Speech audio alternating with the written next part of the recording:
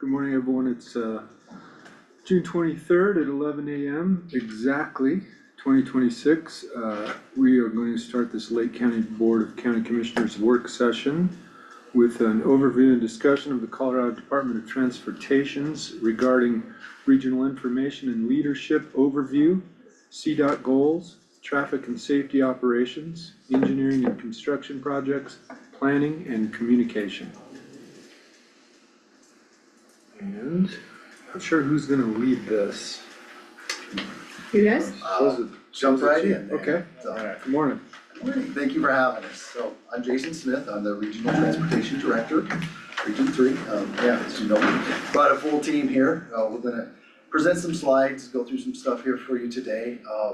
We're gonna take turns speaking. I don't know if you want us to do introductions now, or we can introduce ourselves as we speak, so it's up to you either way. Sure, that'd be fine. Yeah. Just as we go through. As you start speaking, then. Okay, that works. So yeah, we can bring up the slide deck and I'll kick us off and then I'll turn it over to the team. So next slide. Yeah. I have a quick question, sorry. Kevin's asking if there's a virtual option There is. Yes, it's on the county website. on the county website, okay. It's on, there's a calendar on the homepage, and you should be able to click through on today for this work session. The county website on the calendar. On the calendar, yeah. Click on the BOCC work session, there should be a Zoom link. Is that just a view option? She won't be able to. No, she will. Oh, Yeah. Yeah, Sorry to interrupt. it's okay, good question. Should we wait till she gets here? I can go ahead and start. It's a Yeah. while Yeah, before can she you will help? need to speak anyway. Okay.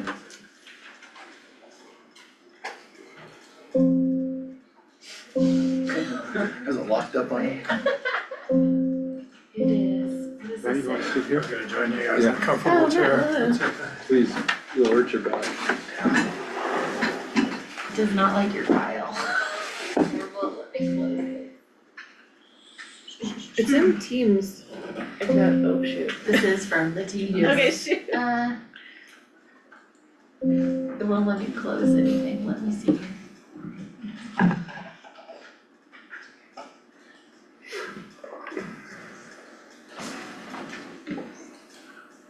I'm gonna do my favorite activity where we turn it off.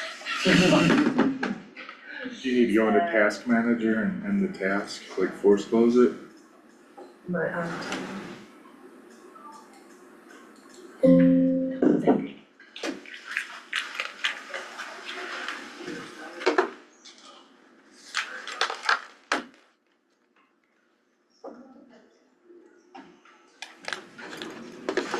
Ooh, bold.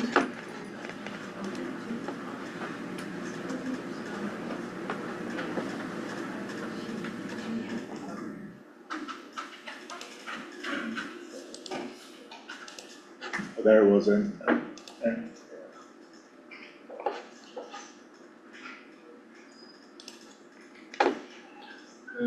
let's see if we can use it.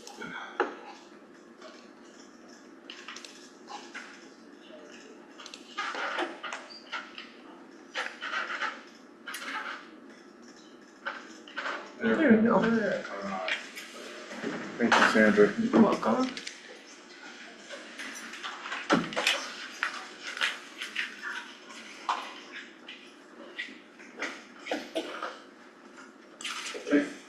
Okay. So yeah, we're here to present kind of what CDOT does. There's a lot of different things and tasks that we work on. So some of our core functions as a department really are, the construction, maintenance operations. We also have multimodal services and then sub-allocated programs. So we're gonna get into some of the details of each one of those.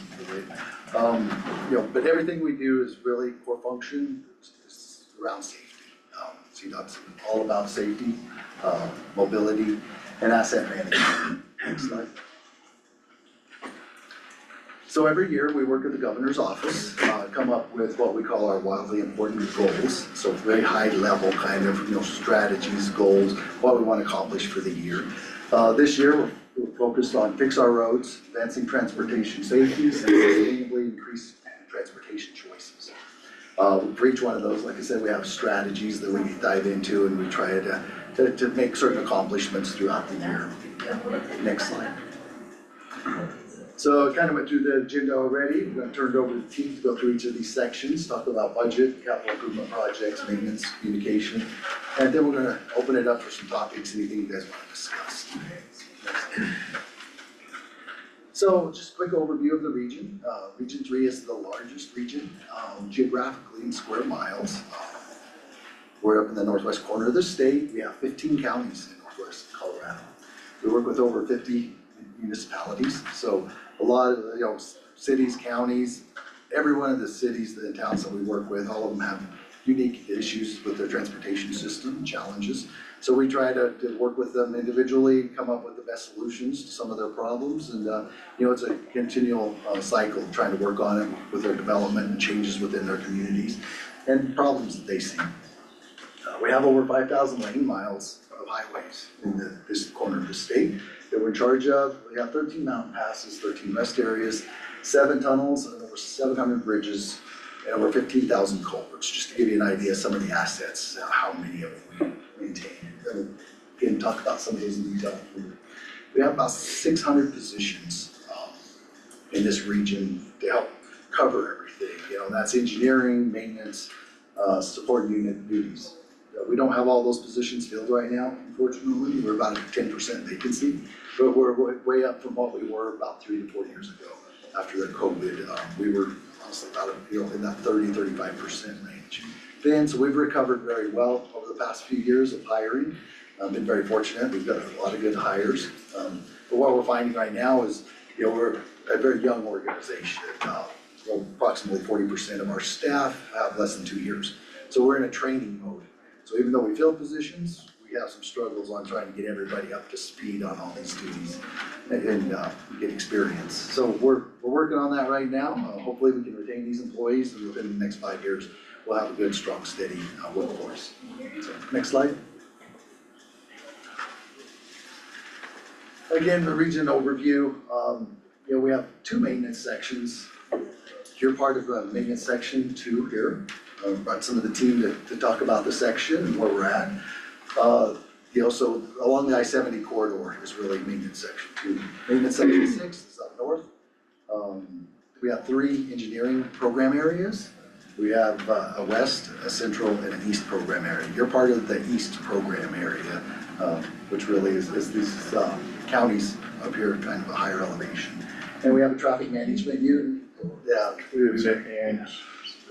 We brought Zane here. He's going to talk about they cover the entire region. So they're working on a lot of our traffic and operations safety problems. We also have a business office, civil rights office, planning environmental transit unit, materials unit, right of way, and utilities unit. Most of those support units all sit right in Grand Junction. That's our regional headquarters. That's where my office is at. So if you need to reach out to us, that's kind of our central hub. Next slide. So here I just wanted to provide a contact list, some names and positions. I know it's always hard to remember who do you reach out to. So if you have the electronic version of this, you should be able to click on the names and it will give you contact information.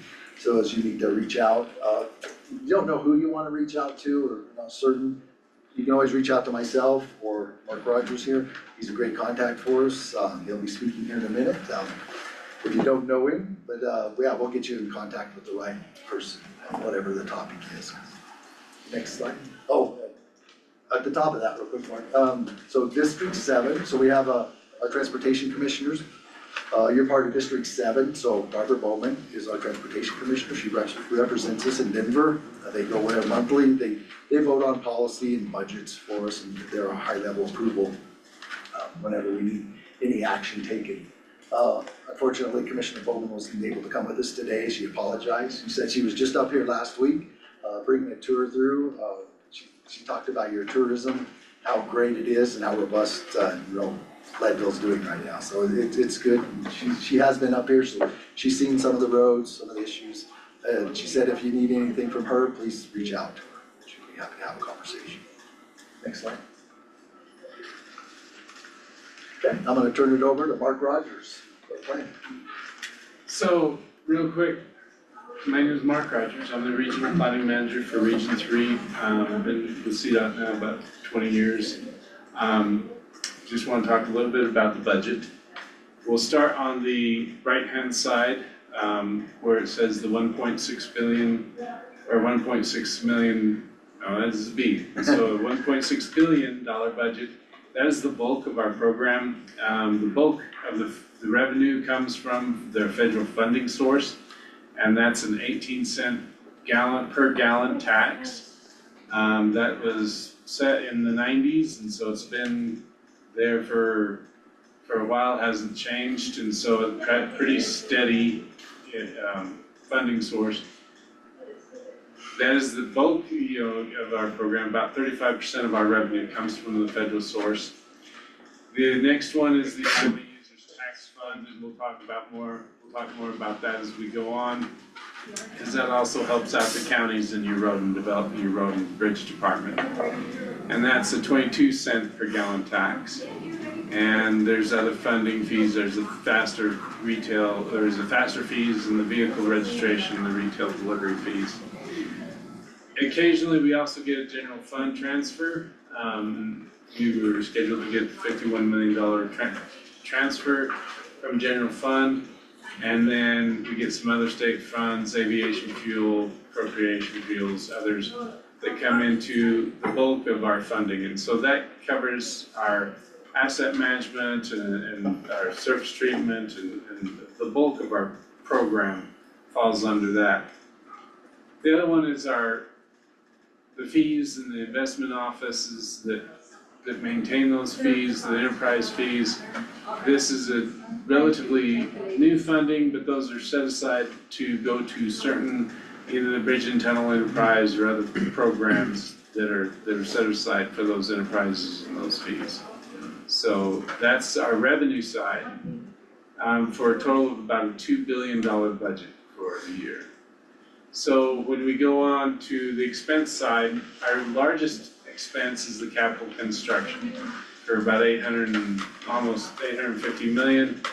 And this is again our asset management, which we'll talk about. That's taking care of the stuff we built.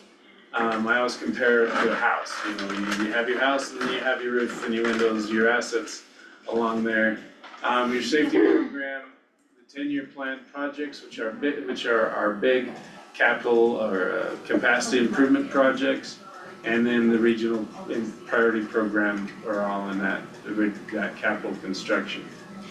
The other large outlay of funding is the maintenance and operations, and a lot of this deals with state funding. So we're having a real prioritization of state funding now, because only certain things can be used with state funds.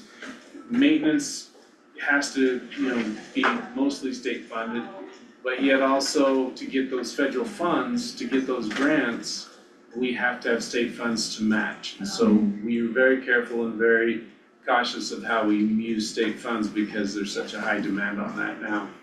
The other outlay, the third largest outlay, is the sub-allocated program. These are funds that come into CDOT and go right back out to local agencies, to other departments, to run those programs. And CDOT, sometimes we take administrative fee, but for the most of the time, we do it just as kind of our main process, our main job to help the local agencies. One of these is the MMOF projects that you guys have been running. You had a couple of those. And so that's a good example of these sub-allocated programs. It just comes into CDOT and goes right back out to the locals, and we help you manage those projects. The next one's over. We do have a debt service. We bonded in 2019, and our debt service runs between $35 and about $50 million a year on debt service. So those are covered, and so those are our biggest outlays for our expenditures and our expenses for CDOT. So again, we talked about the state HUTF. And again, we talked about the motor fuel taxes, and so this really impacts the counties as well, because this is where the counties gets their revenue for their road and bridge. So again, we show the motor fuel tax stays pretty flat because we have, the only way that that really changes a lot if if they raise the gas tax or otherwise. But otherwise, you look at the vehicle registration fees, we're getting in more vehicles and the little higher fees there, that does trend up. The faster collection fee, again, those trend up a little bit. The road usage fee, that's trending up. But the other two, the miscellaneous collection and the retail delivery fee, those kind of, actually retail delivery fee, that's trending up as well. Those are your Amazon packages and your other shipments that come in. So all of those trend up except for the motor fuel taxes. And so when you look at the distribution that comes to, that goes out before we really distribute to CDOT or the counties, there is the off the top appropriations. This goes to the State Patrol, the Department of Revenue, the Port of Entries. And so those come off the top, and then the remaining funds, CDOT gets about 60% of those funds, and then the cities and the counties divide the remaining at 20% apiece. So it usually goes 60-40, and the counties and the cities divide that 40%. So any questions about the HUTF distributions and the funding that comes to you guys? And this has been a hot topic for the counties. I know Gunnison County is doing some things on their side. Jackson County is kind of nervous about their funding sources. Again, because this is all based on these fees and these funds that come out. So, moving on.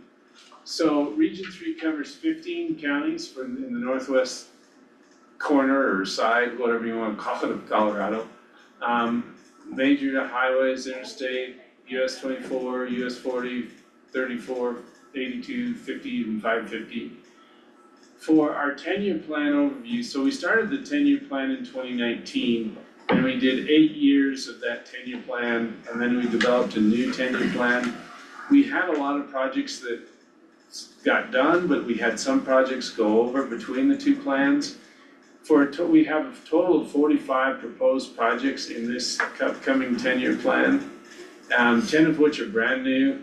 We were able to get a bunch of stuff done, but we also have some corridors that we're still working on.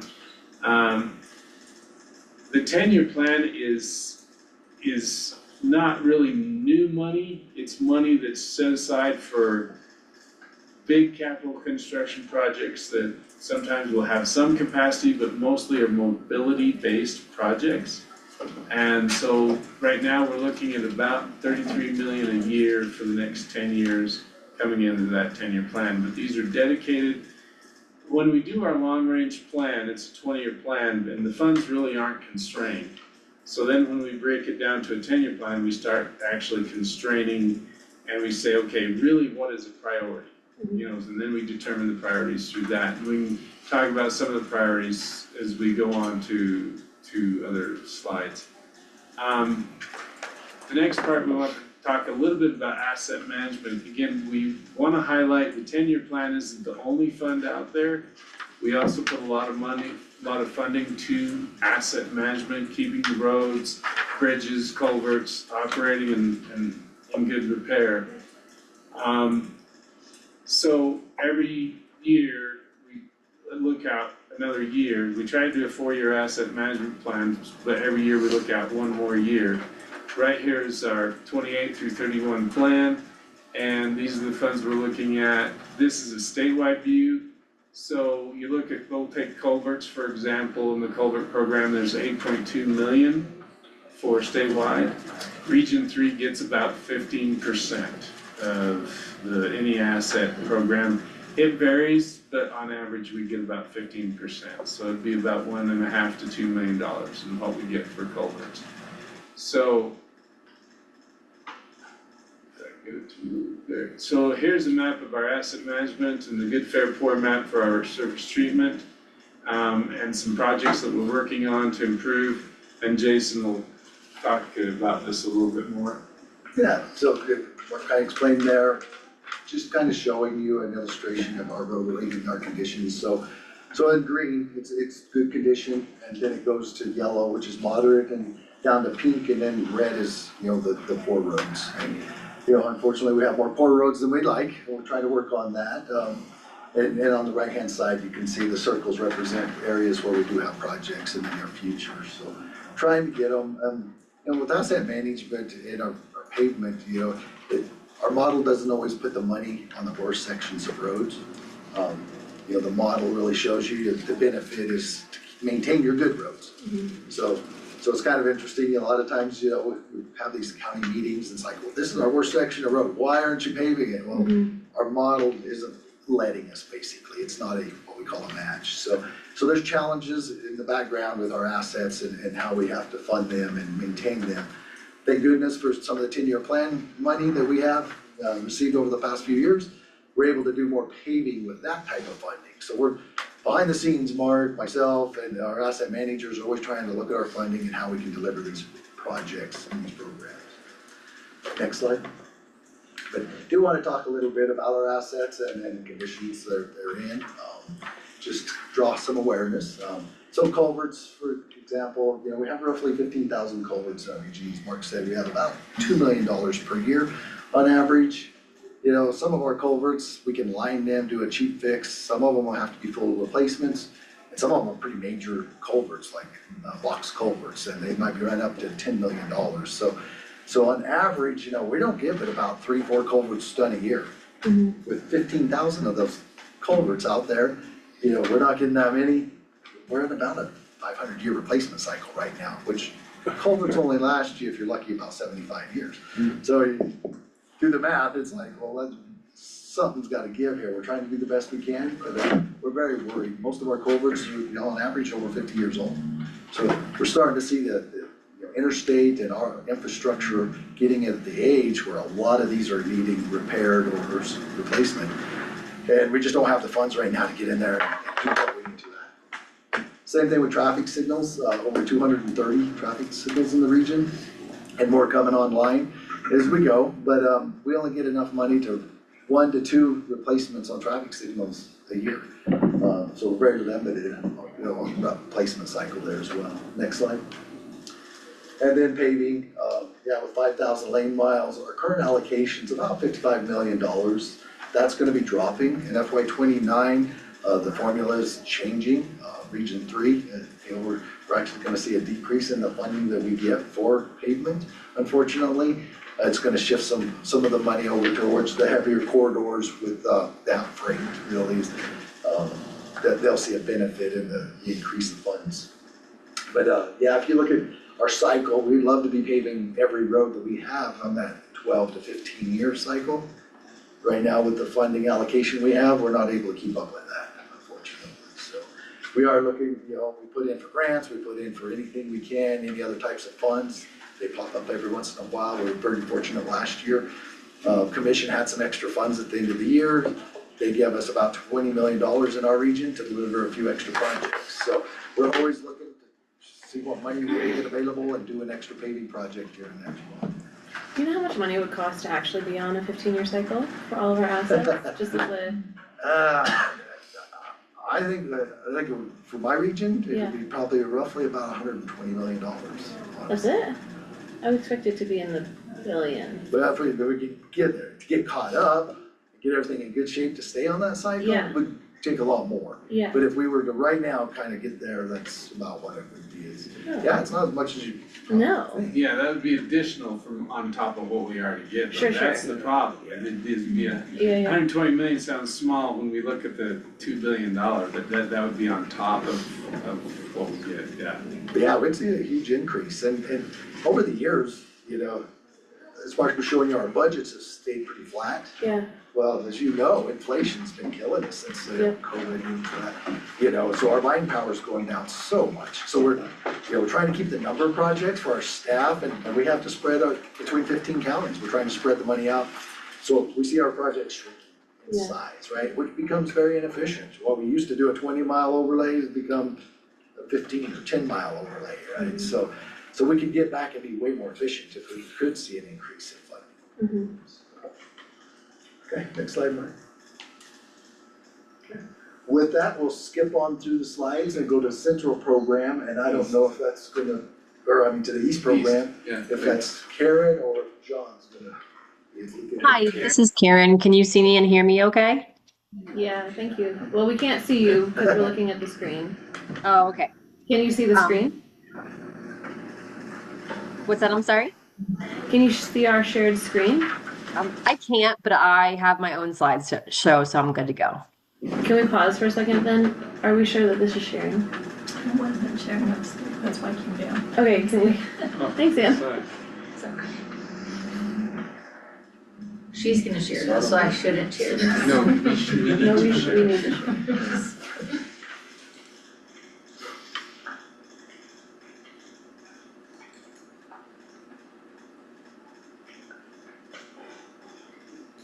Yeah, that one, PDF. Sorry, I'm No, you're fine. struggling Sorry. over here, I can't see.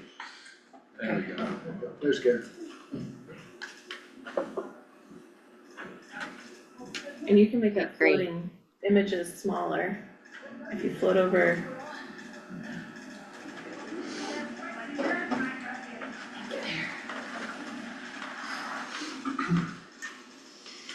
So hello, my name is Karen Bertollet, and I am the program engineer for the area. I apologize I can't be there as I'm currently out of town.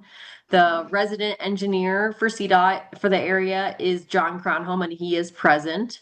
So I have two slides to cover with you today to talk about the capital improvement projects we've recently completed and what are planned for Lake County. This first slide focuses on our capital improvement projects, and rather than read through all of these, I'll focus on those in Lake County or adjacent to Lake County. As you may have seen, I guess what's not on here is some recent work done in Lake County. We were able to complete the Highway 82 resurfacing project last year, which turned out great, and in fact was award-winning. And that was done near Twin Lakes. And then right now our current project in 2026 is on Highway 24 in Lake County. It connects to where the last paving project was, right in downtown Leadville, and goes on and extends on Highway 24 towards Tennessee Pass. That project includes paving. We're adding quite a few chain station improvements, 5 different chain stations, and those are broken down per sides of the road on tops and bottoms of different passes. It includes wall repair as well as culvert repair, and that work will extend through this calendar year in 2026. Looking at this list right here, I do want to highlight some funds that are planned for Highway 24 for the future. We are planning a project in 2029 on Highway 24, and this will be the last section to pave in recent years. I think, as you guys know, we paved another project recently on 24 up through Red Cliff, and I think ended right near the turnoff to Homestake Road. And now we're paving the section near Leadville, and that will extend to Tennessee Pass. And so the last major chunk on 24 between Leadville and Minturn is this section we're planning in 2029, and that's from mile marker 156, again near Homestake Road, extending up to Tennessee Pass around 166. So what you see here, so we have $4.5 million planned. And that is for shoulder improvements on Highway 24. And it's actually a little larger. We have 2 different types of money for shoulder improvements in that 2029 section. We have $3.4 million in our 10-year plan for safety and shoulder improvements, and we have about $2.3 million of regional prioritization funding for that project as well. So really looking to incorporate quite a few safety improvements in that 2029 project. The other project on this list I want to highlight is the Red Cliff Bridge rehabilitation. We have started design right now for that project, and we're selecting our contractor to bring them in during design because it is a very complex bridge rehab. And so we're expecting that work to go in 2028. Still working through the exact scope of that. We're completing quite a bit of detailed inspections of the structure to make sure that we define the improvements to extend the life as long as possible right now. You can go to the next slide. So this is an overview of all the asset management in Program East, which is the east side of Region 3. Again, I'll focus in on the projects in Lake County as well as adjacent to Lake County. Vale Pass project, that is wrapping up this year in 2026. It's been ongoing since 2021.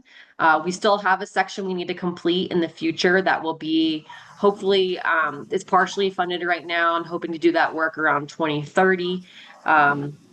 Focusing in here on the Camp Hale resurfacing project. That's that 2029 project I was referring to. That will go from Tennessee Pass to around Homestake where the last project left off. And then you see here the US 24 Rural Road resurfacing project. That's what's happening this year. We have actually more funds than that. It's a combination of resurfacing funds and 10-year plan rural road funding. So in combination, we're putting around a little over $10 million on Highway 24 in 2026 of just paving funds. And like I mentioned, there's freight funds for chain station improvements, wall improvements, culvert improvements, really trying to look at these sections of roadway holistically as we're making the improvements in Lake County and adjacent. So those are the projects I wanted to focus on in Lake County and adjacent. Thank you. Any questions at this point on projects? It's kind of confusing, there's a lot, and Karen talked about different types, of funding, right? So we have roughly 30 different categories of funding that we're trying to always couple together for different projects, right? And qualify for, and so it's always a challenge in the background, delivering these projects and stretching them out as far as we can, but yeah, you see quite a few up in this area. You're part of the Intermountain TPR, I think you guys probably know, so you're tied together with the I-70 corridor, which is very challenging. You did see the Vale Pass project on there. It's our biggest project right now. It's big. It's a big need. So it's over $300 million project, delivering it. So Mark talked about, we get $33 million per year for a 10-year plan. Unfortunately, we've had to borrow into this next 4 years of that funding. So out of the 132 available, we've had to already borrow 50 million forward to complete what we have to date up on Vale Pass. So it looks like a lot of money in the next 4 years. Unfortunately, that takes that 132 million down to about 82 million, and then that's divided up between the 4 TPRs in the region. So once we divide the money up to all these different needs and projects on these corridors, it doesn't go very far, unfortunately, right? And like I said, the cost of projects going up is a huge challenge for us. Now I'll turn it over to Zane and his presentation on traffic.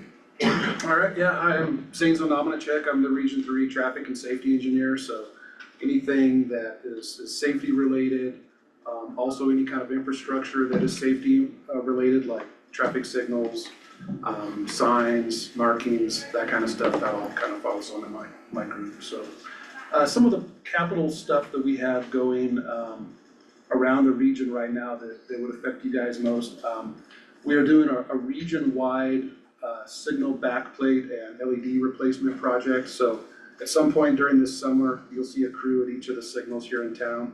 They're replacing the LED bulbs so that they have about a 10-year lifespan, so they'll have new bulbs for the next 10 years. And then we're also placing backplates around the heads to kind of increase visibility. That's one of the proven safety countermeasures that we're going to implement around the whole region to hopefully bring a little bit more visibility to signals. Next slide. And then here on the maintenance side of my group is sort of some of the summer maintenance activities that we'll be doing. We have an epoxy project and also a striping project in this area. The stencil project that does crosswalks and stuff has already been through here. I think it was through a couple weeks ago maybe, which was good timing, kind of right at the beginning of the year. So hopefully they'll last through the summer pretty well. And then the next couple slides are just some statistics that you might find interesting. One of the things that was in the press towards the end of the year, back in December, there was a lot of talk about CDOT's fatality trend and how it had kind of been coming down during COVID and then it spiked back up after COVID. And unfortunately, the state as a whole ended up last year with more fatalities than we'd had the previous year and so on. Breaking it down by our region, we were a little bit more fortunate in Region 3 that we have been on a downward trend for the last 4 years. Again, knocking on wood that maybe that continues, but that's kind of where we're at over here. One of the kind of strange things that happened this last year is just due to the warm weather, a lot of people were out on motorcycles, out recreating a lot later in the year than they normally would be. So we really saw a spike in motorcycle accidents like in November, October, November, even December, which is just something we've never seen before. So kind of some strange things out there with that, but yeah. Here's another slide. It's the same kind of stuff, only focusing on serious injuries instead of fatalities. Pretty much mirrors the previous slide. One thing to point out about, these are numbers for the whole region, including local roadways. About 40 to 50% of the accidents occur on local roads, not state highways. Just kind of some information. One more slide, I think. Yeah, and this slide here, this just breaks down pedestrian accidents, and bicycle accidents. So this is non-motorist accidents. And you can see, we had 10 fatalities in the region last year of those types. So those are obviously a focus for us. We're always focused on vulnerable users as much as we can be. But yeah, any questions on any of those slides or kind of some of the data? Okay. Yeah, one quick question, do, the highway workers, are they included in the non-motorist category, or like Yes, city they and should be. construction crews? Okay. Yep.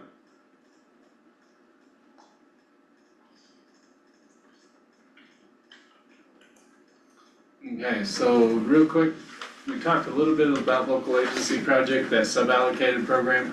Right now, we have 52 total active projects, which is quite a lift for us. In the previous 10 years, the sub-allocation program was very small. It ballooned up with MMOF and revitalized Main Street, and a lot of other funding came into the local agency program.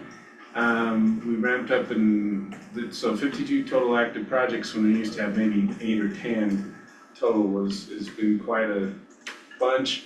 There's 4 in planning, 30 in design, and 18 in construction.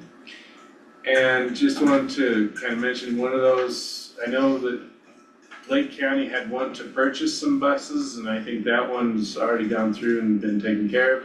There's another one that we're working on, that I'm working with you guys on as far as the planning, and then multimodal, and they've submitted some reimbursements, and we're working through that.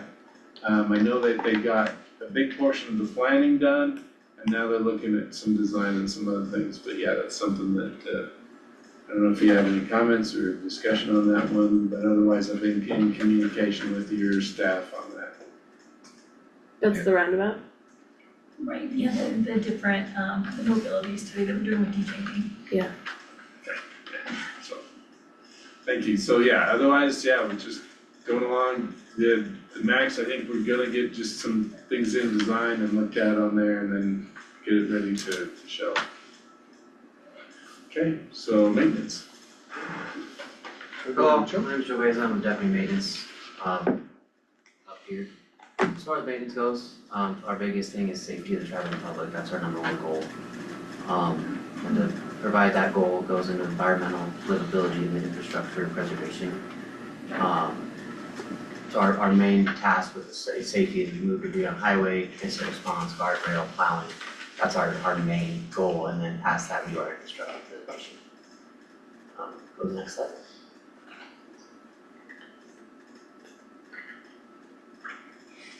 Section 2, maintenance and repair, we do pavement patching, surface treatment, and roadside safety. Section 6 is on the right, that's on the north. But just on the left, there's some statistics on what we've done in years past and how we do it. Like I said, funding's limited for us, so we try on the maintenance side, with the money we do get, we try to pick the worst sections of our highway and our culverts to try to repair first, and then we just move down our priority list from there. Especially up here in the high country, it's more plowing than it is anything. This last winter was a fluke, but usually we plow 9 months out of the year, so we have a very limited window in the summer where we can get things done. And then Lake County's even harder for us, because we have 2 maintenance barns out of Lake County, one in Leadville, one in Twin Lakes, and they haven't been fully staffed since I started. I think Twin Lakes was vacant for 3 years with no employees at it. We finally got one guy there. And then Leadville Patrol, I think they have 4 there now, total. Thanks. Oh, there it is right there. Yeah. So there's 3 there now, so we do have 1 more vacancy. 2 vacancies at Twin Lakes, so personnel wise, our Lake County crews are always very short-handed, and a lot of that comes with, this is an area where housing stipends go back and forth. So on years we have the housing stipend, we can fill those vacancies easier. We have the down years where that stipend is lower, we go vacant. So we're just in the vacant era right now. Hopefully we can fill that and get more work done on the roads with the skeleton crew they already have. How is the housing stipend determined? Right now, it used to be by school district, I don't know if they're still doing that or not, Jason, do you know? Yeah, they break it down by county, and they go in and really look at the cost for the entire county, which is a challenge, right? Some of the counties are very big, diverse, so then trying to figure out, what that should be. Unfortunately, here it didn't qualify for the stipend, the higher stipend. Where we have given our higher stipend, which is I-70 corridor, really, it's up to $2,000 is the max. But we've seen a huge increase. Unfortunately, what happened was a lot of our employees in some of these places that didn't have stipends migrated over to the I-70 corridor where they were getting a bigger stipend. So the stipends helped us in some places, but hurt us in others.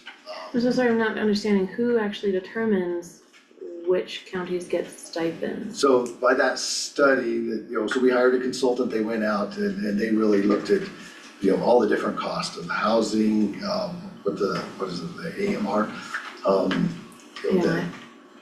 is it, AMR or AMI?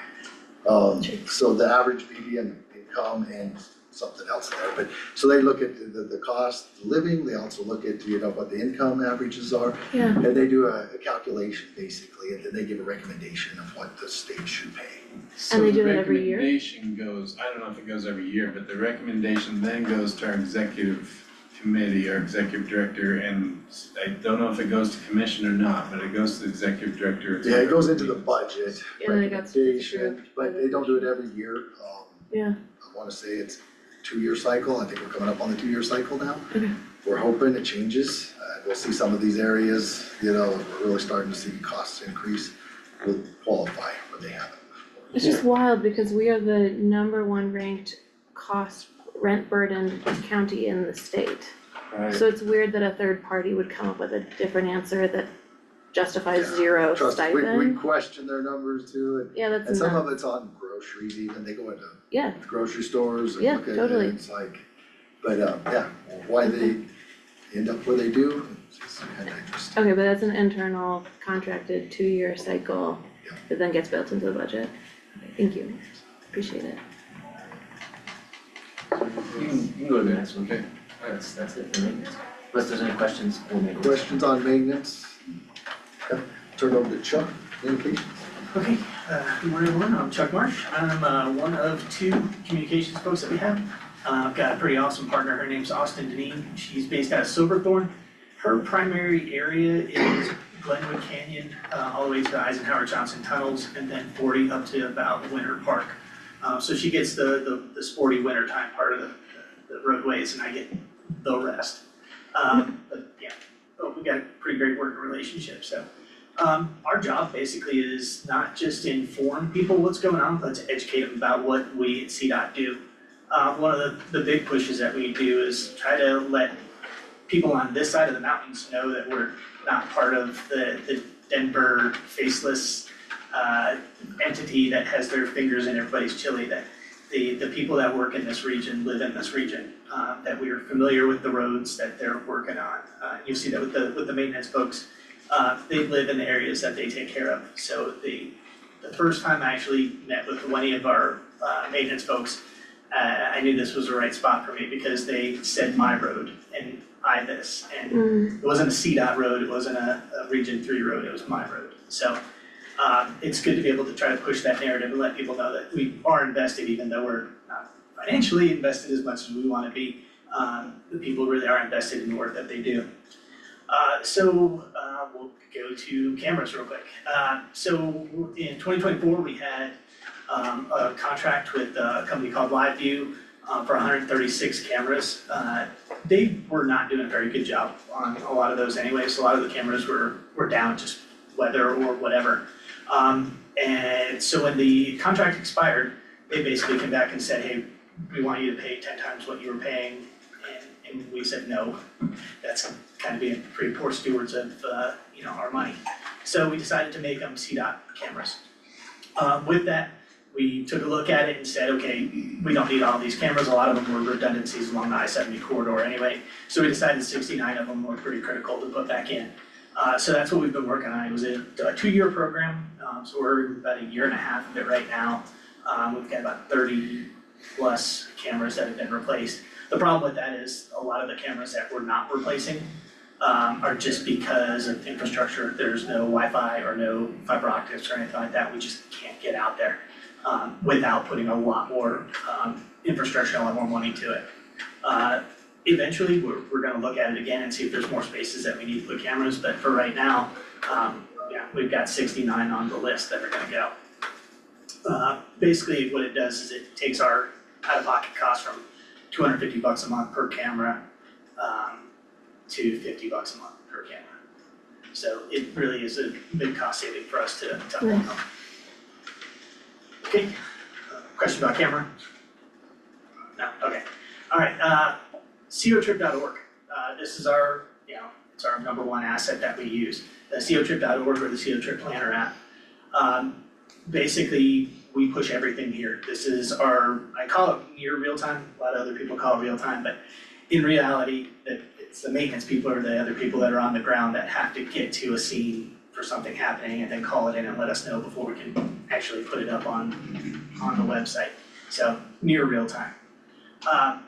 We looked at a census from 2020 that basically said there was 3 main languages that people are using to access this, or that we need to have for people to access this. First was English, then Spanish, and believe it or not, the third most used one is Vietnamese. So we have English, Spanish, and Vietnamese on there. We're working on some more languages, but it's obviously a contract. But one of the great things, and another reason that we try to push COTrip, is because people can go in there and they can plan a route and get push notifications for along the route if there's gonna be an accident or if there's any road work going on. So it just makes it easier for people that are actually commuting to know what's going on. Any questions on COTrip? Alright. Use it all the time. Yeah, it's our favorite thing. Yeah. Also, nobody calls it CO trip. We all call it co-trip. COTrip. You just said that. COTrip. If you wanna talk to the layman, I don't know, do you guys call it the CO trip? No, Co-trip. I worked guest services at Arapahoe Basin for half a decade, and everyone who calls is like, what are the roads, like, what are the roads, like, it's co-trip, go to co-trip, they'll tell you what's going on with the roads. And we always ask for help pushing it, and we do our best to try to push everything there. We do have, our social media avenues where if there's something like, if I-70 is gonna be closed for a significant period of time, we'll push a message up there saying, hey, look, something big's going on, check COTrip for updates and when it's gonna be open again, so.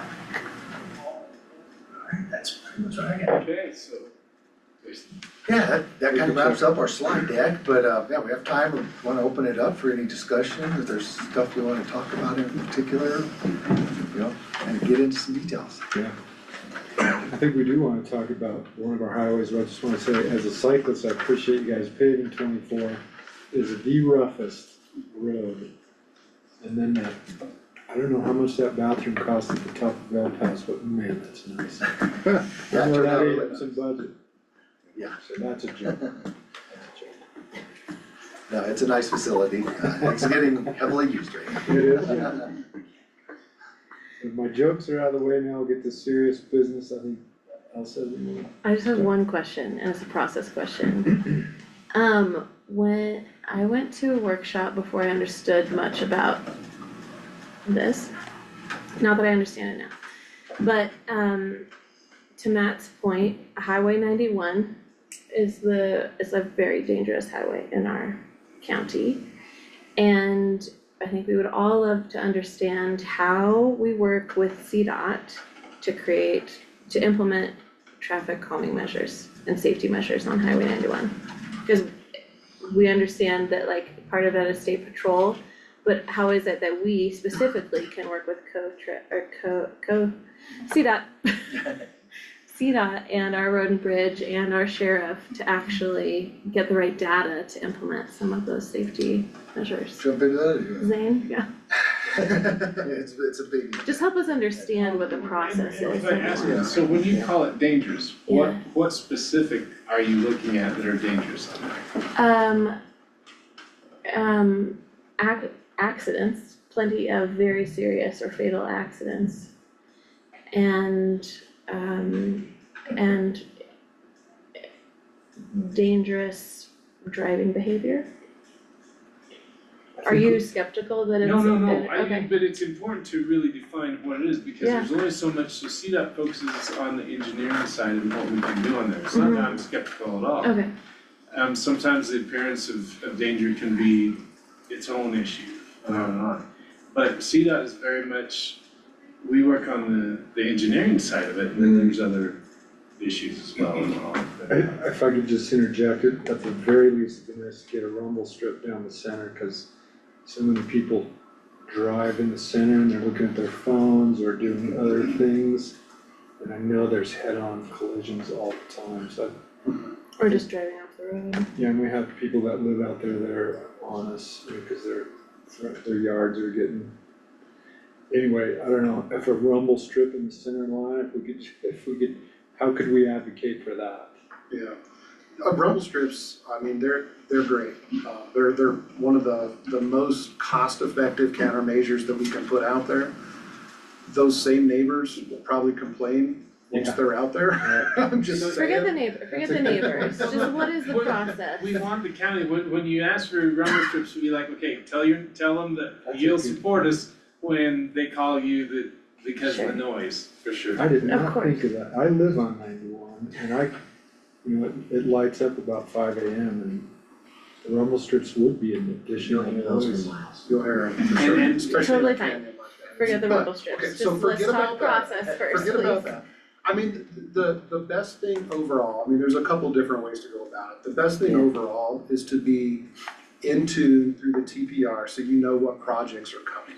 Because the best and easiest and most cost-effective way to install countermeasures, whether it's rumble strips, whether it's a little bit of shouldering, whether it's some guardrail here or there or wherever, is to be in tune with what's coming, because that's by far the best way for us to implement, especially over some larger distance like that, if you're talking about the whole of 91, north of town or something like that. Sure, yeah, It's through those bigger projects like that. okay, So that's really the best way to come up with something that's larger in scope.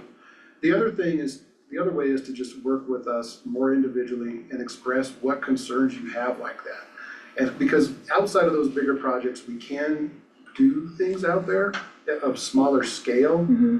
And there are various pots of money for some of that kind of stuff, but it's more difficult for us to focus when we have the whole region, to look at. So it's bringing those concerns up and I mean, it's contacting myself and my staff and we can take a look at things and see if there's things that we can do outside of some of those bigger projects. So And that's really the bigger. Yeah, it's also really helpful to know mileposts and, okay, here's a Yeah. specific, so that's why I asked you specifically, is like there a Yeah. dangerous curve, or is there a Yes. one Yeah. specific area, or is it the entire roadway? Cause they're like 5. that's what, and so, and we understand that, and so Yeah. if there's specific areas, you can say, hey, the milepost here, and then we can look at the traffic data and say, okay, this is the issue maybe causing it. Okay, Gunnison is going through an interesting, Gunnison County, they want all of 135 center line and shoulder rumble strips. And they've already said, we want it, and they've got the whole community pushing for it because of an incident that happened. And that's, But we they have it, actually but they got the money actually got the themselves. money for themselves, we're working for it to help them. But it's a small amount of money, the money is there, yes, but again, that support to get that in is huge for CDOT to know that the county has our back on There's a that. big push. Hey guys, our fire chief, Dan Daly's here. He had his hand raised. I'm curious to see what he wanted to. Yeah, I just wanted to ask a question. Would you, and do you collect statistics for accidents in those certain areas, mile marker 7 to 9 on Highway 91? That's where the majority of our head-on collisions happen. Highway 82 and 24, a lot of T-bone accidents happen there. Right. We have the statistics that we can provide you. I just need to be able to figure out who that is, and it might give you a bigger picture of what we're talking about. So we have a comprehensive database in CDOT that is based on all accident citations that are given out on scene. So our database is I would say it's probably the cleanest one statewide. Now, it does not necessarily include things that are not documented via some kind of citation or something like that. So if somebody runs off the road and somebody comes along and pulls them back on, or there's something minor, that's not reflected in our database. And so sometimes hearing some of that kind of information from somebody that's more familiar with local roads is definitely valuable. But yeah, that's kind of what we have. And how would I go about doing that? Because I'd love to be able to provide those statistics. Yeah, just. It sounds like Dan maybe through us. Yeah. Let's connect so that we can figure out our process for advocating to CDOT with all of our local info. And that way we're not having like lots of different conversations with CDOT, we're having a cohesive call for collaboration to get some of these. Does that sound okay to you? Yeah, sounds great. Yeah, Is there a training module or something that you guys have for local agencies to school them on the processes of making sure there's no lapses in reporting these kind of instances? Oh, I don't know, no, there's really nothing like that I'm Nothing aware of. official. No. is it all through state troopers then? Like is that your main? Well, requirement? it's through Department of Revenue. They're the Oh, okay. collectors of all that stuff. And then they process it, and then when they're done with it, the reports roll to CDOT. CDOT then goes through and does a kind of a cleansing process and then uploads them into our database. Cool. Yeah. Okay, so can I just clarify, make sure I understand? So the two options that we have as a community to advocate to you all for some of those traffic calming measures or safety measures would be to work through to be aware through our IMTPR of what larger projects are happening and be able to advocate there. But then for smaller things, working one-on-one with my group. either Zane, you or Mark, or just you, You can Zane? contact me, but I'd send it over to traffic because they really are the safety experts on there. But then Okay. as far as finance and other things, yeah, then I'll Okay. work with them and you on that through the Okay. planning. So Zane, specifically when we come to you with our request, what would you like that to look like? Like, do you want us to have already worked with our fire chief and our sheriff to say, this is the information we have, these are the requests we have, this is the advocacy we're bringing? Do you want us to have all of that ready before we reach out to you, or? I would reach out sooner than that. Okay. I would reach out and say, hey, here's a concern that we've heard about or that we've observed. Okay. And we can take a look kind of quickly, kind of a cursory review and say, you know, we hear what you're saying, but we don't see what you're saying. Okay. Or we can say, you know what, there is something here, and you know, if you can provide more information that helps us sort of better define a countermeasure, then that's helpful. So I would say not to be afraid to reach out. We'll be honest with you, what we find and what we think. Awesome. Cool, are you available this afternoon? Yeah, No. anytime, No, we don't care. anytime, Zane.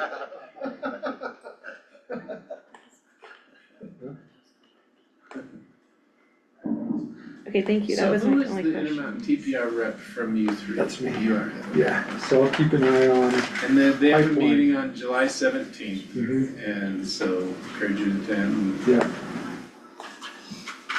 And then by contacting Zane, he can also then have you linked in with Karen on the engineering team of, you know, there is a countermeasure, we do have a project, maybe we have an overlay or something coming up in the future.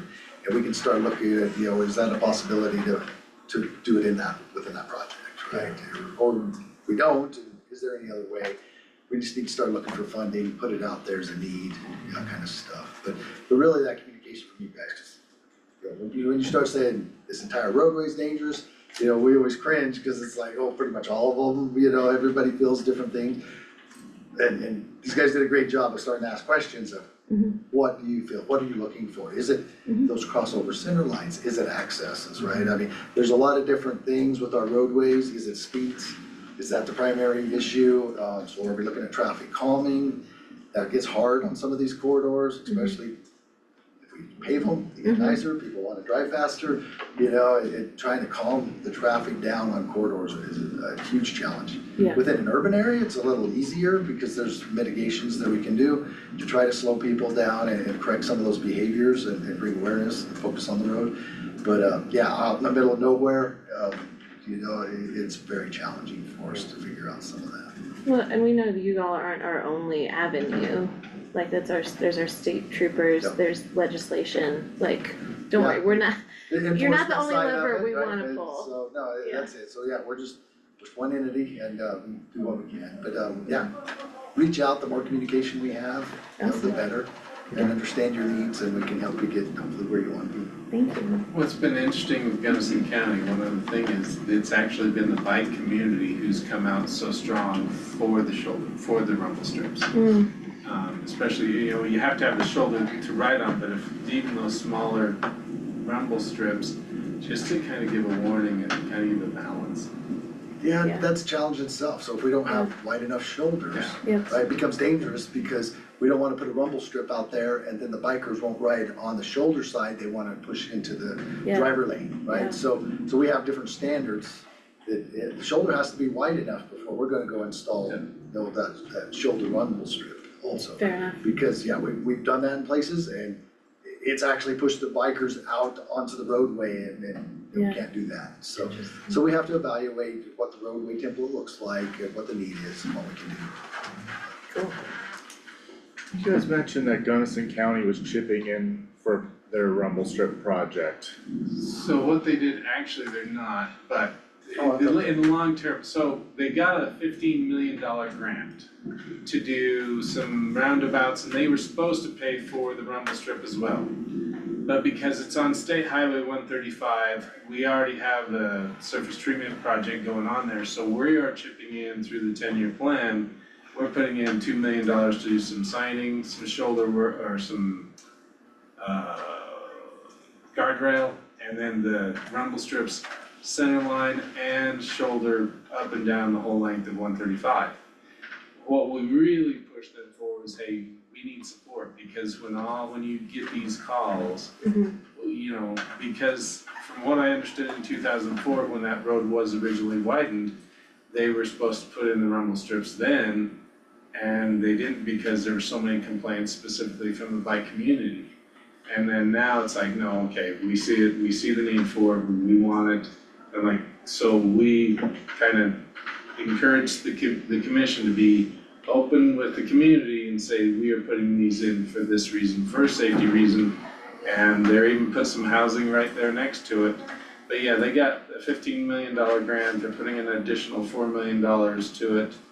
And so they're doing all that along there, we're just coming along behind it and putting in the rumble strips. Great.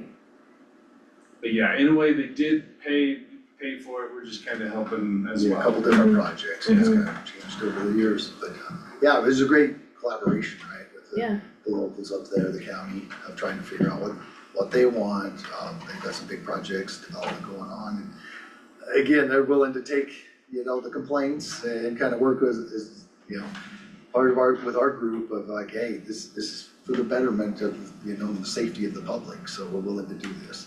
Because I guarantee you, put in rumble strips, there will be complaints, and it is a big one, right? Sure, yeah. I'll take it. Yeah. Did you have a question? No, I think most of the ones I had written down got answered throughout the presentation.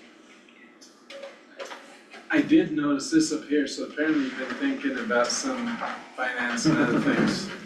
We were trying to understand what on earth was happening. Good luck when you understand Yeah, I'll give you my card, you can tell me about Well, it. you can see halfway down on the HB 261430, I could not understand, so I just drew these big blobs of like, oh, here's some funding buckets, but I don't know. Yeah. So I got 3/4 of the way through understanding it.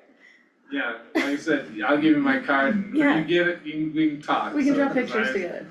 Yeah, there's a lot of stuff going A on. lot of questions being asked, right now, how this is all gonna work Was there out. any questions that is there a way to stop sharing? I got a couple oddball questions, just pure curiosity. One is the wires on I-70. Are those, do they really stop traffic and entangle people when they start to cross over? What? The cable rail, Cable is that rail. what you're talking about, the Cable rail. cables that are in the center median? Yeah, and then I got another oddball question, I'll You've just seen it. ask it. Yeah, it's not full guardrail, they're just cables that are tensioned. Oh, got it, sorry, I thought they were Well, like tripwires. that's correct. Yeah, Okay, no, sorry. they work pretty well. They're effective, even though they're so low. Even though they're so low, and I mean, the standard is changed a little bit over the years, and I think they're a little bit higher now if you see a new installation, but they're very effective at sort of grabbing a vehicle around the tires and then directing them very parallel towards the road, so they kind of deflect much better than just, a steel guardrail does. Okay. So, Yeah, we don't from a have- safety standpoint, they are pretty good. And they're cost effective to replace. Cheaper to put in, a little cheaper to replace, but man, we see them hit a lot. A lot, Right, yeah. so challenges for us to get the parts and get everybody out there and fix them, especially winter season's always hard, right? Our guys are plowing Yeah. snow Mm. and so, we'd like to get out there sooner than later, but it's a big challenge. Yeah, it's one of the challenges is it's a little more fragile than just a standard guardrail, so like in wintertime with plowing and stuff like that, they can be damaged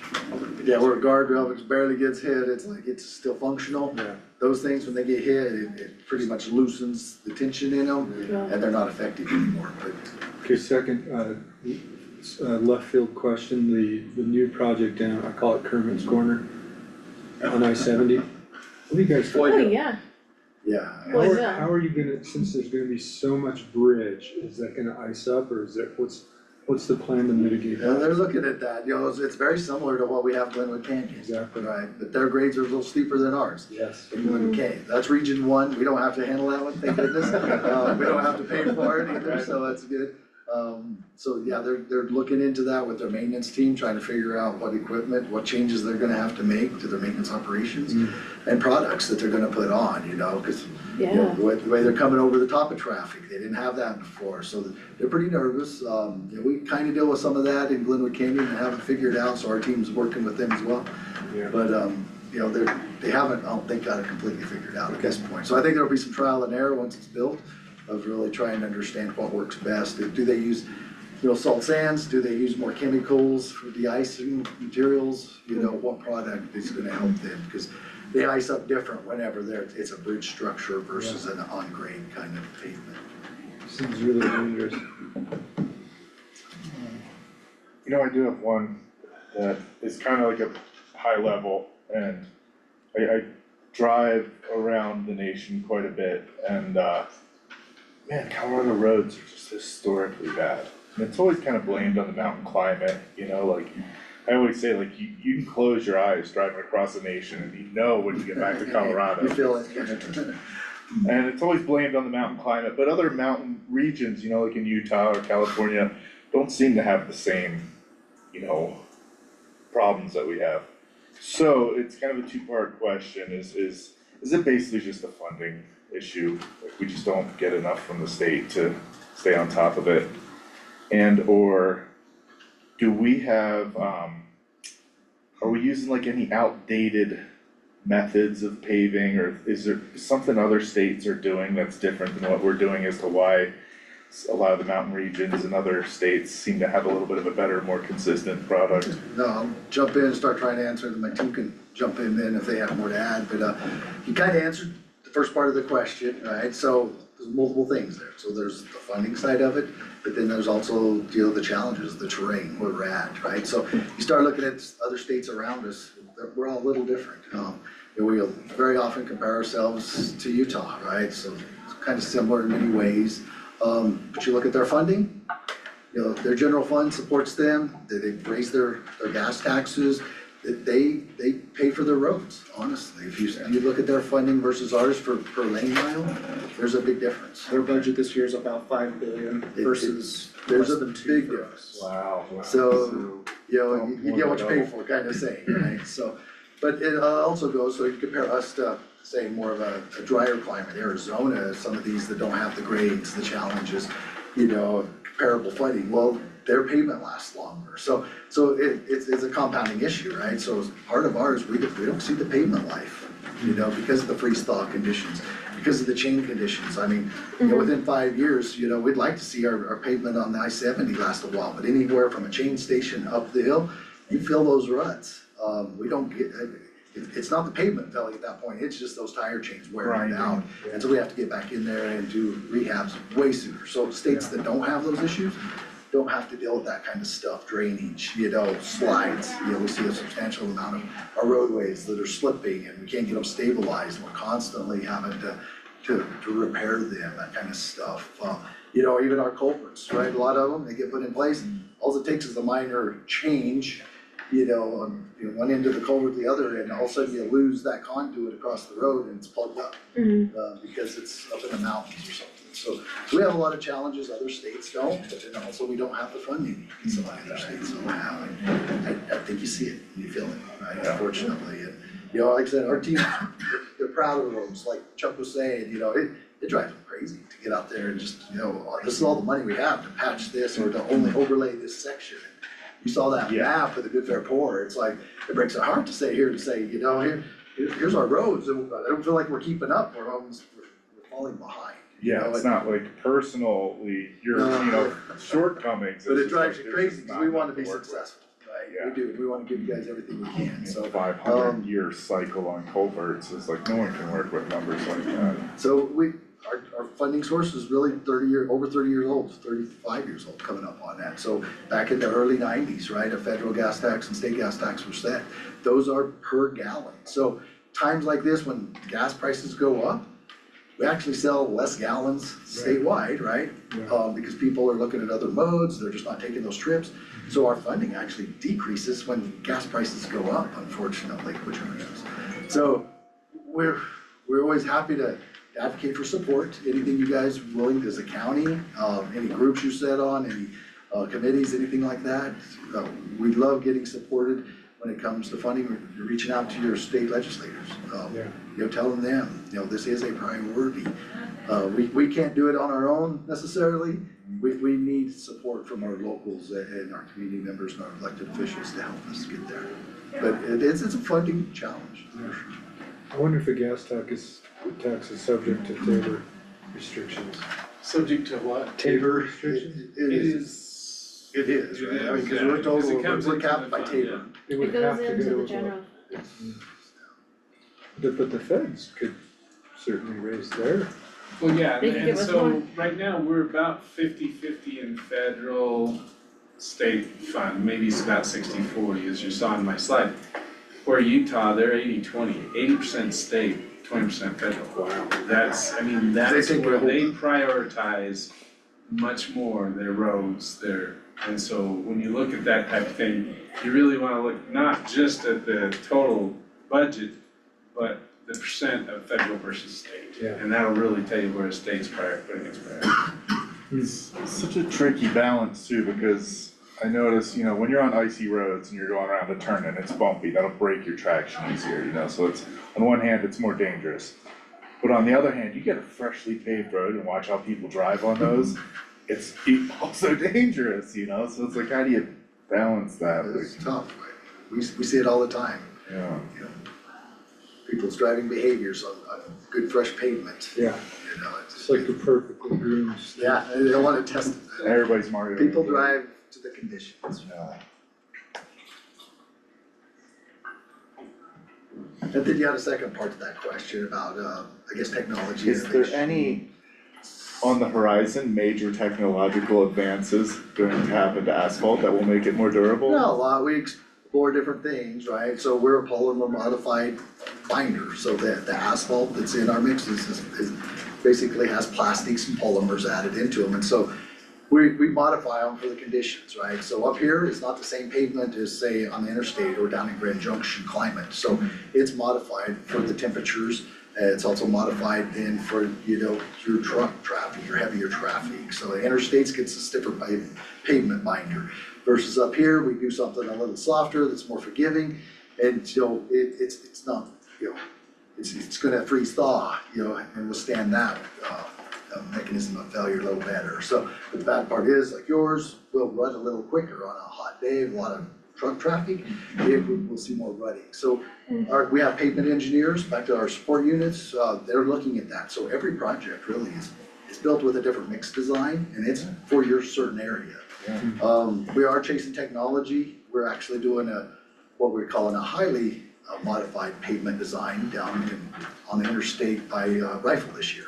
So that they're testing out a new technology, and Utah's been using it for a few years now. They love it, but it's a highly modified because it takes the top end up higher, so you can have more truck traffic, but it then lowers it, so it's not prone to that freeze thaw. And they think it's very successful, that they've proven that it's working for them, so we're gonna try it. So maybe we won't see as much cracking, even though it's stiff enough for the trucks, we won't get that freeze thaw thermal cracking like you see a lot of times. So we're exploring all the technology, Pan. There's honestly not a lot of it out there for pavement. It's kind of one of those kind of industries that it's like, well, it's pretty set. There's not a lot of advancement going on. Yeah, it's like truck chains. They've been the same since like the 20s. They tear the heck out of the roads, It's like, can't they use a Kevlar sock or make that like something? And that's an option, so the traction laws allow some of those other devices. Most of them, what they find, it's not cost effective, right? So those socks, not too expensive, but it's kind of a one-time use. And that's throwaway, right? So chains, you put them on, you take them off, and you use them. Where these other ones, whenever they're having to use those socks, it can add up if they're having to do that multiple times, trips. So. Especially you get on just a little bit of dry pavement and it just eats those socks up almost instantly. Wow. Another thing that the counties can do is the gravel permits. Keeping the gravel pits open and making sure we have a supply of raw materials. Yeah. Working. And that's a good point, Mark. Huge benefit. Because what we find is, materials open. material, It brings down the proximity of cost. where the pits are located versus our projects. So the more pits there are, the better it is, keeps our costs down, it keeps safety, because we're not putting those trucks on the roads, they're not hauling, more loads, that kind of thing. So anytime we can have pits close to projects that our contractors can bid out of, that's available, is a benefit for us all, and we get more pavement done because of that, so we can put more asphalt. We're doing it right now. Yeah, thanks. Oh, that's great to hear, we sure appreciate And they're that. doing the one going south and the one going on 24 next.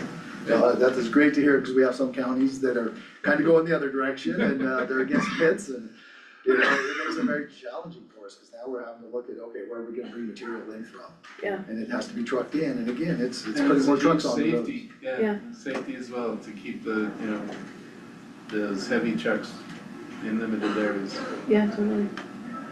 Yeah, imagine that adds tremendous cost, 100 miles of trucking. It does, it adds up fast. 25 yards. They have to put that many more trucks on the road to get those cycle times, to keep their paver moving.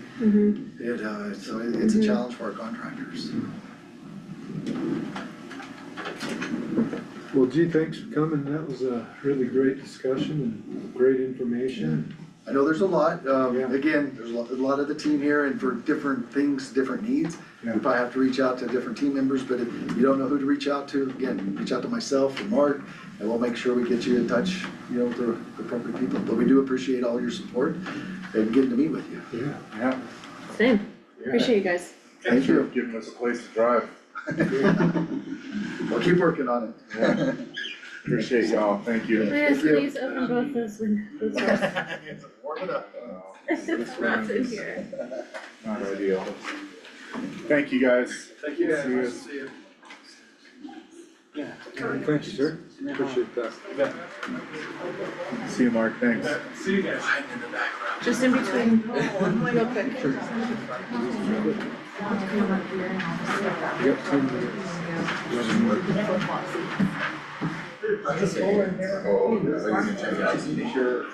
This didn't get into the packet. Sandra, Hey. can I ask a favor? Yes. Can you open that second door? Thank you, Mary. You look fabulous today. Thank you. Special day. We just didn't have time to put that in the packet. Well, we all, it's coming up. Yeah, 2:30, it's on the agenda. Go for it. 2:30? Yep.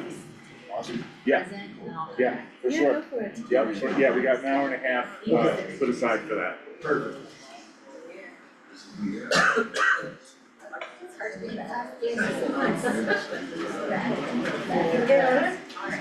I'm gonna submit a work session request for the traffic safety calming measures.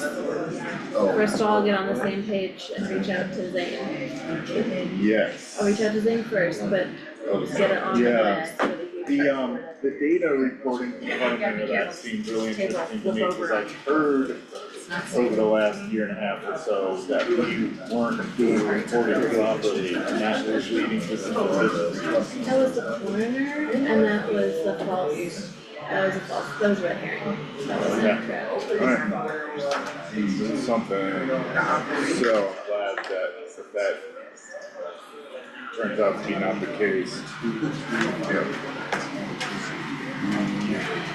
I was looking for you guys online. Oh, you I wasn't sure if you were coming in person. What's that? So I wasn't sure if you were coming in person, so I was looking online, I'm like, what is going on? Live. Yeah. Here we are. Who are you? Yeah. Hi. I don't want to set the front. All chairs are equally uncomfortable, if that makes any difference. Oh, well.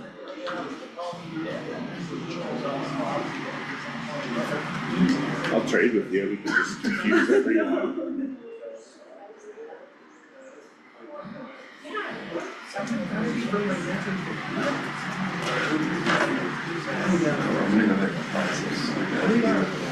Oh, yes. Aragon. That's where a lot of our grant money for retail.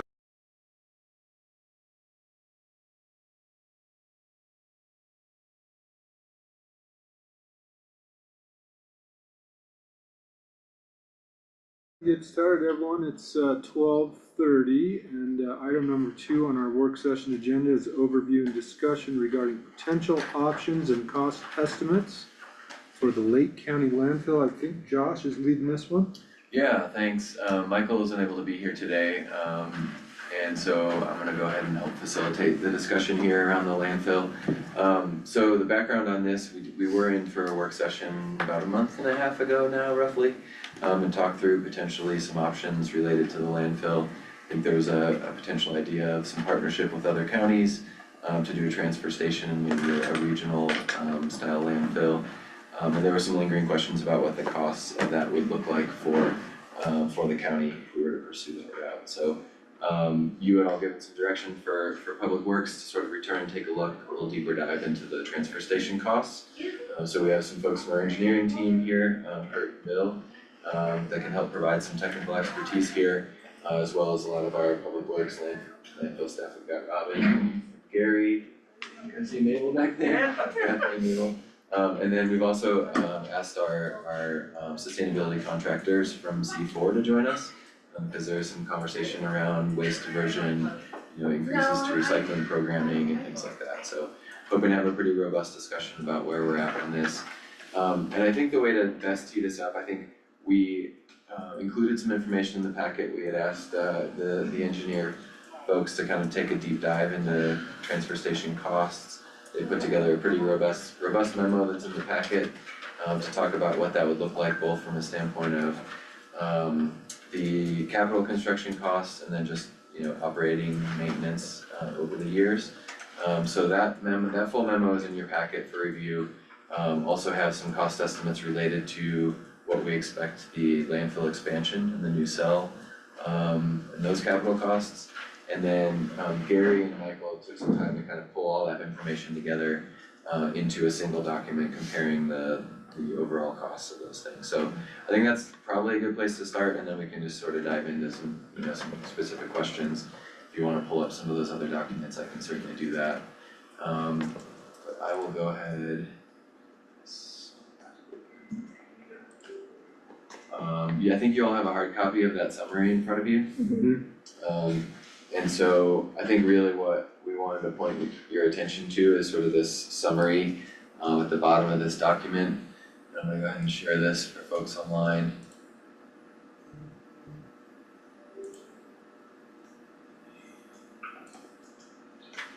Can someone online give me a thumbs up that you can see this Excel spreadsheet?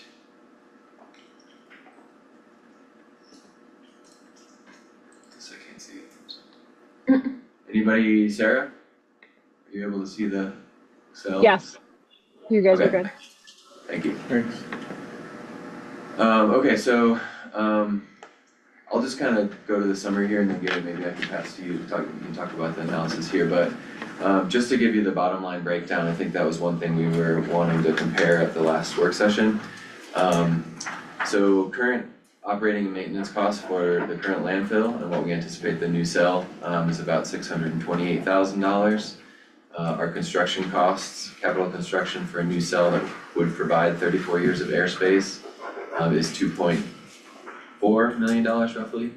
And then the construction costs for the transfer station, we're looking at more like 5.3 million. And then there are just a lot more operating costs associated with everything, drop site, haulage, everything associated with the transfer station is gonna cost more money. We had some conversation with the engineers a week or so ago. Some stuff that we hadn't really come up during that transfer station discussion was, what happens if the rules change at whatever our regional site is? What does it look like if, the overall costs change? We don't have a solid agreement in place for long-term lease, things like that. So, this is sort of that baseline, estimate, but a lot of this is really subject to change kind of based on some of those variables. Is that? Yeah, and the other thing that we talked about was, what do you do with the existing landfill? You don't just walk away from it. There's a lot of money to close it, you gotta monitor it for another 30 years, just like you're doing now, all the groundwater, all the gas, all that continues, so. That's another thing that really costs, there's some operating expenses for that. And capital for the cap of the old landfill, for the existing landfill, I should say. One of the things to consider as well is that, you still have the same number of trucks coming into the landfill, but now you have trucks that are leaving the landfill full, so you're putting more trucks onto the road, at the same time. It might, it might balance to a certain degree, but, you do have an extra load of trucking, on 24 that's going like from here to Slider or wherever you choose as the regional location. That's the one we were looking at as the base case. Gary, I believe the closure costs are rolled into your transfer station capital costs, is that correct? It's a separate line item, but it is more to operate the transfer station than it is just to operate the landfill. Yeah. So landfill, I think it's worth noting that it is permitted for 230 years. This is just phase X of various stages, but again, the real life is 230. We won't be in office then, but, I think it's pretty clear what we need to do. Interesting to see that it's, the price tag on it, but. I mean, speaking for myself personally, I've used transfer station setups in other regions, and I would much rather stick with what we've got up there at the landfill, be able to, maximize efficiency and utilize that to its best potential as opposed to further entertainment of the transfer station. That's just speaking for myself, but. The analogs that we use to develop the estimates for the transfer stations are, you know, similar size, demographics and everything else, but they all have something in common. It's kind of like a compelling reason to go to the transfer station, and normally at least we didn't see all those variables exist here. So, there's a little bit of overhead that's in these others where there's a compelling reason why, we're almost forced to go in this direction for other reasons. And you maybe don't have those same kinds of stimulus here that, they do, but just wanted to be transparent about that we tried to do our best to, you'd have to design this from the bottom up to get a real good number, but we think we're pretty close. Yeah. Based on what we have from, there's a lot of analogs out there that are, within this range. Yeah, just the yearly operating cost is comparable to what it would cost to add another 34-year cell here. Yeah, the fuel, the labor, the amortizing, the trailers and everything you need if you buy your own, even if you contract, you're gonna pay somebody else's amortization on the trucks that they buy. So, when we add up the numbers, it's pretty surprising, even at a decent discount rate. It's a couple $1 million. And the closure's not included here, by the way, that's another $3 million. Right. Closure, post-closure, so. Over the closure is the capital cost to cap it, post-closure is 30 years to monitor it. And that doesn't assume there's any problems. If there's a problem, then it's more. I'm so sorry, but does anybody know what that sound is? They're doing some kind of work downstairs, but I'm not sure what it is. They're moving things down there, that's why they asked me to move my car. It sounds like they're drilling. It's pretty wild. It sounds like they're dancing. Yeah, you can feel it under your feet when it clicks. Thanks. Sorry, online. Sounds crazy in here.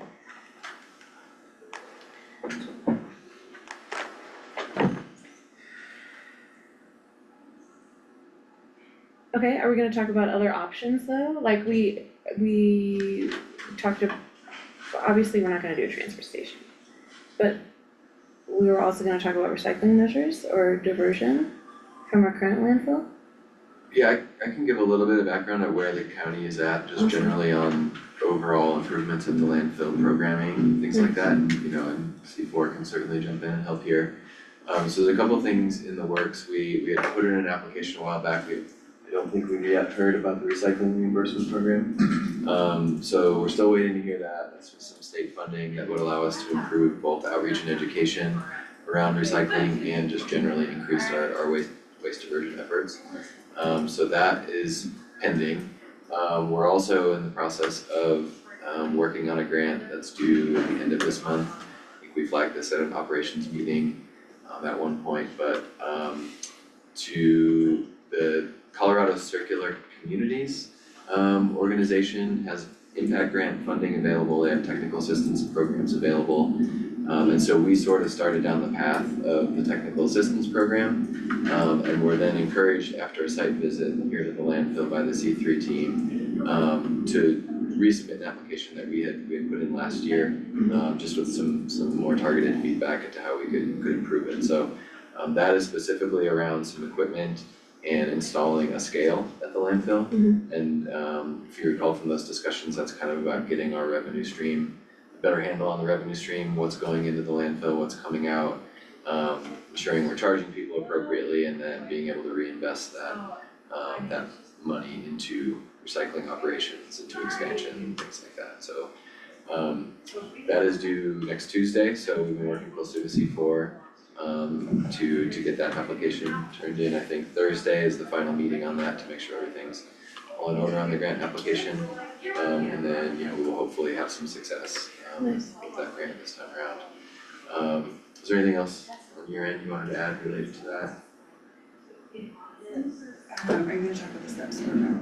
Yeah, I can go into that, yeah. So that the technical assistance program is this C3 steps, which then helps us work towards developing a full waste diversion and management plan, which a really incredible program that the state has put together. And so we sort of had those initial conversations, we had them out for the visit, and their sort of suggested stepwise approach is to pursue the funding through this impact grant program, help improve our operations on the landfill side, and then sort of immediately on the back end of that, we will put in for the the STEPS program, which is I believe 60-day technical assistance planning process that helps take a look at everything holistically, and then we start to look at how do we improve the, in spite of whether we get this other grant, how do we improve our outreach and education? How do we increase our waste diversion efforts to give a bit longer life to this new cell? That's how we're gonna pursue things. Really, yeah, I think we're all pretty eager and hopeful that we'll be able to get ourselves into that program. Move forward, yeah. One thing with our consulting tour, we met Jamie Gormley. He is the broker of recycling.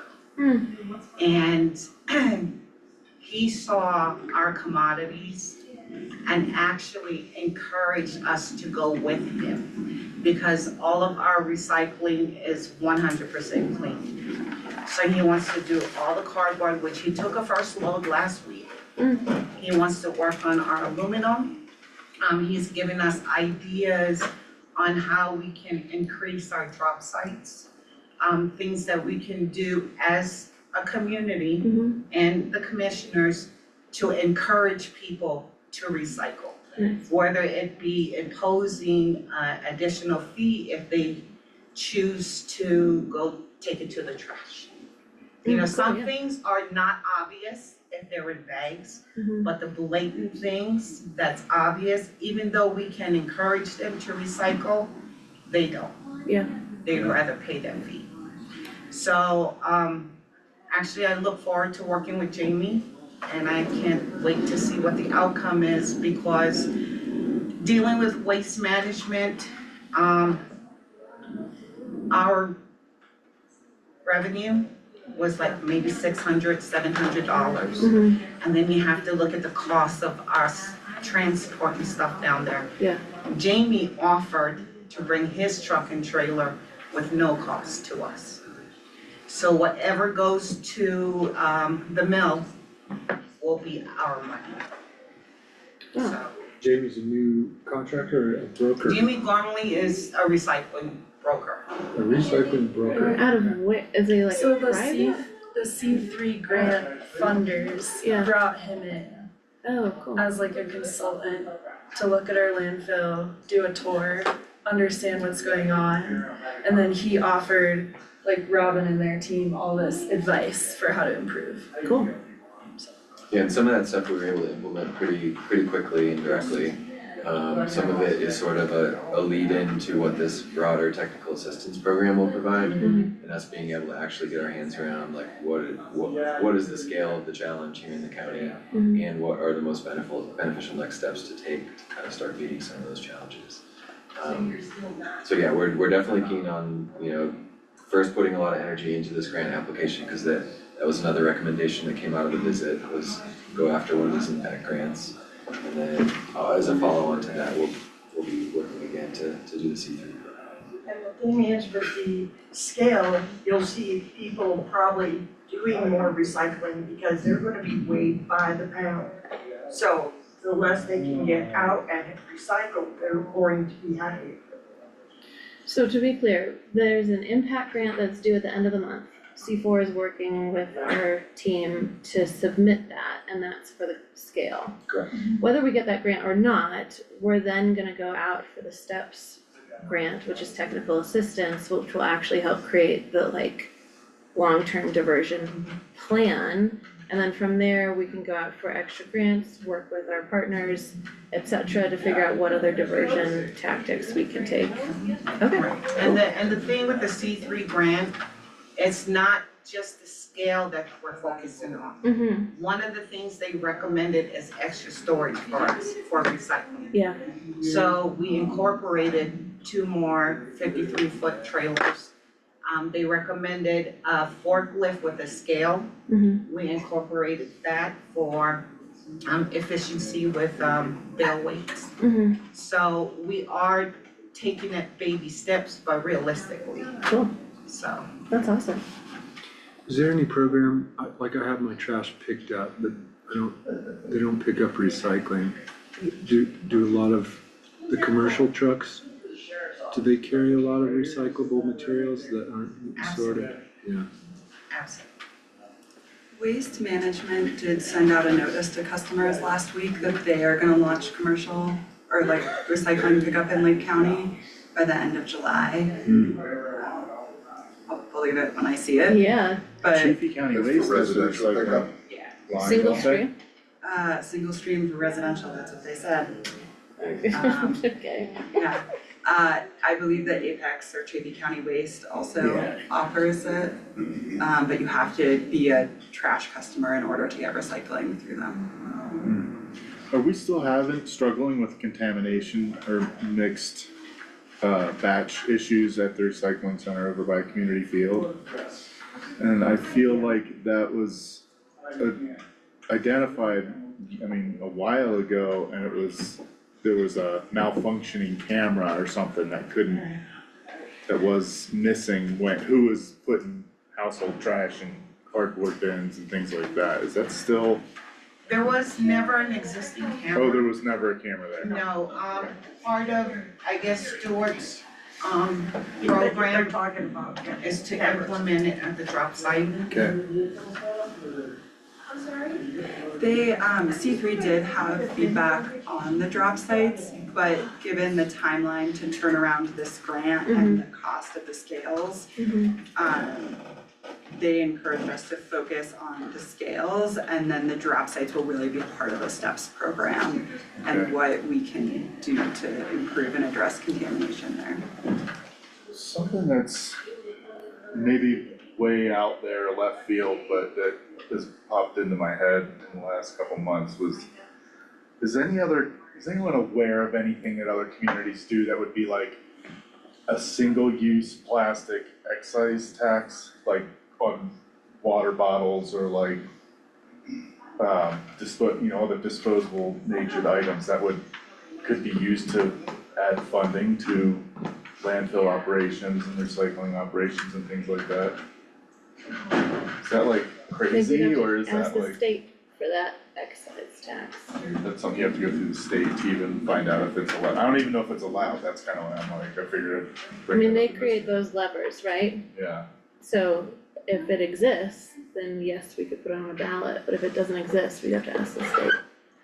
There is the bag fee on single-use bags, which now that plastic bags have gone away, I think it doesn't generate as much revenue, but that does get paid to both the city and county. And my understanding is that you are supposed to put that towards waste diversion efforts, outreach and education, and you can increase that fee. Yeah. It's 10 cents now. That's kind of what lit the spark, was like, oh, if we used to do that for plastic bags, and then being in the store and watching people come into town and buy case after case after case of water. I'm like, the water off our taps is cleaner than what you're paying for cases of right there, like why wouldn't you just fill up jugs? Depends on where you live, though, right? Most of our taps Yeah, are just putting out pretty clean water compared to plastic water bottles. A way to encourage people to just fill up a jug. One of the options that we have discussed while working on this grant that I think we're interested in exploring with C3 and the STEPS technical assistance is, could the county introduce, and Robin mentioned this, could the county introduce a fee if, now that we have cameras, whenever you bring a load into the landfill, if you choose to bring items that could be recycled, could we actually say there's a 25% fee on that? That it's free to recycle it, but if you wanna put it in the landfill, it'll actually cost you more. But that is for down the road. Yeah, that'd be a tricky enforcement, I think, you'd almost have to look at people's trash before they dump it, right? So with the new system, there will be cameras that look into vehicles, so they can identify what is being thrown away. If it's in a bag, obviously, you wouldn't be able to see it, but for larger roll-offs and those sorts of things, they will be able to. One thing I wanted to add about C3 is when they came for the tour of the landfill and recycling center, they were really impressed. Like, they gave Robin and her team a huge shout out for how clean our landfill is. Yeah, Robin. Yeah, and they were just so impressed with like what they've been doing with recycling, with how little we actually have there. in terms of infrastructure and resources. And they told us that we were the only landfill in the entire state of Colorado that did not have a scale.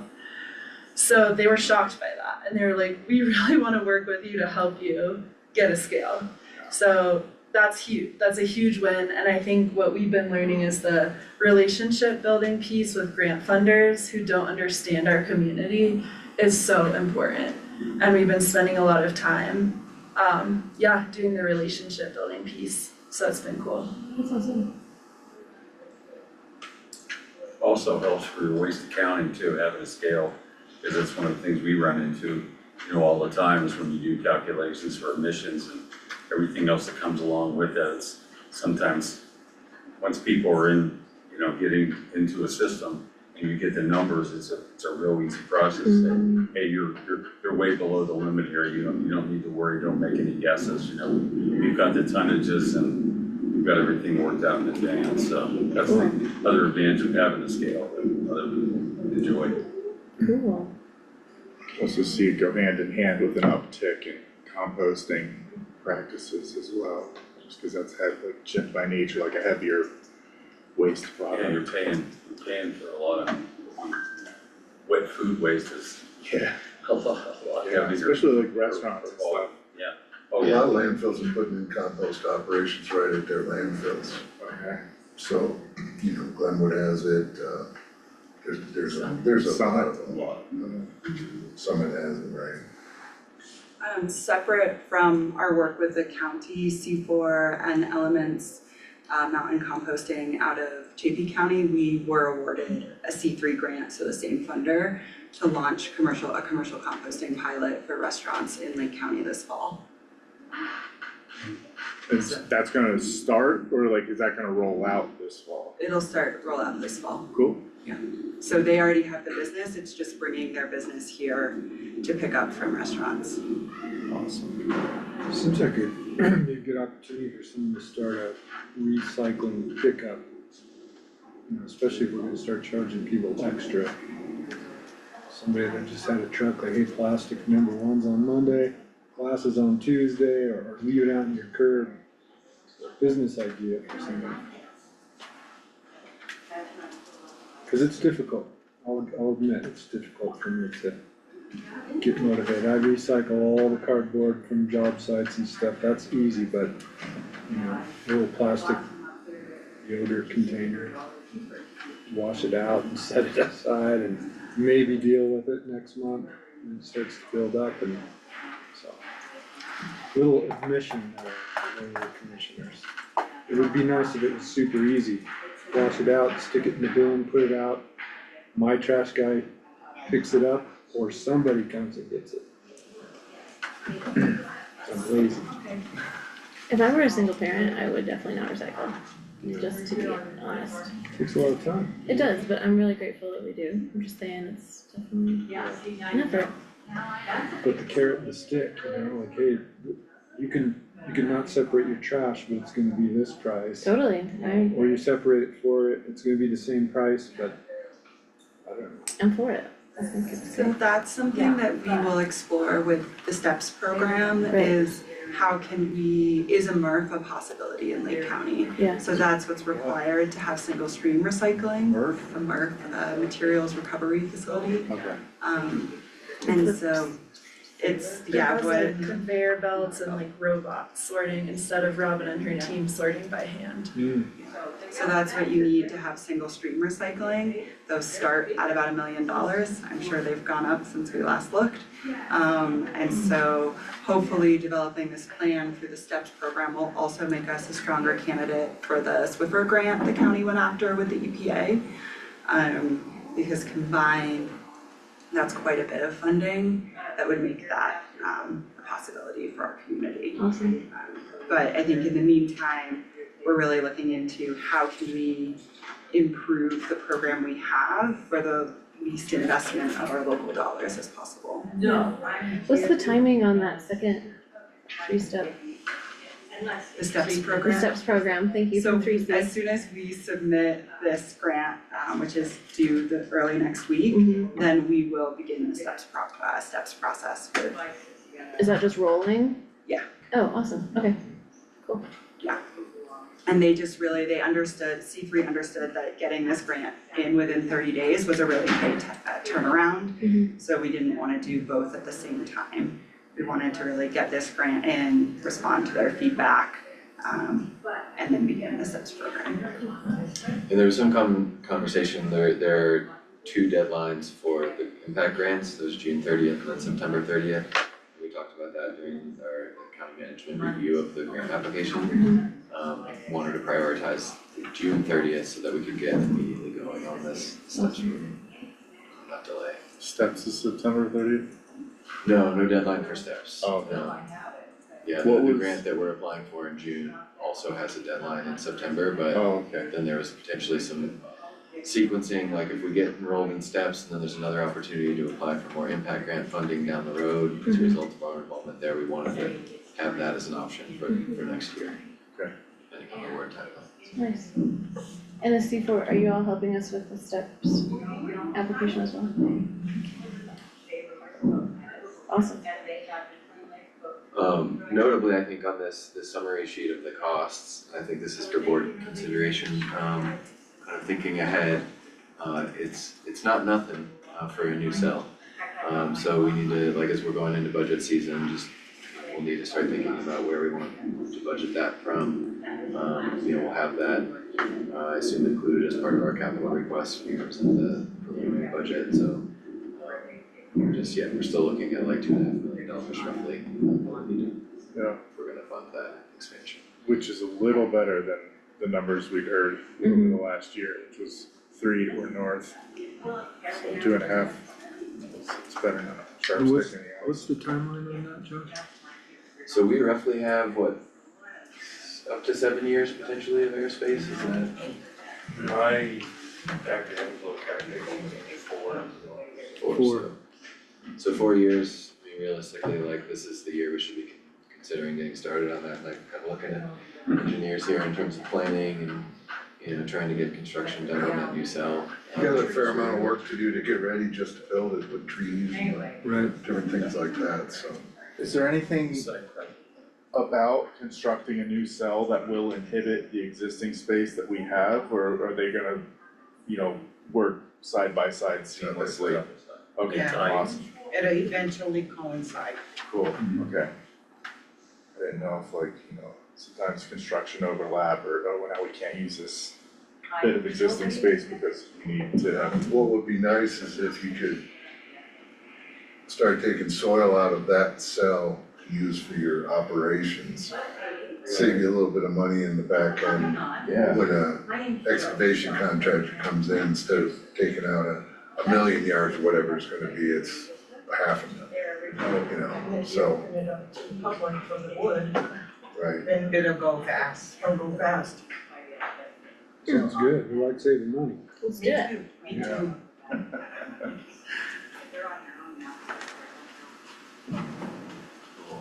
I don't have any other questions, this sounds great. Sounds great, thanks for all your hard work on this. Yeah. guys, and Thanks for having us. Thanks for giving us a clear choice on the path forward. I never wanted a transfer station anyway, it just sounds complicated and expensive and a lot of trucking, a lot of diesel, yeah. Okay. Oh, Pete, I'm sorry, I didn't see you. That's all right, will you entertain a comment from the public? Go for it. I just wanted to make my pitch again for Household Hazardous Waste Day.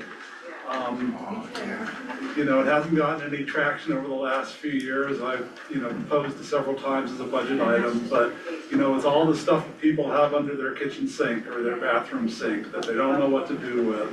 Acids, bases, pesticides, all of that stuff. And, I understand there's not grant funding from the state for that specific thing, but it'd be great to try and pursue some sort of opportunity to do that. I think it's probably been about 10 years since the last one. Whether it's corporate sponsors, seeing if Climax, a good environmentally responsible company, to help fund this, it probably cost, it's been so long now, I bet it'd be a lot of money. About $50,000, $60,000, $70,000. to It get went rid of it. over what they actually gave us, cause we did have a grant Hmm, from C4. We did it, they said they could do it for like 35, and then all of a sudden it was like 55, and then they still didn't pick up everything, so we had to hire another company to pick up the rest. It was a nightmare, Yeah. and tires took forever. Yeah, so there has to be management, obviously, you know, you only have 3 hours on a Saturday to come in and, you know, when the truck is full, that's it, you know. Yeah, and I mean, I think we did it for like a certain time span, because I was out there working it, so I know. Yeah. And So I just without, think it's an important thing for the community, you know, to be able to get rid of this stuff and not throw it out in the woods when their under sink gets full. I And, agree. you know, so, you know, some sort of consideration of that, I think would be appropriate by somebody. Yeah, I mean, I Thank think, that's a scary concept, cause it's like, if you don't know what to do with it, you're gonna put it in a contractor bag and throw it out in your regular trash, you know? The one thing I always struggled with was, spent or old gasoline. Like, you can go and recycle oil, but I got like, you know, a jug or two of old gas sitting around, and it's like, I don't want that in my house, so what do you do with it? Pour I it was on about to say, where's Chief Daly? It Lights and like fire. Yeah, we take a certain amount, cause we mix it with diesel and then we use it for, burning. Okay, I've got some gas that's pre-mixed with diesel. Yeah. did you fill up the Sprinter wrong? Bring that. Pre-mixed. Yeah, so we take a certain amount, so, I mean, if you have like a gallon or something, bring it to us. Okay. Cool. I do think with, just for considering the future cost of the landfill, our landfill currently is unlined. And so you are correct that when people aren't sure what to do with something, they put it in a bag and it makes its way into the landfill anyways. And that is a concern for the county in the future, because you will be liable for any leaching out of the landfill. Pick it up at one of the metering stations down, one of the wells, you know, down low, right? Got a little bit. Yeah.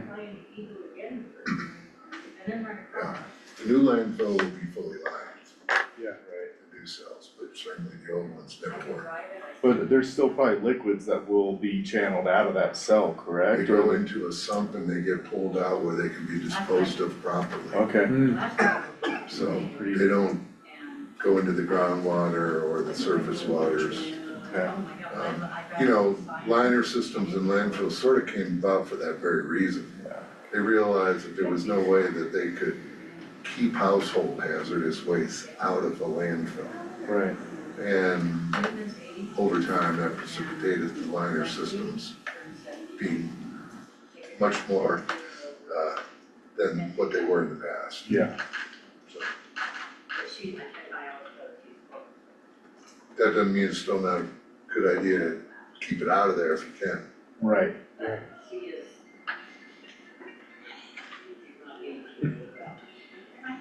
It's kind of the exemption you can get, but, household exemption, but. Yeah. Well, thank you all very much for working on this. Anything anybody wants to close up with or add before we close this up?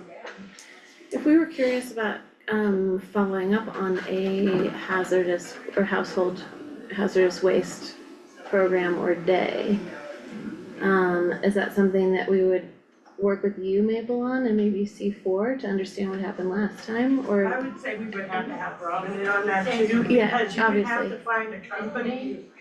But I mean, it takes a lot of work to, because you're gonna have to make sure money is put somewhere to pay for this, because nobody's gonna do it for free. Yeah, totally, I get that. Yeah. I'm just saying, since C4 was part of it last time, and Emily, that was probably before you if it was 10 years ago, then maybe Kendra. But would you just consider if that's something you guys would wanna be part of and let us know? So that if we are curious about moving forward, you guys would know if you wanna be partners or not. Because I mean, now Clean Harbors is taking the paint, so at least we got that option of it, right? Yeah. And that was one of the biggest things we got, that and vegetable oil, just regular oil, gas, we had everything. But you are taking paint, old paint? Yes. Okay, that's good to know. Is it free, or is that recyclable, or is that a charge item? It's free, That's free. unless you bring in a huge amount. Oh. Then we recommend you go straight to the company. What's that? Then we recommend you go straight to the company. But sometimes we get like 100 5-gallon buckets and Jeez, wow. we actually encourage them to take it to Paint County. Yeah. In Harbor. Okay. And then we turn around and buy it to do the ice rink It's all recycled. after they're done with it. You mix it all together, you usually get like an off. No, there's a company that does recycling paint. Oh. And we reach out to them if things need to be painted. Yeah. And we get it at a cheap price. Nice. Some of the big paint retailers take it directly as well, like Sherwin-Williams in the Denver area. That's where all my paint, I just come in there once a year with, 20 old buckets and they'll take it. They even recycle the containers sometimes. Yeah. Trust me, they will take it. Seems like maybe we should work with staff to understand what the cost will be, Yeah, and then totally. we can come back when we're in budget season and think about, especially with the natural resource manager Yeah. on maybe where we would put it and where it fits into the budget, so Okay. I think we could get data together to figure out, can we make it happen this next year? All right. Well, thanks again, y'all. Thank you. Yes, well done, let's do it.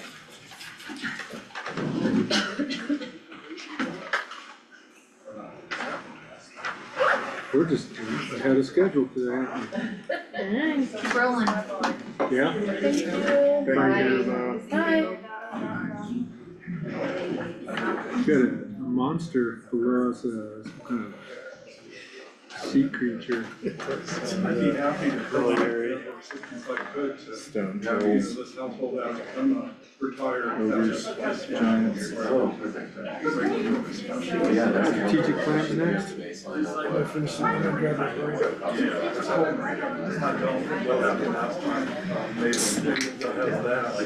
That doesn't really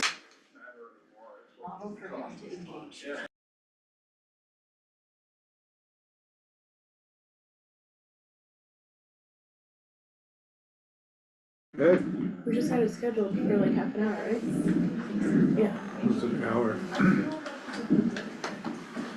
Jeez. Item number 3, overview and discussion regarding Board of County Commissioners' strategic priorities. Alright, in your packet, and I apologize I wasn't more timely, but I was scrambling to get it done. Commissioner Tharp came back and had some comments and items she wanted to add. I wanna make sure we're all on the same page. And also, Peter came back last weekend and asked you guys to consider thinking about our comprehensive plan and some of the items that were identified there. And so this is an opportunity to come back if you guys want these changes implemented or you want other items added. Since Elsa's changes were handwritten, I typed up what she requested. I also typed any area where we had a staff perspective of things that like we were on board with, had some other additional thoughts for, etc. So we can have conversation and determine what do you want us to add to that document so that we can get it updated, bring it back next week and get a bow on this thing. I really want to solidify for staff, these are the priorities commissioners came back to us with, because we want them to focus their budget decisions on them. So when we're making budget decisions, we wanna be asking, are these in alignment with things commissioners are asking us to work on? And are these in alignment with, the priorities that have been set for us, so we don't have expensive yurts that have been purchased sitting, doing nothing for us. We wanna be intentional that what we're doing supports where you guys want us to be working towards. Okay, thanks, guys. I read through both items. You wanna just go through Elsa's changes and talk about each one individually? That would be great. I'm gonna open the packet really fast for myself, so I know what I'm looking at. We'll go through 1 through 6 and just kind of give direction on each Yeah, if one you can pull them up in the packet would be great. as a board.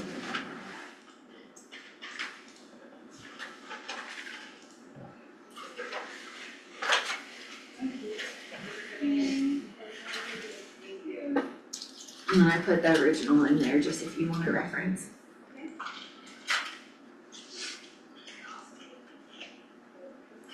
This is the second document. It's a PDF, so you can just like. So I PDF them so they don't get all weird.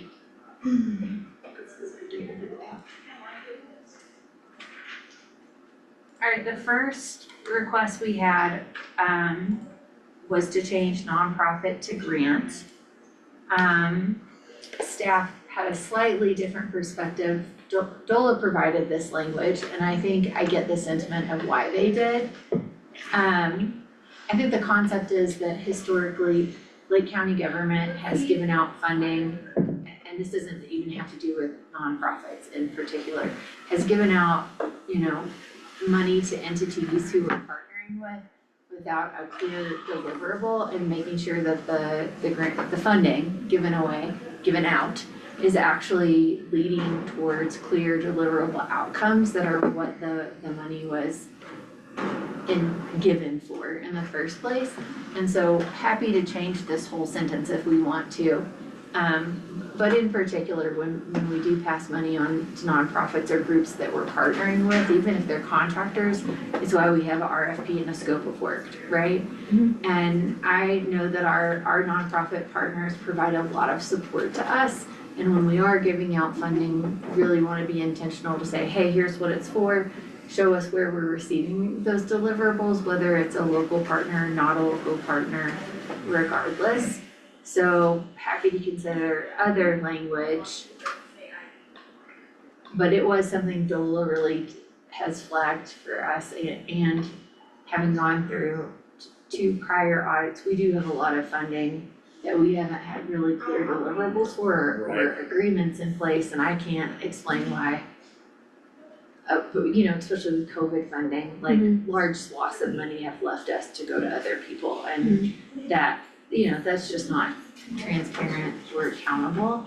So if we wanna do this some other way, I'm totally fine with that, but I do think I think even if it's not nonprofits, even if it's just like partners of any sort, we should be having a scope of work and accountability for it. So if we wanna say not nonprofits, I just think our biggest gaps historically have been with some of the nonprofit partners not having those agreements, and I think that's just an evolution of like professionalism in the county. So I just think it's a dog whistle.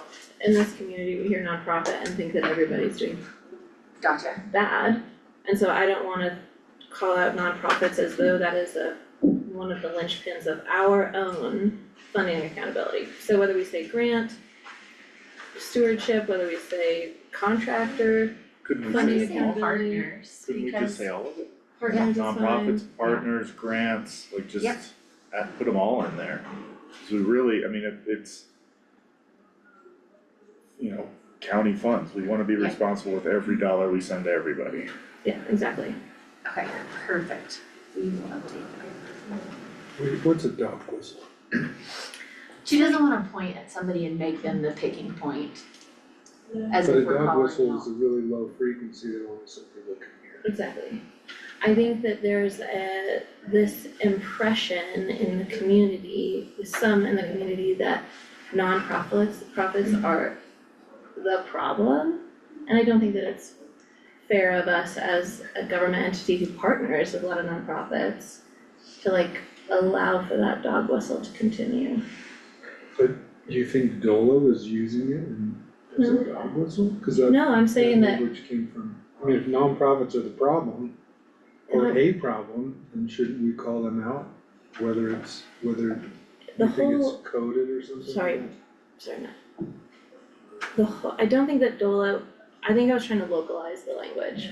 Where DOLA might say, nonprofit funding accountability, this has been a problem. But it's actually our partner funding accountability. The issue is what is our internal process that we are trying to change? And we are not responsible for nonprofit funding accountability. We are responsible for anybody that we partner with to make sure that our funding accountability is intact. Well, if we give them money, then certainly they're responsible to us. Totally. Yeah, We give lots of people funding that was passed through, not just nonprofits. we wanna hold nonprofits accountable, but we also wanna hold any partners accountable. So I think instead of just keep it, Who else can we name as partners besides nonprofits? Well, we have contractors, and I think that's where the gap has been for DOLA. When we have contractors, we have a contract with them. When we have given funding to nonprofits, we really haven't ever had a contract or an MOU or an agreement with them. And that's where we really should do that, because it holds them accountable, holds us accountable when we're passing funds through. Yeah, and of course, we do like our donations every year, but that's why we've asked people to come back and present to you all, if they've gotten a donation, Right. what have they done with that, and we're doing that in October. Right. we wanna hold nonprofits to the same standards that we hold any of our partners that we work with or give funding to, without just throwing them under the bus as a specific problem. So this, by adding more categories to this, in naming nonprofits, partners and grants, I think it adds accountability to all of them without like singling anyone out. Okay. And there's lots of different nonprofits, so I think that it's important to say if there are certain nonprofits we've got an issue with, we should look at those specific partners. But when we lump all of them together, it perpetuates this idea that any nonprofit is a problem. And I don't think that's fair.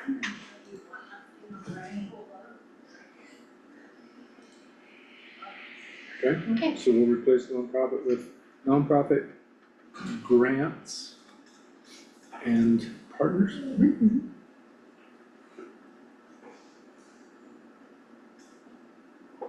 Moving on, priority number 2, fiscal stability and financial resilience.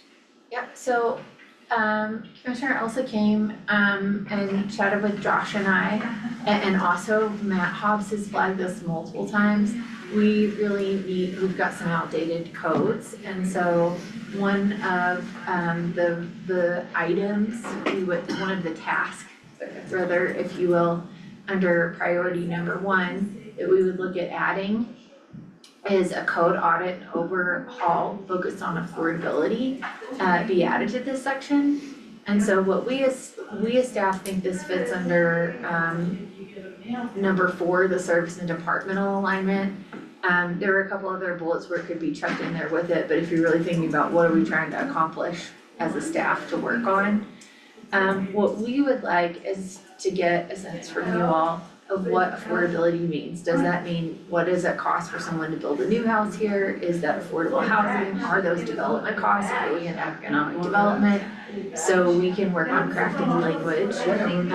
We've provided a bullet point, but also want to get a sense for if this is what we would be trying to say, if we're all comfortable with adding it, and just get a little bit of direction from you all regarding the addition of that item. This came from that, remember that workshop we were in, Matt, at CCI? Where they were talking about the housing affordability audit that the Denver metro area had done with the Contractors Association.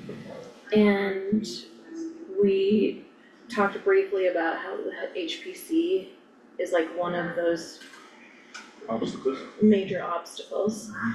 And it seemed to also to Peter Dave's point, fit in with like one of the comp plan values and tasks, where it's like, this wouldn't just be us, this would be the city, and even if we couldn't accomplish it, like how could we start the conversation about doing it together? So I appreciate wherever it could go. I don't really care where it goes. I trust staff about where it could go. But it just seems like one of those tasks that we could be starting with the city. And specifically focus on the affordability aspect. Yeah, thanks for that, cause I had this one flagged where I need some elaboration, because requested that a code audit and overhaul sounded like a big lift. No, it's I mean, not- it'll it will probably be a be. big lift. Yeah, But it needs to occur. it has to, it's going to happen anyway. Yeah. Staff has talked about it being really necessary. And my flag was, can we make sure that part of that code overhaul is filtered through the lens of affordability in our housing market, which is done by other. Affordability in the housing market. Yeah. Accessibility in the housing market, because this panel that we went to talked a lot about how there's plenty of state regulations that get in the way when it comes to code and processes, but that we as commissioners can start at the local level through our own code. And other entities like the HPC.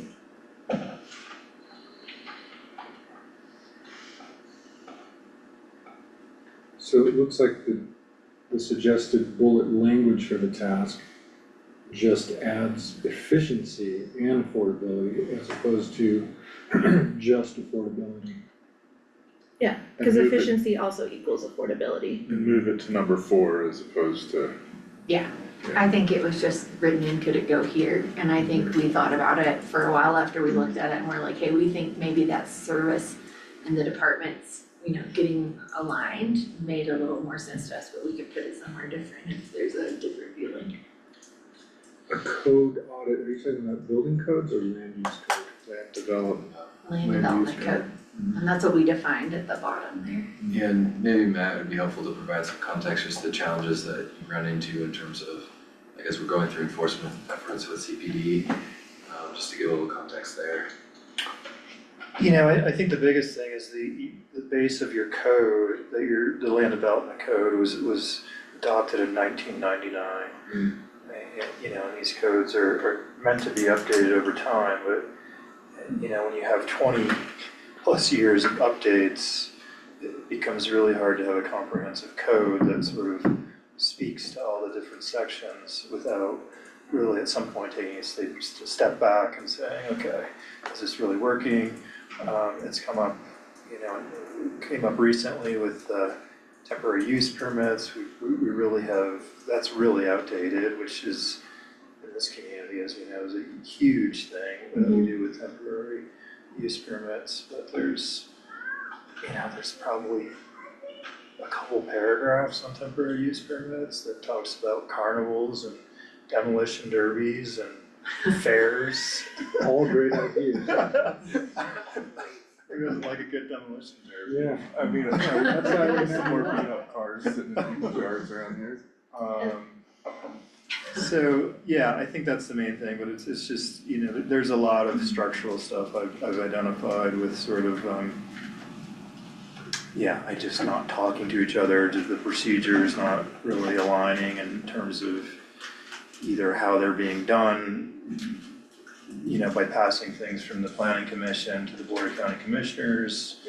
And then I think just a general step back, not saying, I don't think throwing the baby out with the bathwater is a good idea when adopting these codes. And Chaffey County had kind of a disaster with how they implemented their land development code, where they had a 3-year moratorium. And the outgoing county commissioners are like, oh, let's just get this done, and they passed it, and now they're dealing with a bunch of backlash. So they essentially threw out their entire code and brought in a new one. So how long does that take? I mean, that's a tremendous. It's a big lift, yeah, and usually you work with, a third party, because just expecting staff to do that, it would consume the entire department for the better part of the year. So usually there's third parties that help with that, so there's certainly a cost to that, yeah. Yeah.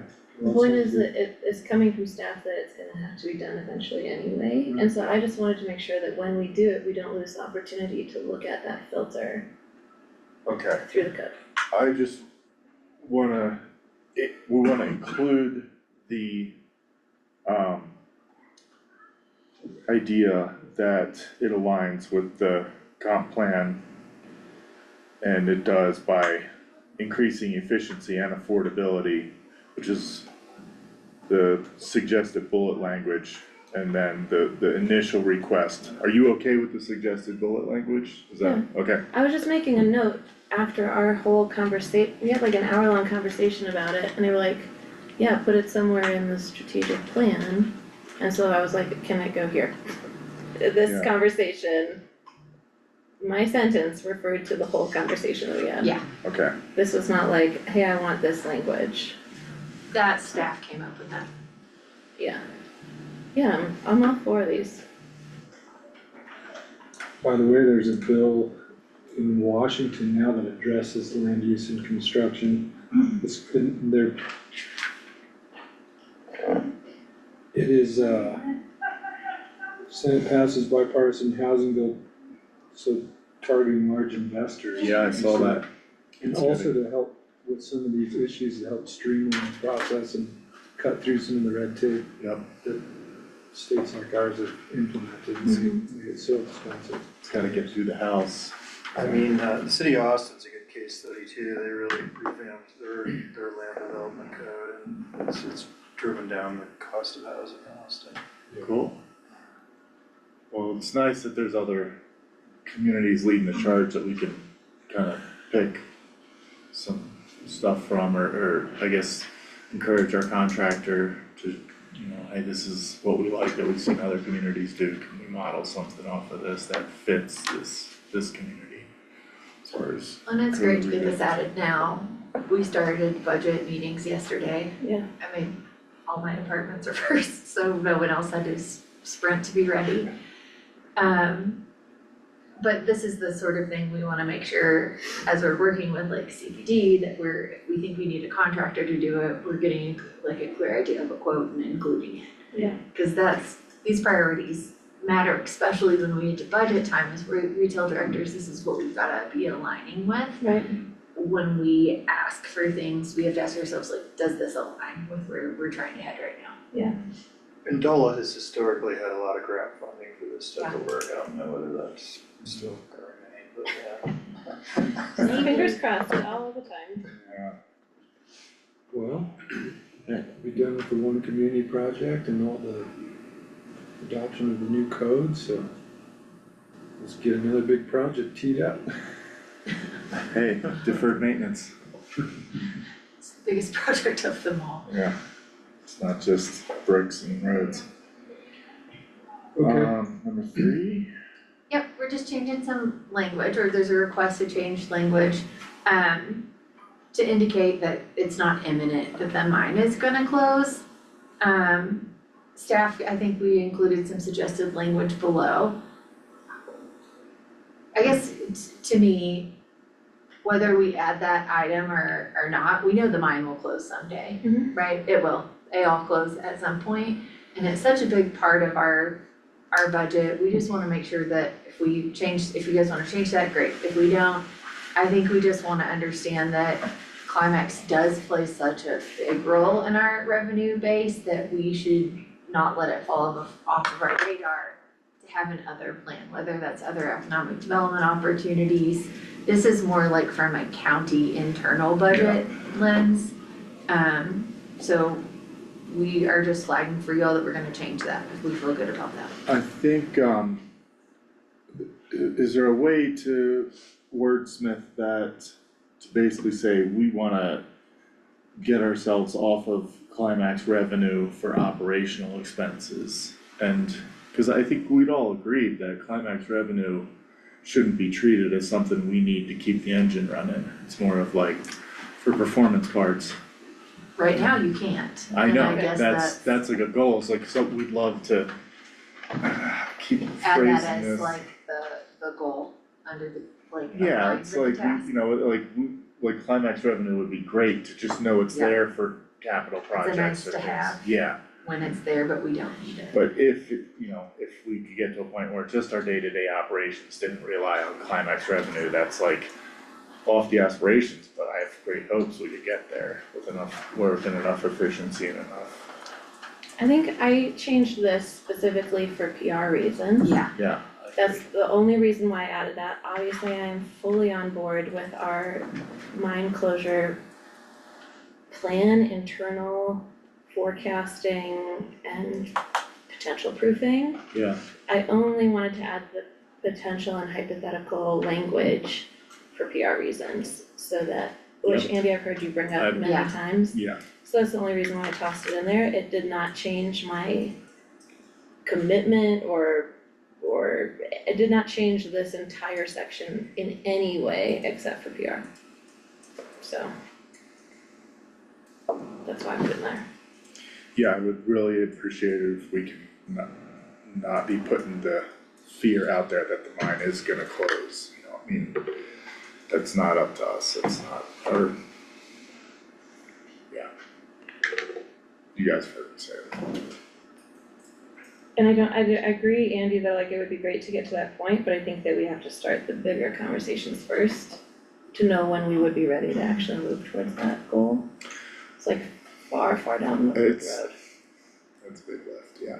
Yeah. But I do think it would at a minimum be helpful to start to identify how much is it contributing to our overall budget and start to think about what wouldn't get to happen if we didn't have it, so we can think about it. And you know, part of this plan is to look at new revenue streams. Yeah. And start to think about, okay, well, what wouldn't we fund if we did lose that, so we can think about, okay, how should we be funding those items as we go forward. Yeah, we can't just rip that band off, but we can start putting some needles flooring on there Not yet.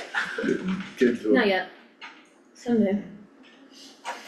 Alright, Sandra, can that be open again? Oh, awesome, thank you. This is a lot of chatting people out there. Yeah, I get that. Just tell me to shut up.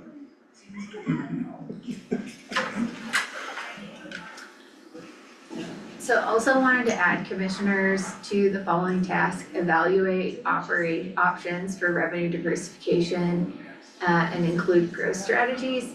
We had some conversations with Dole before we created this document, and really the lead should be staff for lead items. So we recommend that lead stays this county staff remain the lead, but that the direction and policy guidance for those items should be provided by you guys. We should be coming into a work session with, here are ideas here are definitives for diversification, identify growth strategies, and I mean, usually you have someone do an audit of that for you who usually isn't your staff, but I mean, I think staff can have some input too. Conduct financial analysis, develop recommendations, and then come back to say, hey, here's the digging we did, and then you guys set budgets that would allow for those things to happen. And then any policy guidance that would be needed to get those items moved forward. And so I think this is just like kind of staying in line with our governance, like staff does work, brings items, you guys give us direction based on, you know, what you guys glean from that or other thoughts that you have. So the reason I wanted to add commissioners is because of our role outside of this county to advocacy on any of the other places that we're sitting. So whether that's going to the state legislature, with CCAT, with UCOG, IMTPR, etc., like those are the places where we're representing the county and where we can have these like larger policy roles in trying to help this happen. Because there's only so much that we can do as a county with the levers that are allowed to us, and it seemed like an appropriate place to me to add an actual task for the BOCC to make sure that we're pulling our weight with this as well. I hear what you're saying, Candace. I think it's really important for us to know that like we're not just passively sitting up here in terms of policy. We have our role, and I think that in the entire strategic plan, this was the place where we can actually do something. But if it's not, Can I just add an extra item that is related to policy guidance and how you can be engaged? Because I do think that is important, and it would be really awesome to have you guys commit to show up in the places where you can. Mhm. Make it easier for staff to actually be able to do their job, and that policy piece is part of it. Yeah. So could we add an extra bullet? I don't have the language off the top of my head right now that really is like where you guys can be engaging, you know, to do that, not just for revenue, but for other items that you guys could be advocating Yeah. for us on the policy front. I'd love for you guys to have a bullet that is like, you own making it from a policy perspective easier for us and advocating, so our jobs aren't just so hard. Yeah. Would be great. Thoughts? You lost me there. Can you just So- simplify that a little bit? Small brain. Where you guys can show up and really, you know, make a difference for us is Right. showing up to CCI, being engaged in policy discussions, advocating for us at IMTPR. Yeah, UCOG, when, you know, we've a million times asked about where our WIC dollars going, but you get to be a part of that board. Yeah. And really drive home, no, we actually have to know where the dollars are going. I would love to just have a bullet point wherever it makes the most sense, that is like how you guys can be going out there on a policy level and advocating and helping these things be easier for us to do. Maybe that's what Elsa had in mind and was confused with revenue growth and, diversification strategies. Those are two different things. I mean, I was trying to shoehorn it into wherever there already was a bullet point. Yeah.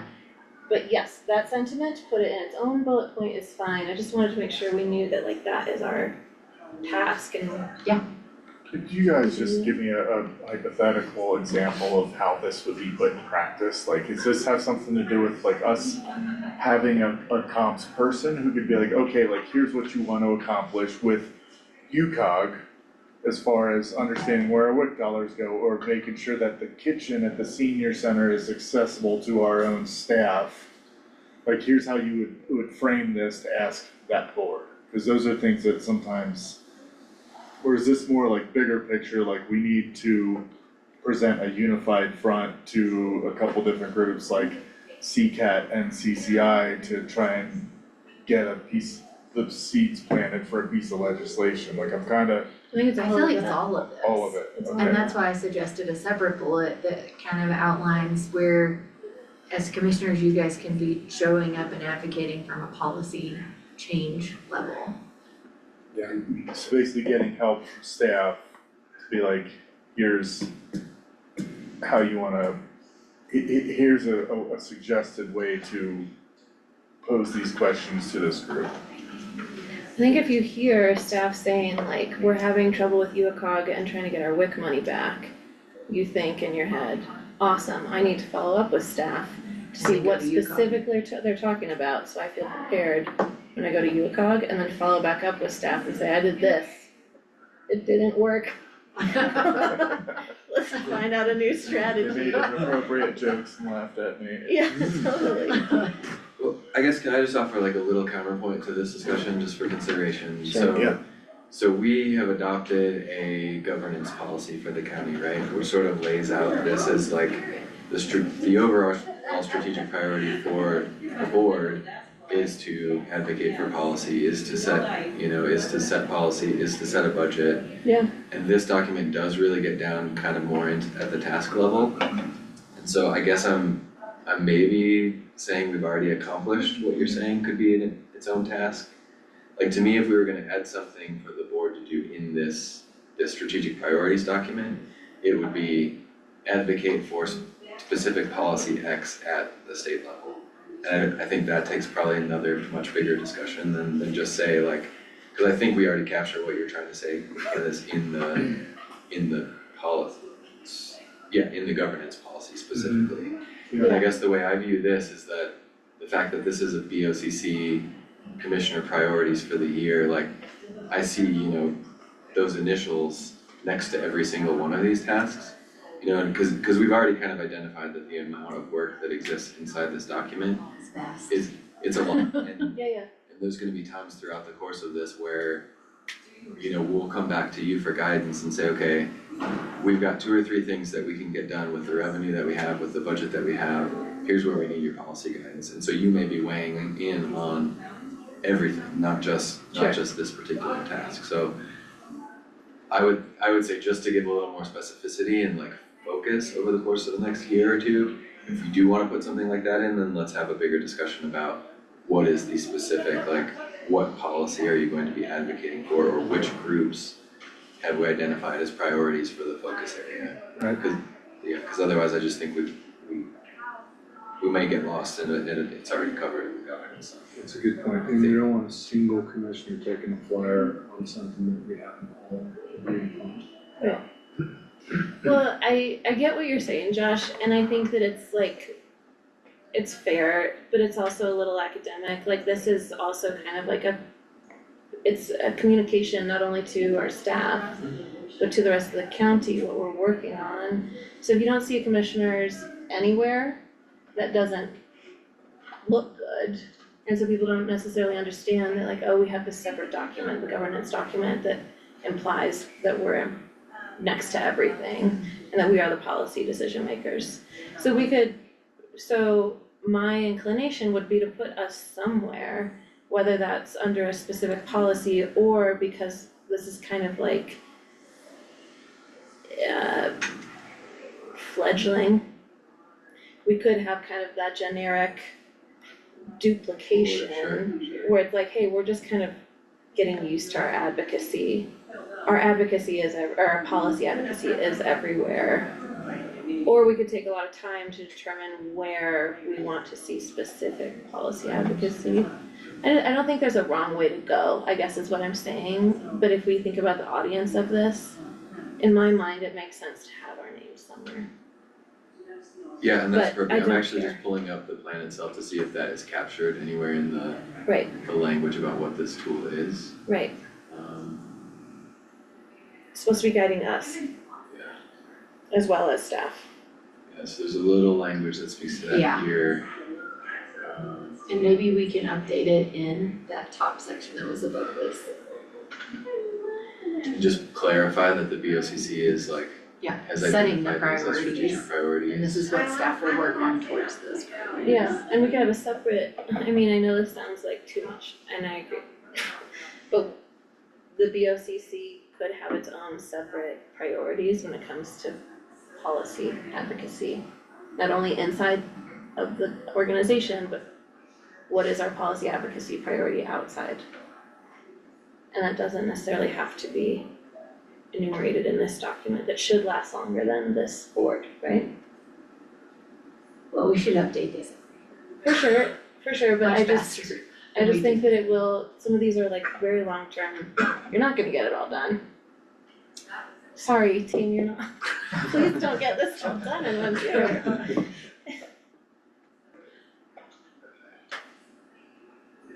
If this isn't worth talking about, that's fine, I don't think the document is wrong without this, I just wanted to bring up the point.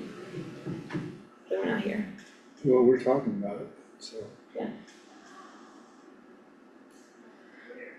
I think it's worth talking about. It just seems like we're talking about a couple different things. If we go back to fiscal stability and financial resilience, evaluate options for revenue diversification. You know what I'm saying? If we get back, we veered way off into all kinds of stuff, so.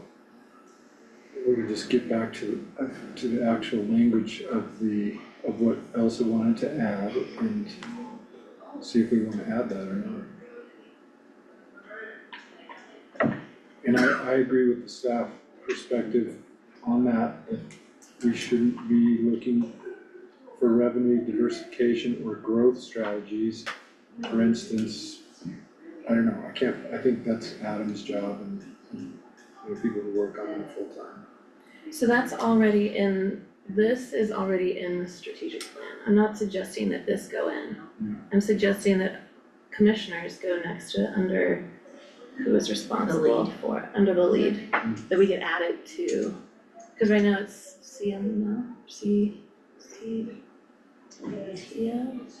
County leadership. I mean, obviously, we're gonna evaluate options for revenue diversification if any decisions come our way. CMO. It's like, we don't wanna micromanage these aspects, but we also wanna get the point across that these are things that we are going to steer at a level that works with you guys and makes sense with what you bring to us, and then what we are like, well, this doesn't align with the board's vision, this does, this. So I guess just what we're trying to do is this, as far as like a forward-facing PR piece, we wanna let people know that like, it's not just staff that's looking for this, it's a like collaborative who's in charge? effort between staff and BOCC, but I don't wanna be telling Michael Irwin or, you know, rec department which grants they should be going after, or how to, you know, make more money at the landfill, they know that stuff better than we do, so it's trying to draw a line between, or make it clear from the community outreach angle, where our roles are and where our roles are and where they stop, where you guys start.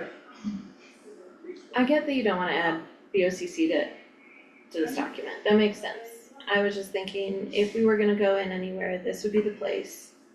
Because options for revenue diversification does have very specific advocacy to the legislature to create revenue diversification avenues.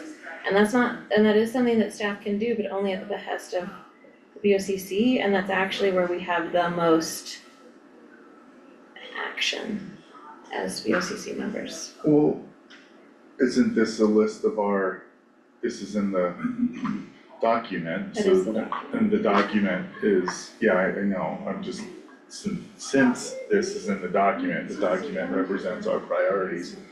You're basically just saying commissioners shall evaluate, or Should take the No, lead. and the Should take the third lead. column, to CMO, TED, all documents, I wrote comma, BOCC.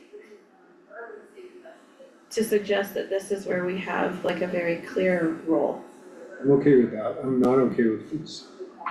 It says we take the lead on that stuff, It's just the, which is what it says here in my document. But we should be evaluating options for diversification, including growth strategies. So I think the way that this document works, because it's a DOLA document and they do this with a lot of counties, is commissioners set the overall priority and the things that they'd like to see come out of those priorities.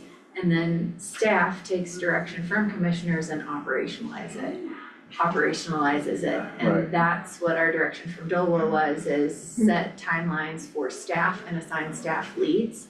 So someone owns making sure it comes back to commissioners to get done. Right. And that's where we just assigned the staff leads to make sure we are doing, Yeah. we need to do a study to understand like, where are we not, I mean, when I think about our recreation department, we have never, it's not statutory, and we have never run our Parks and Rec department like it should be funding itself. Yeah. And it should be, and that's where it's like staff should do the work of, here are ideas we have for how we can diversify revenues in this department, bring it back to you all and get direction on those things. Yeah, like this whole document encompasses things that the BOCC wants to be involved, and when the time appropriate situations take lead or give direction. It would be weird to see BOCC in just one of these and absent from everything else, when really our fingerprints are on a lot more, you know, like I feel like this. which is fine, it just felt passive, and I think that we have a critical role in that, in particular this year. So it's okay, I'm fine not putting it in, I see the complication that it's adding. Even just talking about it's complicated, I agree with the staff perspective. If we're gonna be involved, we shouldn't be leading that. We shouldn't be leading those things. We establish priorities and policy direction, and then we make the decisions and the evaluations. Going to the state and advocating for policy is different than what this is trying to say. Right, it's totally fine. Yeah, and I think maybe kind of where Candace was going with the task related to policy advocacy, or maybe we just need to define in this how to use this document section, just clearly that the BOCC has identified these as priorities for the county and will be responsible for the oversight of everything within.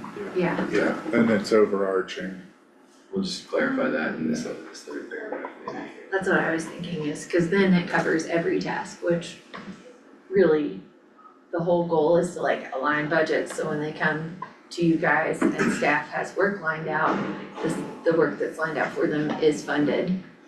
And we should be checking in at the end of each budget year to say, what is we're not perfect, we're not gonna finish every task, but we should know what kind of progress we've made towards a lot of these. Or if we had to wait for a funding reason, that they're on the horizon for the next time we review this and say, okay, where are we at? What are we still working on? What else do we add? Great, thanks for hashing that one out, thinking it through, cause in my notes for number 5, all I had was the word nixed. I'm like, what did I guess I was confused too. Okay, let's move on, service and department alignments. I added this so we could check something off, and. That's what I wanted. And because it wasn't clear if we were actually gonna move in this direction at the time that I wrote the feedback, so I just seemed like it was worth putting it in there. So we have a check. So we could check it off, yeah. Not only are we gonna have a comms person who's not us tag teaming at nighttime. Yep. But they will actually be able to be strategic in our process. Are we cool to add this? Is there anybody queued up or any prospects or job description? Well, you have to approve the supplemental request first, and then we can actually post the position. So that'll be in Q2 supplementals with the goal to have a really clear job description, what we want that person to be accomplishing, and then fill it probably Q3, because it takes a little bit to do interviews and stuff. Okay. All right, making some progress here, as they say in Canada. Public health, safety and well-being under insights. So this isn't a task. This is under the like bullet points. Yeah. If you look under the section. So it's so each priority has a first page, and it kind of says insights about the section that you're about to look at the task on the next page. And we had that work session on violence reduction and harm reduction. And here, since we went over our strategic plan, and I thought it was worthwhile putting in an acknowledgement that part of saving the county money and diversifying revenue includes making sure that we're investing in upstream prevention if we can, where we can, so that it costs us less to provide some of those services. And that's in number 5, like this is bullet item 6, but that's in priority number 5. Yeah. It's the only sticking point for me is that painting it all in the same colored brush, like not every situation will be the same. How do you get this point across, but not in a one-size-fits-all approach? You know what I mean, like we heard compelling evidence about how this would affect the DV subject, but it doesn't. I have difficulty imagining it's the same across every, I mean, I get that ounce of prevention's worth a pound of cure, but how does that apply to every single subject in number 5 the same? I mean, we heard from Heath, Laura, and Kelsey also saying, hey, so not all. About violence prevention. Yeah, not specifically domestic violence prevention, but they said that prevention, period, helps keep people from needing the services that they provide, and the services that they provide can be very expensive. That's what Heath, Laura, and Kelsey all said. So I was trying to make sure that we were covering that, what we had learned in that meeting from our staff and our elected official about violence prevention, or about prevention, not specifically about domestic violence. Yeah. But that sometimes some statutory services that a county is required to provide can be very expensive, where a community, whether it's county or not, can invest in preventative services to keep people from needing some of the statutory services that cost taxpayers a lot of money. I was trying to make sure that we were building that. Cause I think that's an important fiscal consideration. Where it makes sense is I guess what I wanna add, like it's investing in tick bite prevention or feral beaver control or, I mean, there's too many things where committing strategically or prioritization of funding to such a broad topic could, maybe I'm overcomplicating it, so if I am, I apologize, but it feels like it's a pretty broad subject to have that. In my notes, I have no one size fits all approach, no way to say all preventative funding pays off, and this correlates with priority change one. Case by case scenario assessment, I guess was what I was kind of leaning on for this. My notes are a little short. So one of the things you said is, how do we know that what we invested in has the outcome, like the prevention piece? And that's why, under the staff perspective, I said, this is where, like the state uses prevention partners. That are, some are nonprofits, some are hospitals, some are, whatever.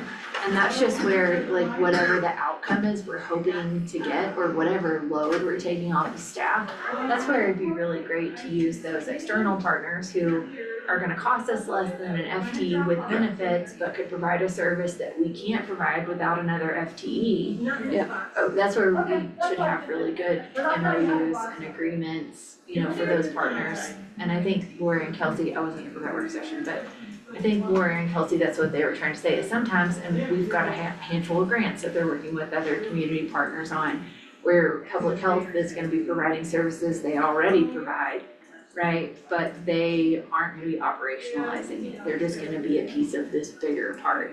And they'll have probably an MOU that comes before you about what they'll provide. This is just saying where it'd be really expensive for us as a county to fully cover housing people who are unhoused.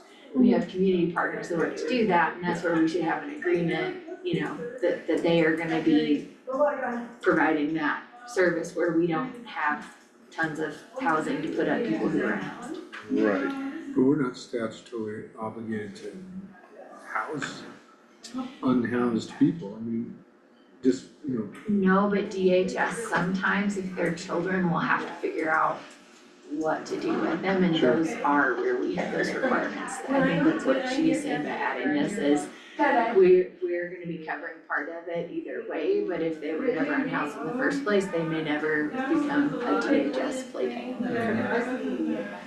Yeah, and Kelsey and Laura and Heath were all, I don't know, I feel like they weren't yelling at us, but I thought they were very moving, that it was really important for us to understand that. So if there's a different way to write that, totally get it, and that's why I put it under insights, is because it was like the way for us to make sure that we're looking at all the tasks underneath this, to make sure that we're also acknowledge that we see that just because something's statutory doesn't mean that we don't try to save money by keeping people from needing those statutory obligations that we have to take care of our people.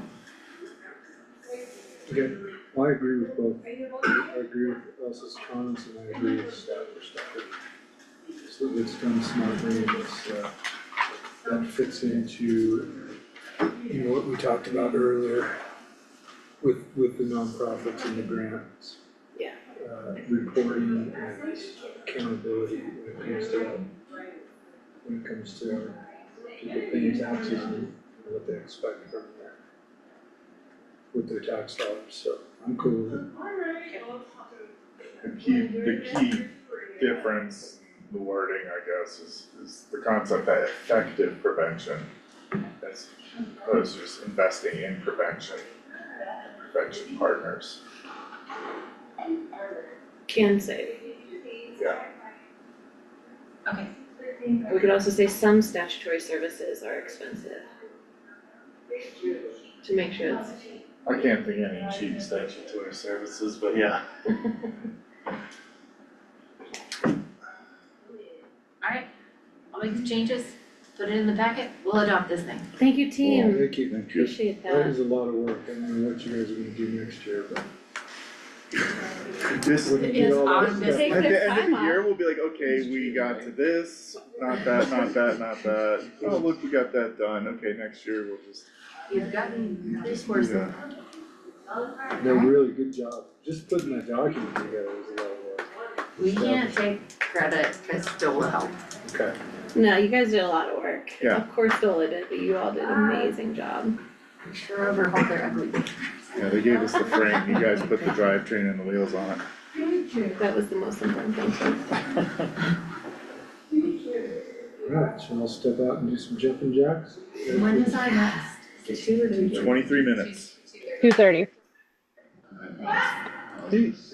So is there no linkage between the comprehensive plan and this plan? There is with the overhaul of our land development codes to be more efficient and allow for more affordability, which is a lot of what the comprehensive plan is. Overhauling that lets us actually accomplish that. I mean, there's, the comprehensive plan is much more than land development decisions. It talks about, getting snow off the sidewalks and, it seemed to me that maybe in the letter from the commissioners, I'm paraphrasing, the sentiment is that, that the comprehensive plan will help to guide everything. Yeah. And, it just seems that this is, this plan is, is the first instance, I mean, the new comprehensive plan hasn't been approved yet, but it just seems like, what point do the commissioners then, go with what the public wants in the comprehensive plan and incorporate it into strategies for the next year? And it just seems, I'm not saying that, it just seems like the comprehensive plan should be mentioned in this, even in a sentence, just saying. Well, right at the top, it said strategic priorities to be determined, and I thought that's where that comprehensive plan will get plugged in, am I wrong about that? At the top of the original document, there was some to be determined language. Those are culture, mission, vision, and core values that staff will be working on. So that's what's to be determined. I mean, we can mention the comprehensive plan in here. I also think this is a through 2027 document, and I think it'd be mentioning a lot more of the items in the comprehensive plan if we had a lot of these foundational things that normal counties already have put together aligned. Yeah, Pete, my impression is that like, say, the city has their own strategic plan as well, that is not the comp plan. And we have not had our own internal strategic plan. And then the comp plan is like our third dovetail that has so many tasks within it, some of which are shared and some of which are housed under each one, right? It's a really good point that we're not mentioning the comp plan at all in here. I think that's perfectly reasonable that we should pause and talk about that. But in general, I also think that it's important to have like fully unique strategic plans outside of a comp plan. I agree completely, and this plan is really great for helping government to make government work, work better. I guess my only point is, where's the piece where, the community's gonna be helped? What are the commissioners' priorities for, I mean, like, what was it, last summer, some kids came, preteens and talked about, a roof over the hockey rink. That kind of stuff. Is there anything that the Capital assets and commissioners infrastructure. wanna pull out of the comprehensive plan to then put in the strategic plan? It might just be a matter of perspective here, cause I'm seeing overlap with goals in the comp plan and with this. Especially maintain and modernize critical infrastructure system, I mean, that is also mentioned and touched on in the comp plan. And that's just the first one that and half a scroll, I know there's definitely more across this, and the wording is, it's not gonna mimic it word for word, and I guess where the line is drawn for me is that the comp plan is more of like the county's roadmap. This is a roadmap for the commissioners to implement things that are gonna get the county to a place where we can follow the roadmap that's in the, like, they're separate to me, but there is overlap. So I guess, I don't know, maybe I'm just reading it different, like I do see things that are our goals, and this could also help steer the next board to say, okay, here's what the last guys were, to try and get some stability and consistency across this eternally rotating table, which is kind of chaotic, so to stabilize and reduce inconsistency, I feel like aligns with parts of the comp plan, the infrastructure pieces, the efficiency, the operational efficiency pieces, mobility, accessibility, safety. I don't know, I see what you're saying, but I don't know if they should be such mirrors of each other, cause then I feel I'm like. not suggesting that at all, Okay. I'm only suggesting that you mention the comprehensive plan, somewhere in a sentence and, So- in the very beginning, just to say that, we acknowledge the comprehensive plan and, we'll work, Yeah, In conjunction with. Wouldn't that fit under just mission, not vision, and ignore core it, I guess. values? Well, those are, those are like internal. different. So maybe it'd be helpful if I read, this from Dolan. The comprehensive plan provides the policy framework for regulatory tools like zoning, subdivision, regulations, annexation, and other policies. Gotcha. So the goal of the comprehensive plan is a little bit different than the goal of a strategic plan, and I think they're guiding two different sets of items, and I think that's why planning departments are tasked with the comprehensive plan, is because it's gonna decide, what will you allow in terms of development in the future. Understand 100%, but our comprehensive plan is, much, More than much, Yeah, it's very wider non-traditional. breadth. It's kind of a wish list of everything, what are there, 130 strategies or something like that? I have not counted that. I think there's something like that, and so how to all the things the community wants, get considered. Yeah, and this is yearly, and the comp plan's much longer. Right. Yeah.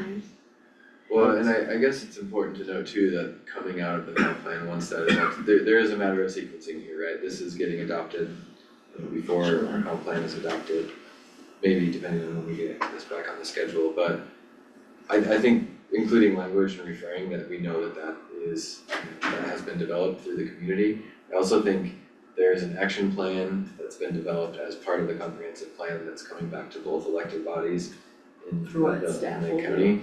And so there'll be some very specific early action tasks for the elected officials and leadership of the city and county.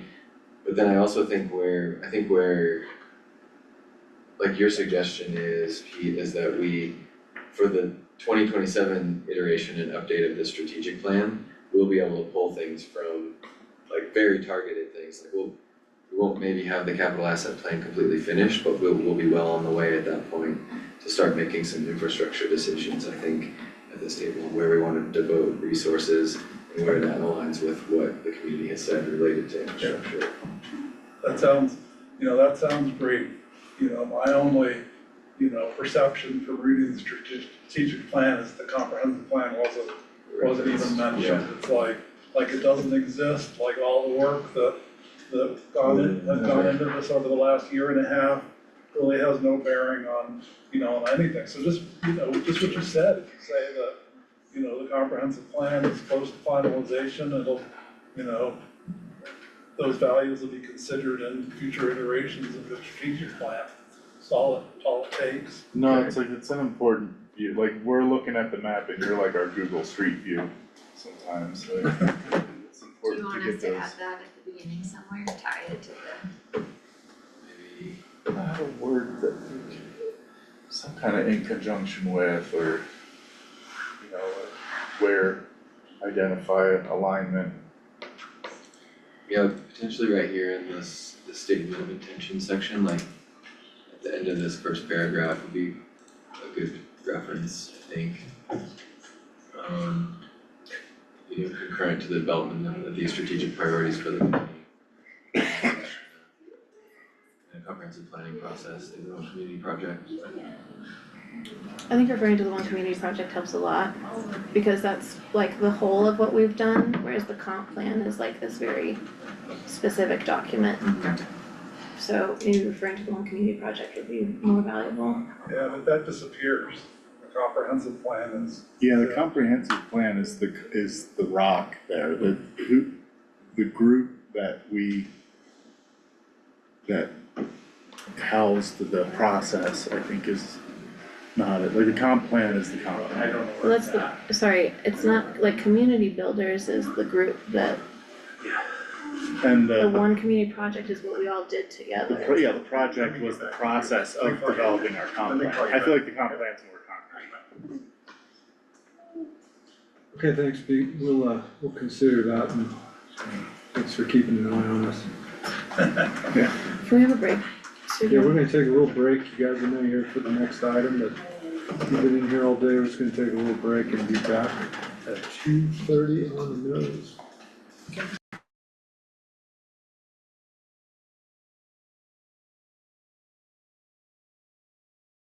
On our work session agenda is overview and discussion regarding public use, county liability, maintenance options, and community support strategies regarding Harrison Field. Thank you all for coming. Who is gonna lead this one? Were you gonna say something first? I can kick us off. Yeah, why don't you? So recently we had, one of our, recreational baseball teams, that's hosted by Lake County government, so it's our programming. And we had some concerned parents reach out about, the safety of kids. And we were made aware that our programming, the practices were happening on Harrison Field, and Harrison Field hasn't been maintained by the county for quite some time. And so the request was made that county programming for baseball not be held on a field that we know we haven't been maintaining, and the request was made to please practice on other fields. And then we've gotten, we had made that request, and that request, I don't know if it's been honored or not honored, but when that request was made, I think some communications by community on Facebook really led to that request for county programming practices not to happen on that field. Really brought up some other issues that the community has with the field, some misconceptions about the thought of the field for use as a housing project, which I think prior commissioners had looked at, but is not something we're exploring at this time in any capacity. And so we had requests for the county to bring this issue up so that the community could have an opportunity to be heard and how they felt about the field. And so the coach that in question was Alex, and we invited them to attend today at your request so they could communicate the issues that are there. Right. Sorry, it's not the most eloquent intro. Sorry, we're shooting by that because this one came up real fast and we wanted to get something on the books quick. And so usually your staff has more time to prepare and get statements, rock solid. The intent here is that we'd like to see a way to make this work. Is there anyone who doesn't understand why there could be liability for the county involved? And that would equal us dealing with lawsuits, expensive for taxpayers, why it's our job to look out for these kinds of things and make sure the county doesn't get sued for something. Is that unclear on anyone why we would not want to get sued? But the ball field belongs to West Park, right?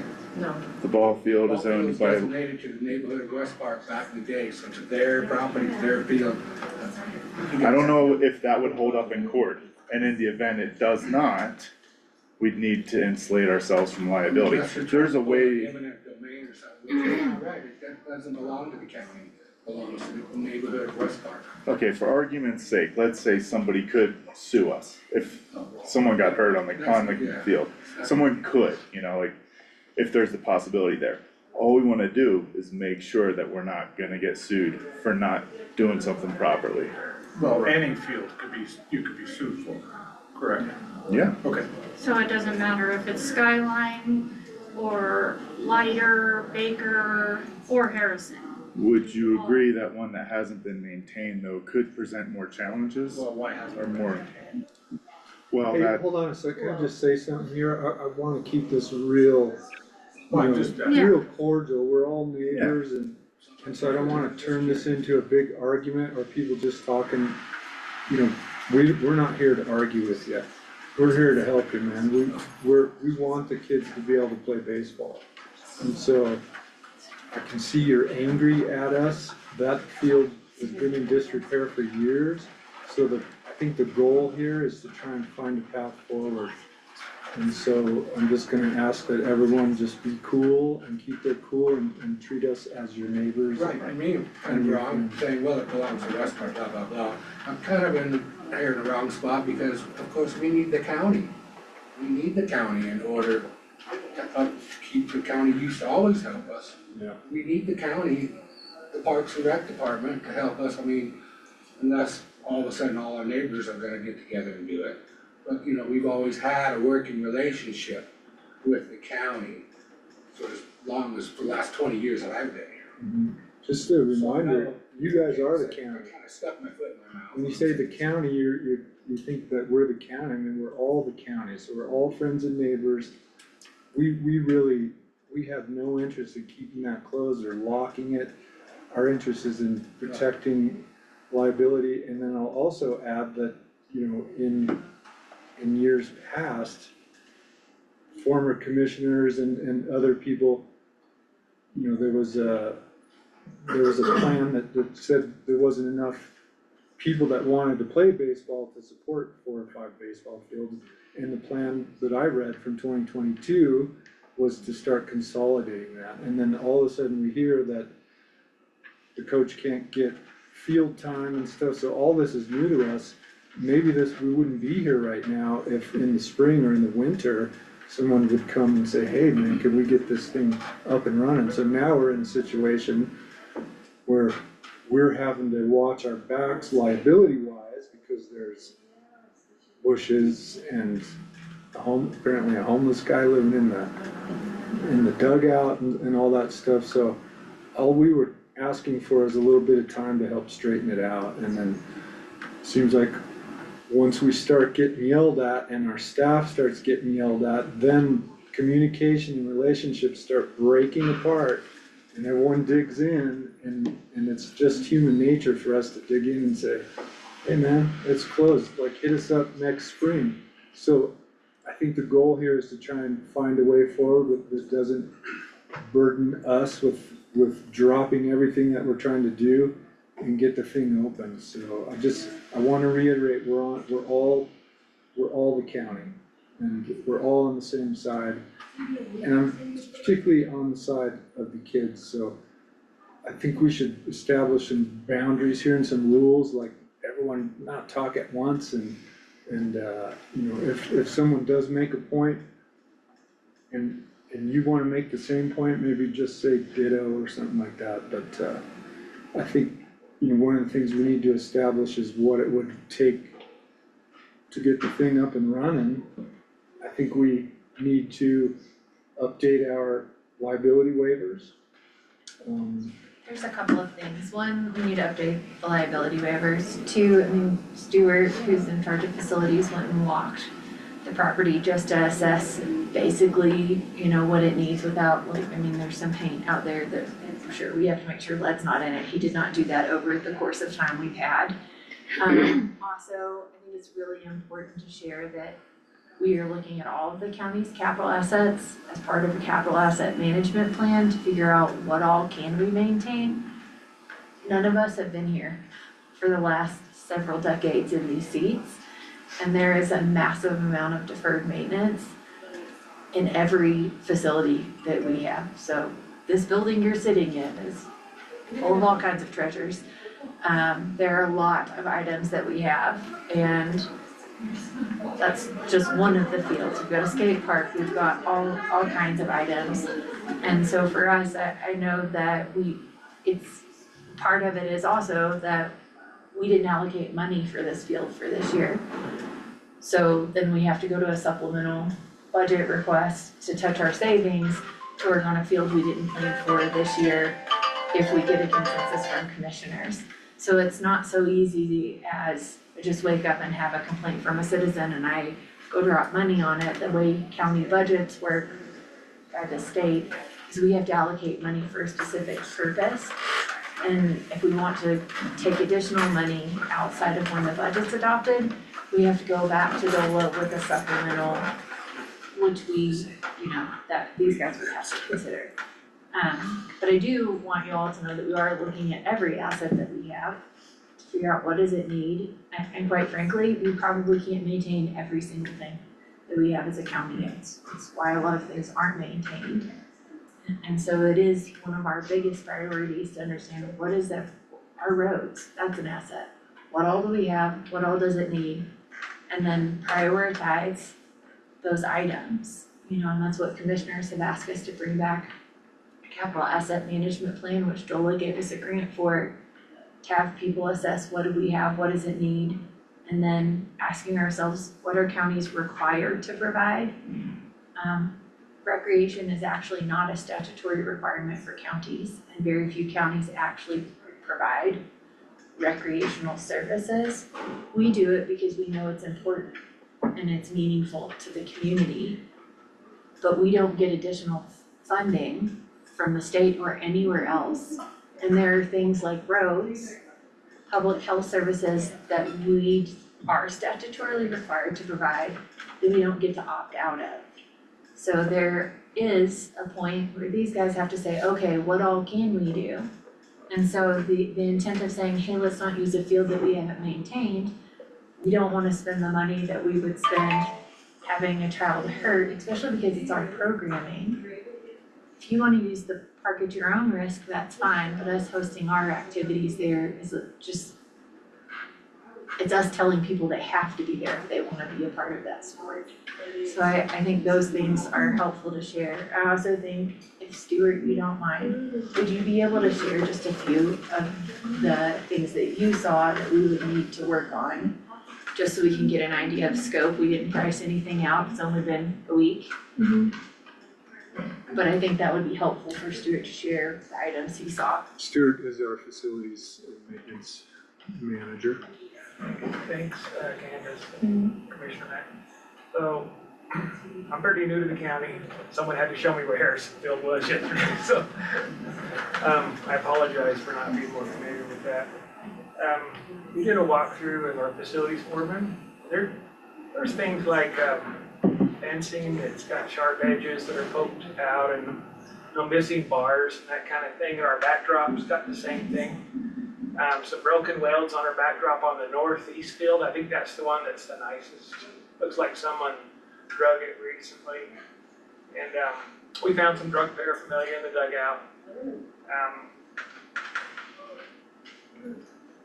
And I took pictures of a few things, and I was trying to assess like what it would take for our crew to do that. This is our busy time, but I was trying to see like how many man hours, and I haven't got that figured exactly.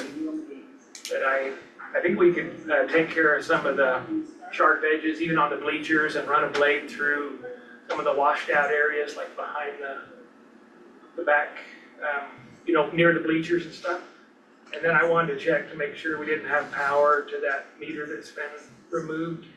We don't have water on that field, but we have like a 2-inch pipe that can go to it. It's in the bathrooms. And what am I missing here?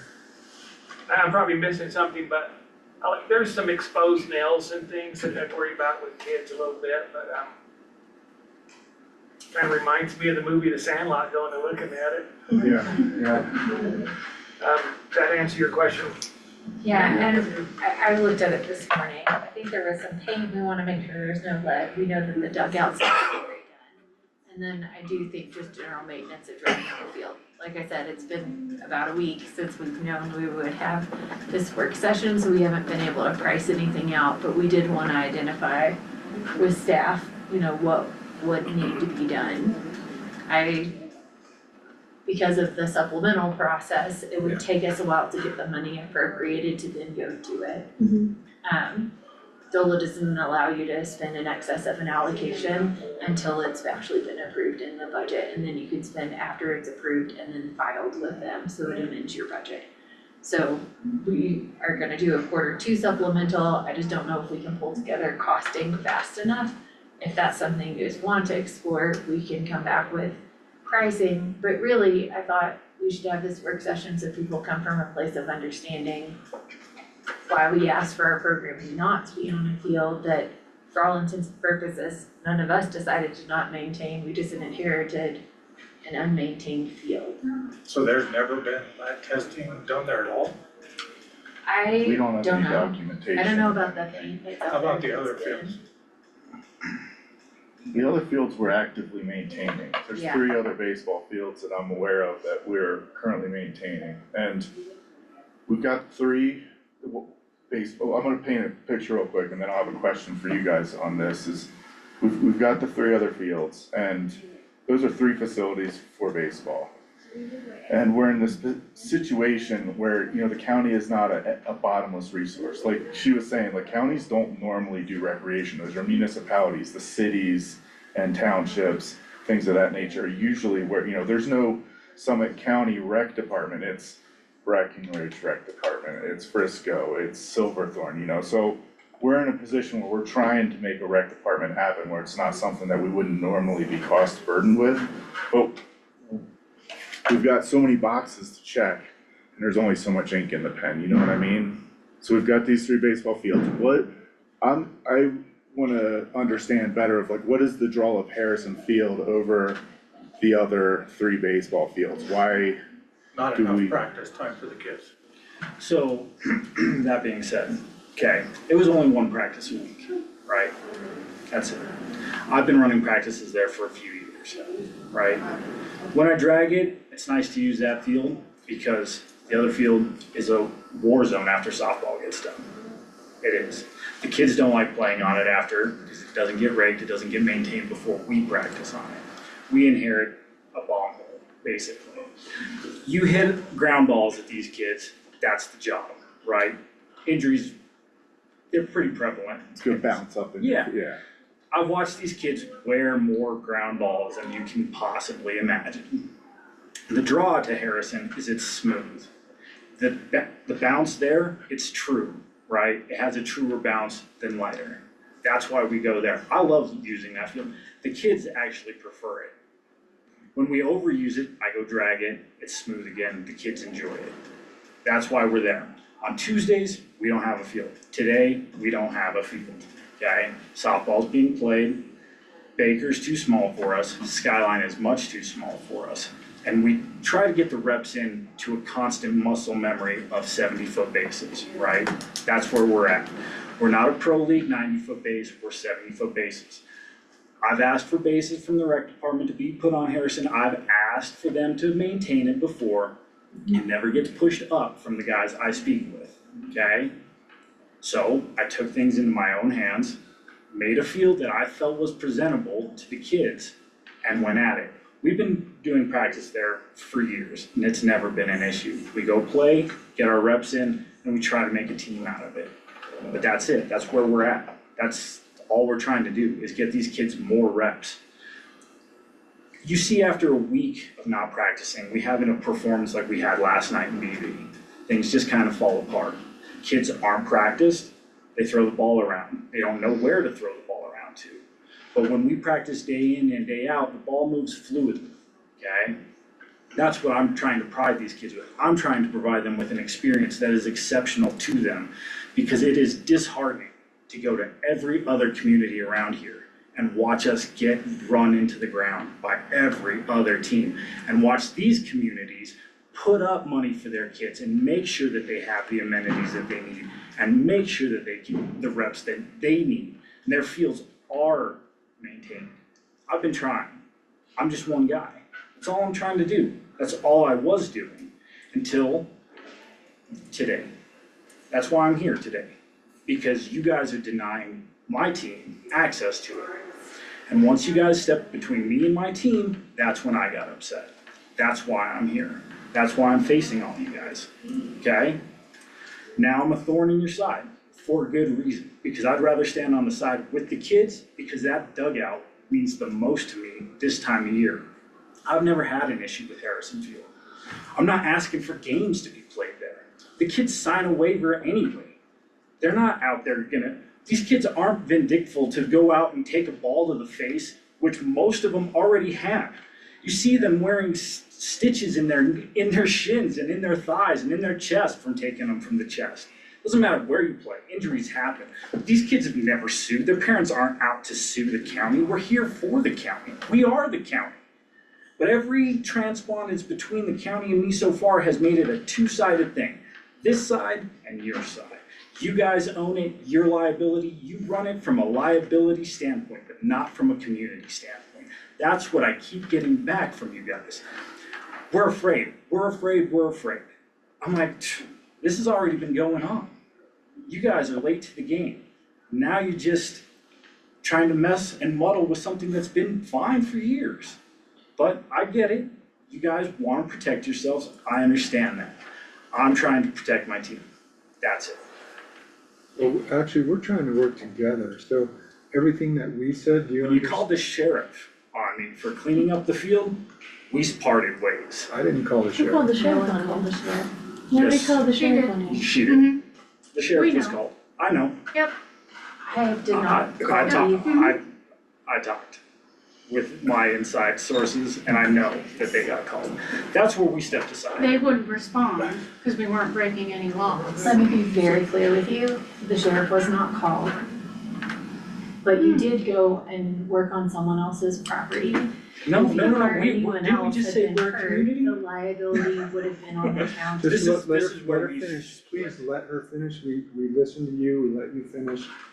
The request was to please come have a work session with us so we could come up with an approved plan to improve property that the county owns and insures. To which you told me, it's your field, you'll do whatever you would like with it. No. And then you told me you pay my salary, so I work for you. No. I said the also community did not, pays their salary. I did not call the sheriff. I reached out to commissioners and I said, here's where we're at. My job is to work with our attorney to protect the county from liability. It's part of the job I sign up to do. What would you guys like me to do at this point? And we decided, hey, you know what? We just have to let this go. I've documented. So an email was sent to ask you to please wait and work with commissioners, to which you were not receptive. If you chose to go do whatever you wanted to do on someone else's property, you would be liable for anything that happened on that property because you were asked not to. The liability then fell to you for going to someone else's property to improve it. The sheriff was not called to come remove you. They could have been, because you were trespassing on county property without permission to make improvements. But we didn't call anybody, or they would have been there to greet you. Yeah, that's exactly what you said. I will be reaching out to the sheriff. I did, and I reached out to Commissioner, and I said, here's where we're You just at. said you didn't. I texted I don't know Heath. which lie you wanna. Hey, Sir. that's enough. I That's enough. texted Heath, our sheriff directly, and said, I wanna let you know that we have reached out to commissioners. There may be people out there, I'm not sure what they're gonna want to do. That is the extent. May I ask you a question? You can in just a moment, sir. Hang on a sec, we're gonna take this in order, I wanna finish saying that, you know, what I said in the beginning, we're here to help. Right. And so when you treat us or our staff like that, it makes us not wanna help you as much as we want to, so I want you to hear what I have to say, we're here to help. We can't just even take $5,000 out of our budget and throw it out that field, cause we just can't do that, it's your tax money. What if someone else came and said, hey, can you give me 5,000 for this or that? We just don't do it that way, there's a process. We're working through the process, we're doing it in good faith. Candace is not a liar, and you can't sit here and call her a liar, it's not acceptable. Well, how come that field ran since we were little kids? We don't know, sir, we don't know. Let me finish with the coach here, you know, the way you've treated people and the way you've acted on Facebook is unacceptable, so, you know, that goes into, as human beings, that goes into our consideration. So I'll ask you one more time, be polite, especially to our staff. You can yell at me all day, I don't care, but you're not gonna sit here and yell at Candace. No way. That's good, that's a good point. It does make it hard to work together when people are gonna get online and tell us, you know. Those ball fields used all the time. Okay, we're trying to figure it out, we're not here to argue. Sir, we're not here to argue, we're here to figure it out, and so here's where we're at. How can we get it back? We can do this for another hour and a half. Here's where we're at as I see it. Stuart has went and looked at the field, he's seen a few things that he's identified as danger. We've identified that maybe we need to update our, our lien waivers to include that. We wanna make it safe, we want the kids to be out there. We can't just write you a check right now and start working on it. Well, can't we fix Hold on a something? second, sir, let me finish, please. And so here's where we're at. Stuart has to this is just how it works, and we're not statutorily obligated to do this, we wanna do it. So Stuart brings back the information, we sit here as a board and we decide one way or another whether we wanna put the time and money and effort. And I can tell you right now, all of us wanna do that. I wanna do that, so the more we argue and treat people poorly, the less inclined we are to help you, so. And the harder it gets and the longer it takes. The harder it Well, gets. I'm just kinda saying if it's a money issue, can't we volunteer to get some of this stuff done? That's something we needed some time to vet properly. Is there a way to let community members do limited amounts of maintenance that doesn't pose a risk for the county? It's a tricky situation, we can't just rush into stuff and say, yeah, okay, Lake County has gotten itself into lots of hot water in the past, just saying, oh yeah, go ahead and do that, and then next thing you know, we got an unintended consequence that we'd like to avoid. Well, we could have Stuart kinda oversee and kinda make sure we're doing things to Well, that's a the good point, standards. and that's called cooperation, well, and that's what what we're trying to do. I mean, I like to see smiles back at us and not, No, I'm all for that. fire daggers and stuff, I mean, but Not doing that. we have to take time. We can't just say, oh, we got a call, coach wants us to do it, he's been, we're out there for 3 years, so. Well, Just to reiterate, man, we wanna cooperate. The spirit of cooperation is one of neighbors I and think not our season adversaries. is so short up here, that that's why it's like, hey, we gotta do something if we're gonna do it. We And I think all understand. agree with that. Yeah. Something I'm wondering about is if, Baker and Skyline are both too small, what are we doing with them? What's the point of spending money and do they get used at all? Yeah, Oh, yeah, for other T-ball, teams. AU, 10U. Okay. So coach pitch is that size, okay? Once they step up to 12U, this is their last seasons. We don't have a 14U, we don't have anything beyond this. So if you're saying we need 4 baseball fields, and I'm gonna say honestly and unfortunately, I don't think we can afford to maintain 4 baseball fields, what would the solution that you think would be there? Anyone, I'm open to ideas, like if we can't afford to maintain 4 baseball fields separately, We'd have to what's look gotta into give? sponsorships. We'd have to look into people sponsoring the field.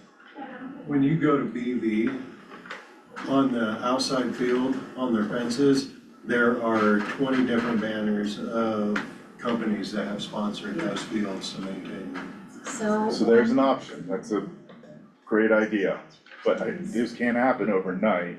And we I might not be understand. in an ideal situation this season, but I'd love to set things up so that next year we can Well, I get to was a just better as place. blindsided by this as you guys. Like I said, I've never had an issue there till this Okay, year. yeah, we've established that, so now we gotta figure out how to, a short-term solution. I think the short-term solution is, Stuart, give us an estimate on what it would cost to fix it, what the timeline would be, and then we wanna get the kids, this is about the kids playing baseball. Sign new waivers, So, taking the liability. all I'm saying is we need time, that's a piece of it, the liability is a piece of it, making the field safe, all those pieces, and so if you could just, support us and Candace in her wishes to, to not hold your practices there, just temporarily, I mean, how much more time do we have in the season? 3 weeks. 3 weeks. I don't think we can do anything fast enough just because of even getting the money appropriated. But I do think we should come back, let you guys appropriate whatever, amount, if that's what you all decide to do. Through Stuart, we have a required posting of 10 days before a supplemental hearing can even be heard. So that we could work on, or include it in next year's budget, so that we make sure we have a good plan, a timeline. And I actually did share with Rachel, our assistant county manager, the paperwork that BV uses to get its sponsorships, so we can start to have a sponsorship program, not just for baseball, not just for the field, but for all of our recreational activities that we know we don't have enough to continue to offer everything to everyone and fix every recreational facility we've inherited. So that is definitely something that we've been looking at to try to set up for this coming year to help us offset some of those costs for things that aren't statutorily required for us. So we can offset, the cost of providing a lot of things that, counties don't typically cover. That's a great idea, and it hadn't, something that we hadn't considered is sponsorships, so. Leo's had his hand up. Oh, yeah. I just wanna Thank make you sure we're for being recognizing patient. folks online. Go Leo? ahead, Leo. And hey, everybody, I'm really sorry. It's pretty loud here, so I hope I'm not screaming in everybody's ears right now. And thank you so much. For out of fear of sounding ignorant, just since I'm, doing my best to try to hear everything, and it's been a little tough. And then just what I might have missed. I guess I'm curious as to what the status is, as far as the plans. Like, is this still a thing that's being considered to be used, the land in, Harrison Field, like the whole area there behind Lake County Elementary School and between Mount Elbert and Harrison, is that land still being proposed to be used as low-income housing or affordable housing? I'm sorry. And Leo, go ahead. That was something that the last Board of County Commissioners were considering. This current board has we haven't considered anything out there.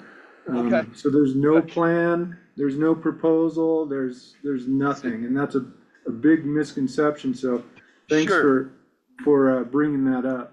Okay, and then the only last thing I have, and then I'll yield my time because I'm sure there's a lot of people in there right now.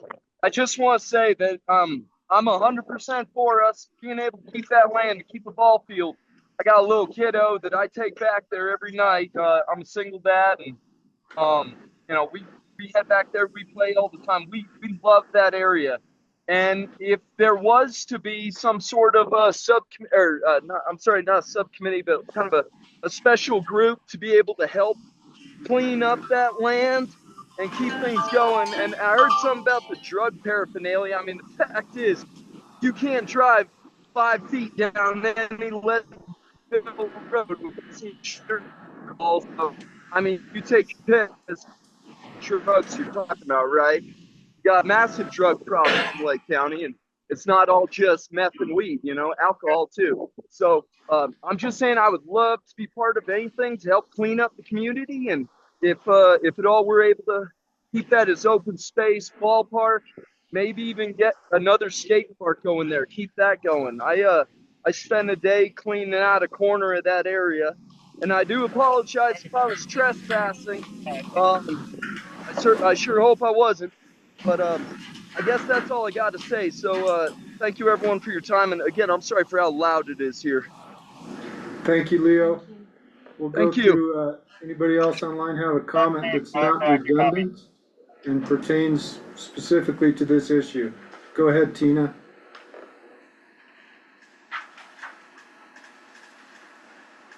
Tina, you're still muted. Okay, can you hear me? Yeah. Go ahead. Okay, so there's a couple things. Candace says you guys haven't been there, which is true.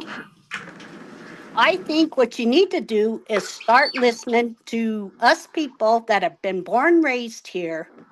I don't know what the big deal is about maintaining that field because there's no grass. It's always been dirt. The problem is your maintenance and your recreation is focused on other stuff. And when you say there's no money, take that money from GOCO that you're given to Get Outdoors Leadville, put that money to use for these kids that need to play ball. Not everybody wants to ride bikes. Not everybody wants to ski. There was a meeting in 24 that there was a group of kids that were there in the meeting complaining. They have nothing to do. You guys have nothing here for them. And the one girl said, we don't ski. So we're just sitting here and it's like, you guys keep using this idea of being sued, which that was planted into your head. And me being an elected official, you're going to get sued no matter what. And the suing's going to come from your employees because of the personnel issues that you've dealt with. So my suggestion is, you guys say it's not, recreation's not statutory obligated, then do away with your Get Outdoors Leadville and your bike trails and stuff Okay, that you're Tina, we're paying gonna money. try and stay on topic here, That so is thank you on for your top of it. comments. That We is on appreciate top your of it. comments. Thank you. Who's next? Jeff? Jeff Bridges, would you like to say something that's not redundant and also pertains specifically to this issue? We're talking about the ball field here. Yeah, so a few things with the ball field. So one is that, we keep talking about deferred maintenance with the field.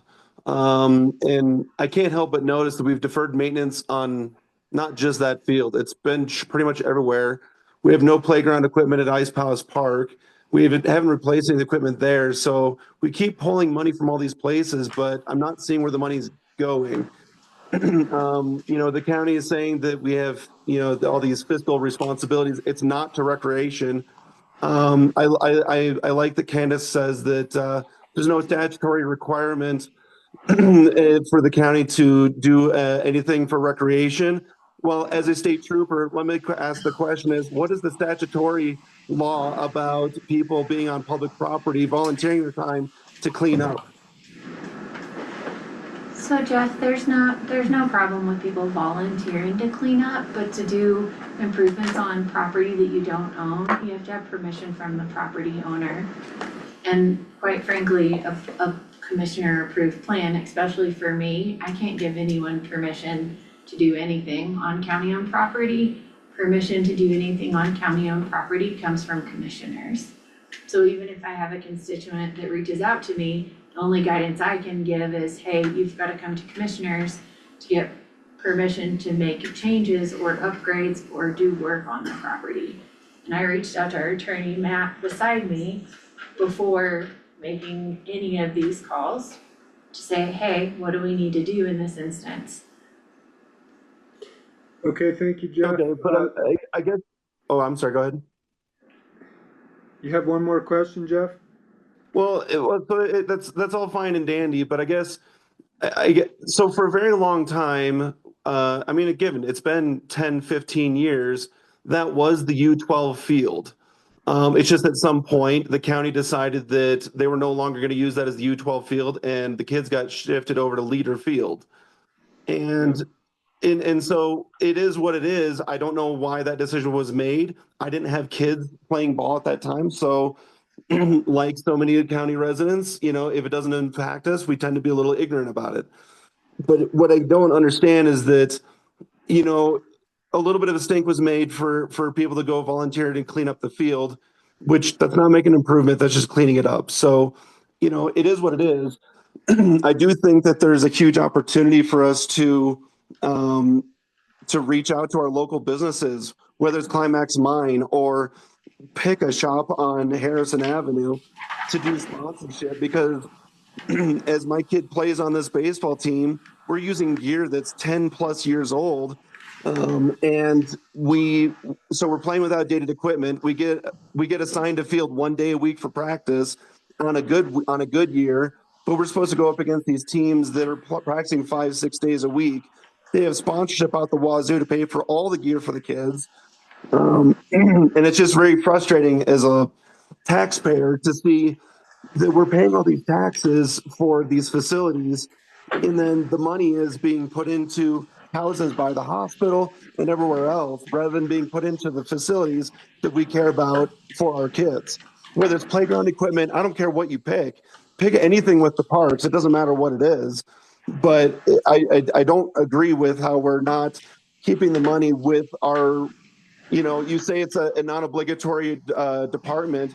Well, then why do we have so many people working for the rec department if they're not required anyway? Scale down the staff and put the money into the grounds Okay, to thank you, upkeep Jeff. them. Can you wrap it up, please? We're gonna move on. We've got a lot of people in here wanting to ask questions, so we get your point, and hopefully you get ours. Next I is do get Jeremy your point. Burton. So I do get the point, and then I just hope that the county will be open to opening it up for sponsorship for years to come, so that we can improve the grounds. That's fine, Jeff, and I don't know if we can pull all that off in 3 weeks. So Well, next is I don't Jeremy think we can do Burton. much for it. I don't think I think at this point we've accepted the fate of the field for this year. We can't change it before the season's over. But at the same Okay, time, I don't see the harm in allowing the kids to play baseball there so that they can have a practice more than once a week. we're working on it, Jeff. We're working on it right now. That's what we're doing. Go ahead, Jeremy. Yeah, I'm just curious to see what a realistic time frame looks like to alleviate this issue of access onto these county properties to assist in getting them to a safe, usable state, and what the community can do to help expedite this. That's a great question, Jeremy. Thanks for the question. That would be something that we hope to resolve here before we leave. What do you think, Stuart? I don't know the legal ramifications, but, I know in, 2 or 3 days, we could take care of sharp objects and try to make things safe. Yeah. Part of our problem is, and Kelly, I did look it up on the assessor map. It does say that the field that's 3 parcels is actually owned by the Board of County Commissioners. So, but we're part of an insurance pool with about 26 other counties. And because we are part of this pool, our rates, even though they seem really high, we get the buying power. In our contract with that pool, it says we're supposed to limit all of our liabilities to protect the rest of the pool. And so that's one of the areas where our liability comes from. is part of our insurance agreement with those other 26 counties. But could we take our guys off everything else, mowing lawns and cleaning bathrooms at the parks and, you know, off all the other projects that we're scheduled for in the summer, including this race series we're preparing for right now, moving bleachers around and all that? Could we take them off and dedicate them to that field? If I had that direction, I would go that way. But you know, I don't, at this point, I haven't calculated how many hours and that kind of thing. I think we probably need to get the hours from you, what the cost will be, so they can appropriate money to do the work, and then if they're comfortable with that, then can give you the And maybe as a direction to do community that. should come up with our thing and say, hey, oh, Altitude's gym, but buy the damn bases, buy the bases. I'll buy a chalk liner. You know, buy some, you know what I mean, these are silly little tiny things that people used to do right before the game. And it used to, when I watched that field for the last 20 years, didn't take very much time, guys would come down once a week and run that little tractor thingy around the thing, grade it, and that was it. They didn't pull the weeds, they didn't do jack, but they got it flat. They put out the lines and the bases, put out some things, it was pretty simple. I bet you spent like 4 or 6 hours on a week, the whole thing. And it was good to go. Everybody played ball there. I watched every Saturday morning. My wife and I sit on the back porch and watch the kids playing baseball. It was a great, great fun feeling. Children playing and everything. But what you're saying I'm getting is, if I got a bunch of us together and said, we're gonna go out tomorrow and fix the field, we can't do it. We'd have to go, we'd have to get your permission, is that correct? Yeah, and usually we have So is that a tough thing to volunteers do? sign a We just come in on a Monday and say, hey, we're gonna go out Friday, is that okay? Are we okay with this? We're gonna rake the field and clean it, paint it, are we okay with that? What's the big biff with it? It's a good question. I just have to clarify something that Stuart said. He was saying that we're moving bleachers and things like that for the race series. They do pay for that, so I don't want people to think that we're just doing things for the race series. They have to rent the bleachers, they pay for the moving of them, they pay for rental of stuff. So I just wanted to make that clear that they're not just doing things for the race series, because the race series actually pays us for those, so. Yeah, and that's a contentious issue, so thanks for clearing that one up, because it's And one easy other for thing, people. our equipment, we go through it every year and make sure that it's safe, and if it's not safe, we throw it away. We may have a bat that's 10 years old, but it's, I don't know, we check on it every year, so we're not using 10-year-old equipment, or if we are, then we make sure it's safe. So I just want to make those things clear Yeah. from the rec department. Thanks, Steve. Something I'm kinda wondering about is, the U12 kids it's not good for them to use the smaller field. Can the kids who would use a smaller field practice on a bigger field? Or is that totally different sizes, different base lengths? I'm not a baseball fanatic, so I don't know the logistics of it. It's not a big deal for them to practice on a bigger field. Okay, so it's easier for the kids who would normally play on a small field to play on a bigger field, and if. You can size those ones up and reduce those sizes. Yeah. Whereas Baker can't be sized up, Skyline can't be sized up, because Right. they're already limited by their square area. I'd like to take a look at the scheduling and look at how much each of the 4 fields, or the 3 existing fields, approved fields that are kosher with our insurance carrier, get used, and then see if there's an option, in conjunction with sponsorships and funding, to consolidate to 3 fields, but include Harrison as one of those fields, instead of moving up to 4 fields.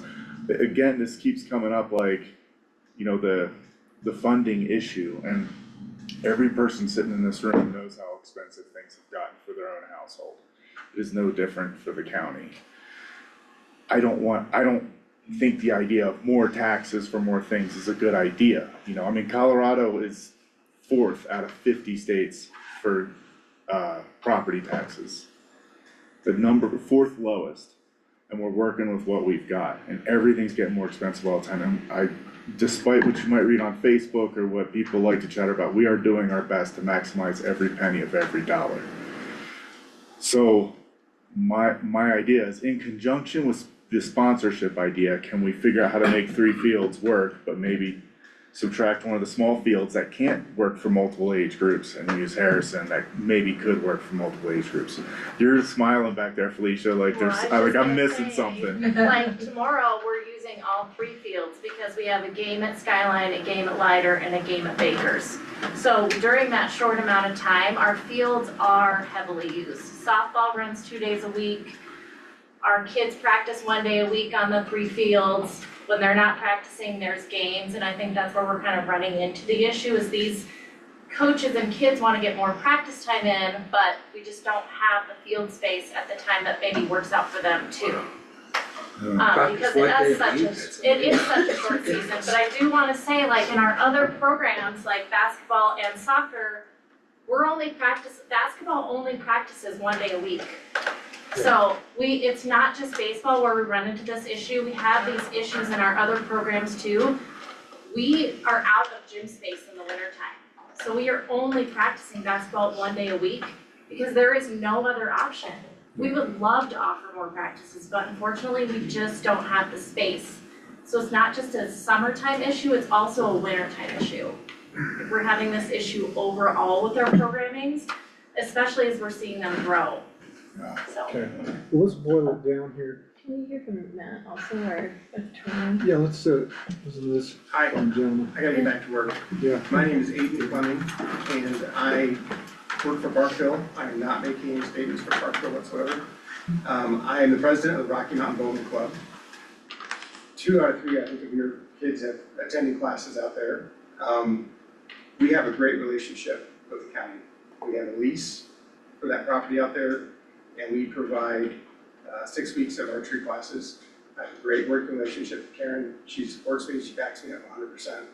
I would just like to see that same unity with this baseball program. And the reason I say that is I spent 34 years developing youth programs in my other life, and I would like to see that same relationship. The only reason the archery range exists is because of people that set it up years ago. And I've just been maintaining that with an amazing group of people out there. But it's only through volunteer efforts that happens. And funds that come from individuals in the community who support the archery range. And so, I know that the county is strapped, I get that. But I think there are people in the community that would step up big time for this activity as well. I would like to do 3 nights of archery, honestly, but my wife won't let me. But the reality is, we have a great program, and we have great support from the county when we do that. And with all due diligence, I'm saying I'm a 6-week employee of the county during that time, but I would do it for free anyway, because I love doing it, I did it for a long time. And I'll continue to do it, but I would love to see that same unity, that same, just olive branch with Alex, and more specifically the kids for the program. I think if we don't come up with programs that are pro-social, then the kids are gonna find other things to do, we all know that. And so we need to just be developing more and more and more pro-social, excellent programs to encourage our kids to be excellent. That's all I gotta say. Thank you, Aiden. Very good point. Matt, did you have something you wanted to say? I mean, I think you've heard a lot of things. I think there's definitely some solutions on the table. You know, there's nothing wrong with volunteers helping out, cleaning the field, as long as it's done in an organized manner where the volunteers sign waivers and come in and, you know, take some direction of what needs to be done or doesn't done. The problem is when people just go out and unilaterally do that, that creates a problem for everybody, frankly, the county and for the people doing it. So that's one solution, is certainly to organize some volunteers to get together and, you know, the community and fix that up and have me draft some waivers that they can come in and sign and agree to do that. You know, we've already identified, I think, talked about, you know, getting these kids, they probably have signed waivers, but I haven't seen them and reviewed them, and I'd wanna review them, and if it's acceptable to have them sign new waivers, I would probably propose that as well as a solution. Yeah, I think there's, you know, the sponsorship idea, there's legally, all of this stuff that has been proposed is a solution. It's just, what do you guys wanna do, what does the community wanna do, and let's figure out how to do it, yeah. Great, thanks, Matt. So Thank you. it seems to me there's two issues, the long-term issue, sponsorships, get in the field, and then we have this short-term issue, which I would be willing to say, you know, let's work on it as quickly as you can. We got 3 weeks. I'd really like to see you win a game. Yeah, so have I, it's been 3 seasons. That will be in the contract. I don't know, that's just me. If we could, I think it's important to note what Karen said about all of the spaces, and that while this is the issue of the moment because it's the season we're in, it'd be really important for us to get our capital asset management plan done to inform which items will be a priority. I think it'd be great to get Stuart to come back with an estimate and a plan, so if we did have volunteers, they could show up and have, you know, a thing that they're doing to get it up to speed, cause it's not just dragging the dirt, it's a lot of other things that, you know, make the space unsafe. But I also know that we are looking at everything that we have. Right now, it's the field, and then it's the skate park, and then it's the people skating, and which one's the most important? Who is the one that gets the most money thrown at it? And that's why the capital asset management plan is being done, to start to prioritize, well, this year we can only do A and B, but next year we can do, you know, road C, D, and E. And you know, there are a lot of other items like the courthouse you're sitting in where we do have a statutory requirement that we can't afford. We have a road close that goes around the lake. I think it's really, because we can't afford to fix it. I think it's really important to think about, is this a short-term thing we can do? Great, but it should be done with the thought that we'll come back with our capital asset management plan and prioritize what we can fix, when we can fix it, and be realistic if we can't fix the everything. yeah, that's a good point, and that's the long-term solution. I think we should look at a short-term solution. Sure, I we don't file know that down we the can sharp do anything in edges? 3 Can we- weeks, that was my concern. It's can we a hear from very short time period. Matt, to feel like we can have kids out on Harrison, would the priority from your standpoint be the waivers for the kids? That sounds like the highest priority. That's the highest priority. I think certainly getting the maintenance done, would be the second highest priority. And, you know, I could draft those waivers pretty quick operationally, you know, I would defer to, you know, those guys in terms of what that's gonna take. Okay, Stuart, if you could look at what needs to be done, see how we could incorporate volunteers.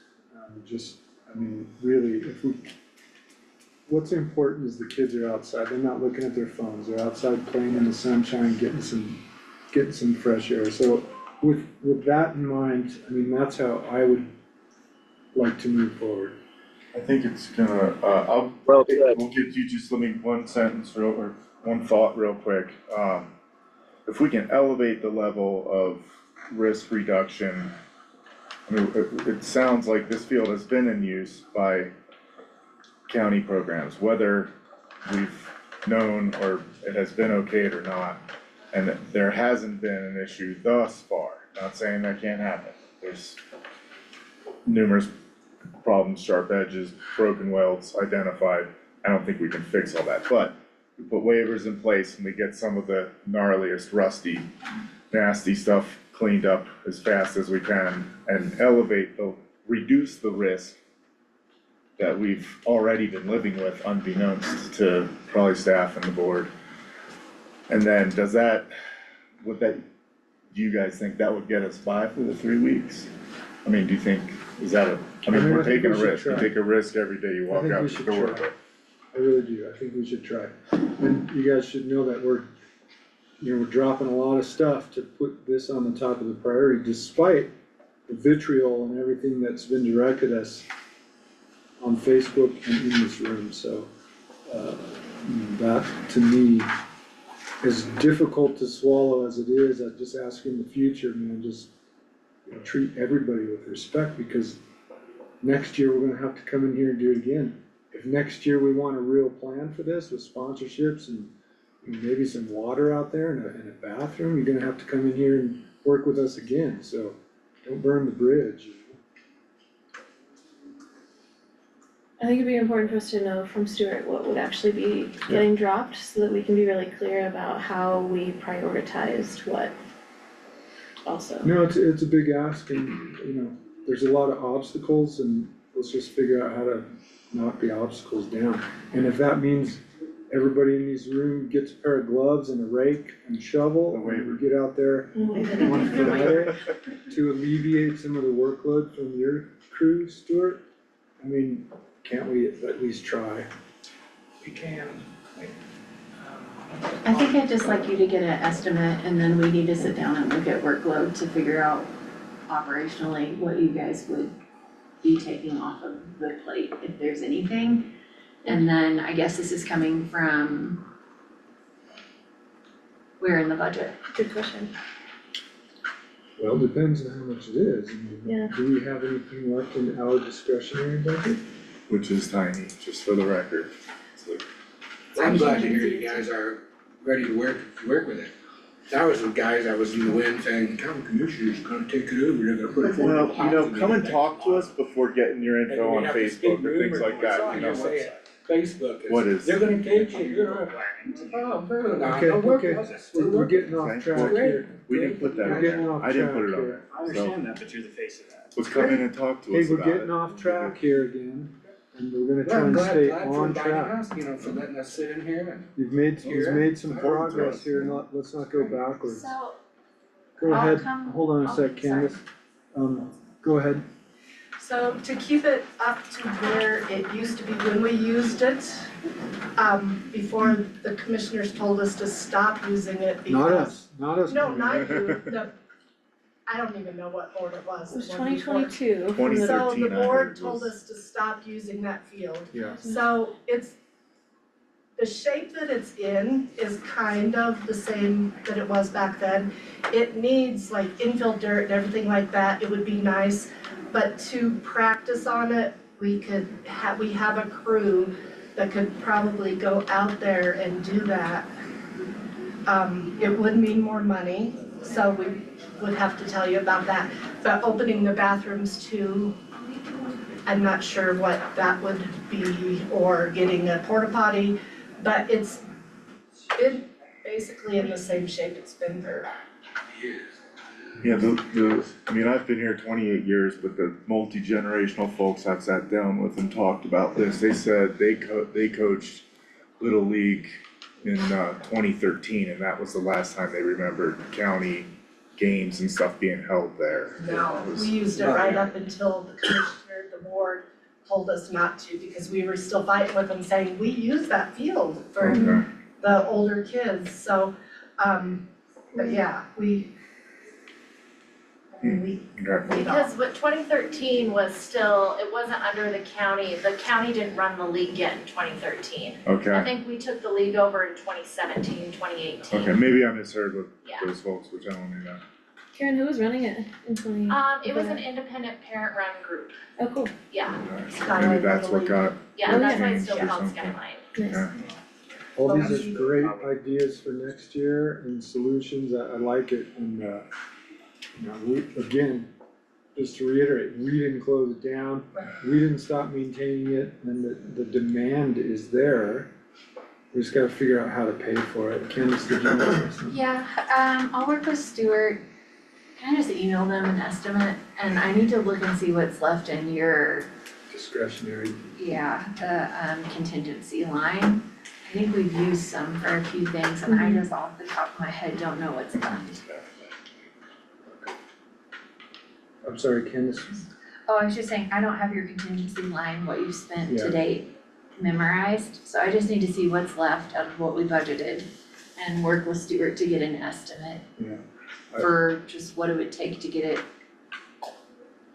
something done in the next few weeks. Could we if you have the money. incorporate volunteers into the cleanup I process? think if you've got 3 weeks, we should see what Stuart comes back with. We wouldn't be paying someone to do that, we would need to know what are the materials we need, well, I guess our staff, but I think we just need to see what he comes back with. I think trying to organize a whole group of people might take us longer than 3 weeks, so it seems like we ought to just figure out, can we get these waivers done? Can we get the bare minimum done to get us through the next 3 weeks and then come back with a real plan? Okay, thank you. How much is a roll of duct tape? Did you wanna say something? Yes, sir. So as far as I'm concerned, the property is still community property and we can go out there and use it, right? Yeah. Oh, yeah, that's always been there. So there is no problem with my kids going out there and practicing. It's just coming down to the fact of whether or not we can go out there and break it. No, to be clear, is it a county-run rec program? So your kids can go out anytime, but the concern was something being facilitated by the county on land that we're not maintaining. So just as long as we word it separately in a different text message, not to the 12U group, we can still go out there and play. Right? I mean, Well, as a it's lawyer. a little suspect, I mean, there's a sort of legal concept in the law that you can't get in the front door through, you can't get in the back door. Right, but I'm not connected to any of this. Well, yeah, if you wanted to go out through your kids and do that, but Right. when It's the coach easier. is doing that is So the as a county parent, I coach. can do it with other kids. Yes, Yeah, yes, I mean, depends on the facts, yes, but it's yeah. play at your own risk. I mean, Right. it's on there, so play at your own risk, no big deal. Like, I don't hold y'all liable for anything when it says play at your own risk. And that was So- the request initially, is just that a program hosted by the county that has a volunteer coach working as a coach for the county with our programming. They couldn't take the kids out as part of our programming, that was the only request. So I can take the kids out. Yeah. Yeah, awesome. Thank you. Stuart, I think, if I could just add 2 cents on the idea of what can we pull off with maintenance wise. But my hope is that we can just look for the lowest hanging fruit and not seek perfection or anything close for this year. And just look for the most glaring, obvious. Dangers. Sharp up, yeah. So, to get us by, no, you're right, I think that's, so. So timeline, I mean, I think you answered my question. I just wanna make sure if I wanted to go play softball or throw the ball around with my granddaughter, I can go do that. It's never been inaccessible to the public. The field has always been open to the public. We're specifically talking about county-run programs. rec program. I do just have a question. If when we do meet and we discuss this and we have a plan and an estimate, and we see a spot for volunteers, do we just reverse like the emails that are from people here and send that out for volunteers? Or is there another list or another procedure that you wanna use if you do go that direction? That's a whole nother can of Do you wanna worms. just use one contact from someone in the room here? Yeah, I mean, I'm just asking for direction, however you wanna do it, Commissioner Matt. Would someone like to volunteer in this room to coordinate the rest of the volunteers? I can. Hobbs, is that something you can have ready? I can do a Volunteer. waiver in a half hour. Awesome, thank you. That's not a big one. That's great. And I think there's gonna be a limit of like, we can't have you guys laying bricks out there. It's Yeah. like we wouldn't ask people to go and, the public can go reshape jumps at the motocross track, nothing major, but like if you're just grooming, putting some stripes down, I think that's the kind of stuff that should. That's why we'd want Stuart to have a plan Yeah. and volunteers show up and him Direct. direct them, so that was the request initially, is before we go do a volunteer day to actually have a approved plan that you guys are okay with. Right. Well, we'll do it as quick as we can, you guys. We appreciate you coming in and being polite and let's get a real plan together for next year with sponsorships. help us out on the budget. Do you guys care if Yeah, we have this gentleman another comment. says anything? Leo? You have your hand up. Yes, I just wanted to take the opportunity to, one, say thank you again for everyone's time today with this matter. And additionally, I think this is an excellent opportunity for us community members to come together. And it's just community pride, right? There's all the stuff that makes us want to live here and what makes our community the greatest community in Colorado, if not farther. Thank you very much, everyone, for your time on this. Really, really appreciate it.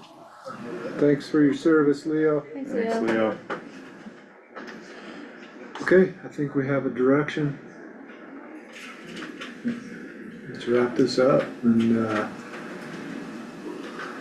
I don't know what next steps are. Who's? Hello?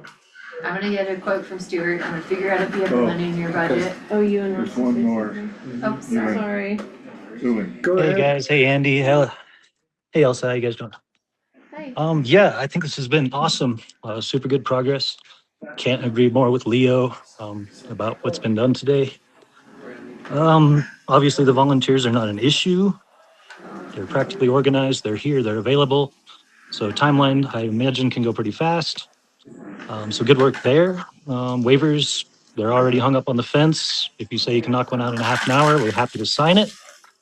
Yeah, this is a really good opportunity for the optics of everything to kind of change a little. Like you said, there's a lot of trash talk on Facebook, things like that with the Harrison Park master plan, in writing right there. So this is a good chance to prove everybody wrong and keep doing the good work, really. We have many community cleanups in the county. We'd had 2 of them last weekend and the weekend before. Nobody got in trouble for any of those. There were plenty of people tromping around on county property, cleaning up things. So just want to point that out. And you guys keep doing the good stuff. Thank you, Andy. Thank you, Elsa. Thanks, Really appreciate your time. Okay, thank you. Thanks, Ewan. All right, The rec department does have waivers for the kids signed, so. okay. I think Matt wanted to actually redo the waivers to make sure that we're additionally covered on a field we haven't. Just gonna do a little update. You can do it in a Yeah. half hour. Freshen them up a little bit. I know that it's through the portal normally, we can do that. Thank you. All right, you guys, we'll work on this as quickly as we can. Thanks for coming in. Yeah. Thanks for doing what you do for the kids, and let's keep the kids at top of mind and then politeness second in mind. Okay, so we wrap this up? Yeah. Anything you wanna add? No, that's it. All right, guys, thanks for coming in. See you out there. We do expect more Appreciate wind. everybody coming I don't in. wanna, Feel have free to too reach far. out to us, ask us questions, talk about things. If there's misconceptions or you think something shady's going on, talk to us. Email us. I would recommend one of all those websites, if you guys aren't, got anything on the Or cooker. change the wording in the top of If one it that says somewhere on the website, It says Harrison Park Master Plan with a map of houses all over the park. alright. Well, That's we'll get controlled by it you guys. before our time, but if it hasn't been updated and, It's we'll hard take being a the look face at. of your prior boards, but you will one day be the passport as well, Yeah, okay? and I have to own the stuff that was put in the ground in 1950, okay? It's not the easiest, you gotta swallow that pill. It's a responsibility you take. yeah, we've Job. got about 50 years of deferred maintenance that we're working on a million different points at once. But We're trying. I appreciate it, you know, I just get the ball rolling quick in the way I know best, and that We is just are to light things on fire. bound by moving at the blazing speed of local I government, understand. so, you know. But I appreciate today's Let's take this, let's move in a positive direction, Right. talk to us, just, and I was under the assumption I could practice there for years, and then suddenly it was stripped from me. yeah, and if we didn't do a good job, We're gonna enough move job at forward. messaging, then, There we'll was learn zero. that, so. It was just all of a sudden politically leveraged. We're not gonna look back. Isn't that what We're happened, gonna look Alex? forward. Just You could just come talk to me, I was there, If you're Alex- concerned, Terrence, I would Oh my God. definitely gladly talk to you. It had nothing to do with you. It had nothing to do with you. Alex, you got a real big win in here today, so maybe just be I didn't happy wanna with ask for that. funds, I didn't wanna ask for anything, I was like, the field's in great shape. Okay, It's really not that what I'm bad. saying is, from this point forward, we're gonna move forward, let's just drop it, man, can we? We're not here to argue with you, fight We're with not, you. yeah, we're not dropping it, just take it down a notch, you know, we're not trying to pull some shady heist on the field, there's no kickbacks.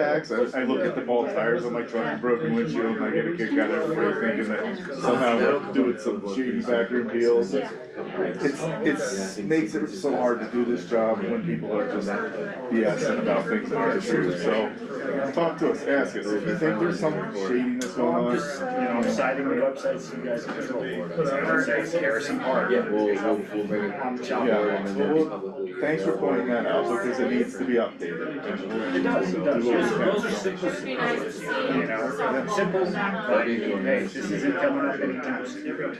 Right, it's hard when those lots are valued to the point where it's like, those 12 acres are only worth $10,000? Honestly. This work session is officially adjourned. Yeah. So that's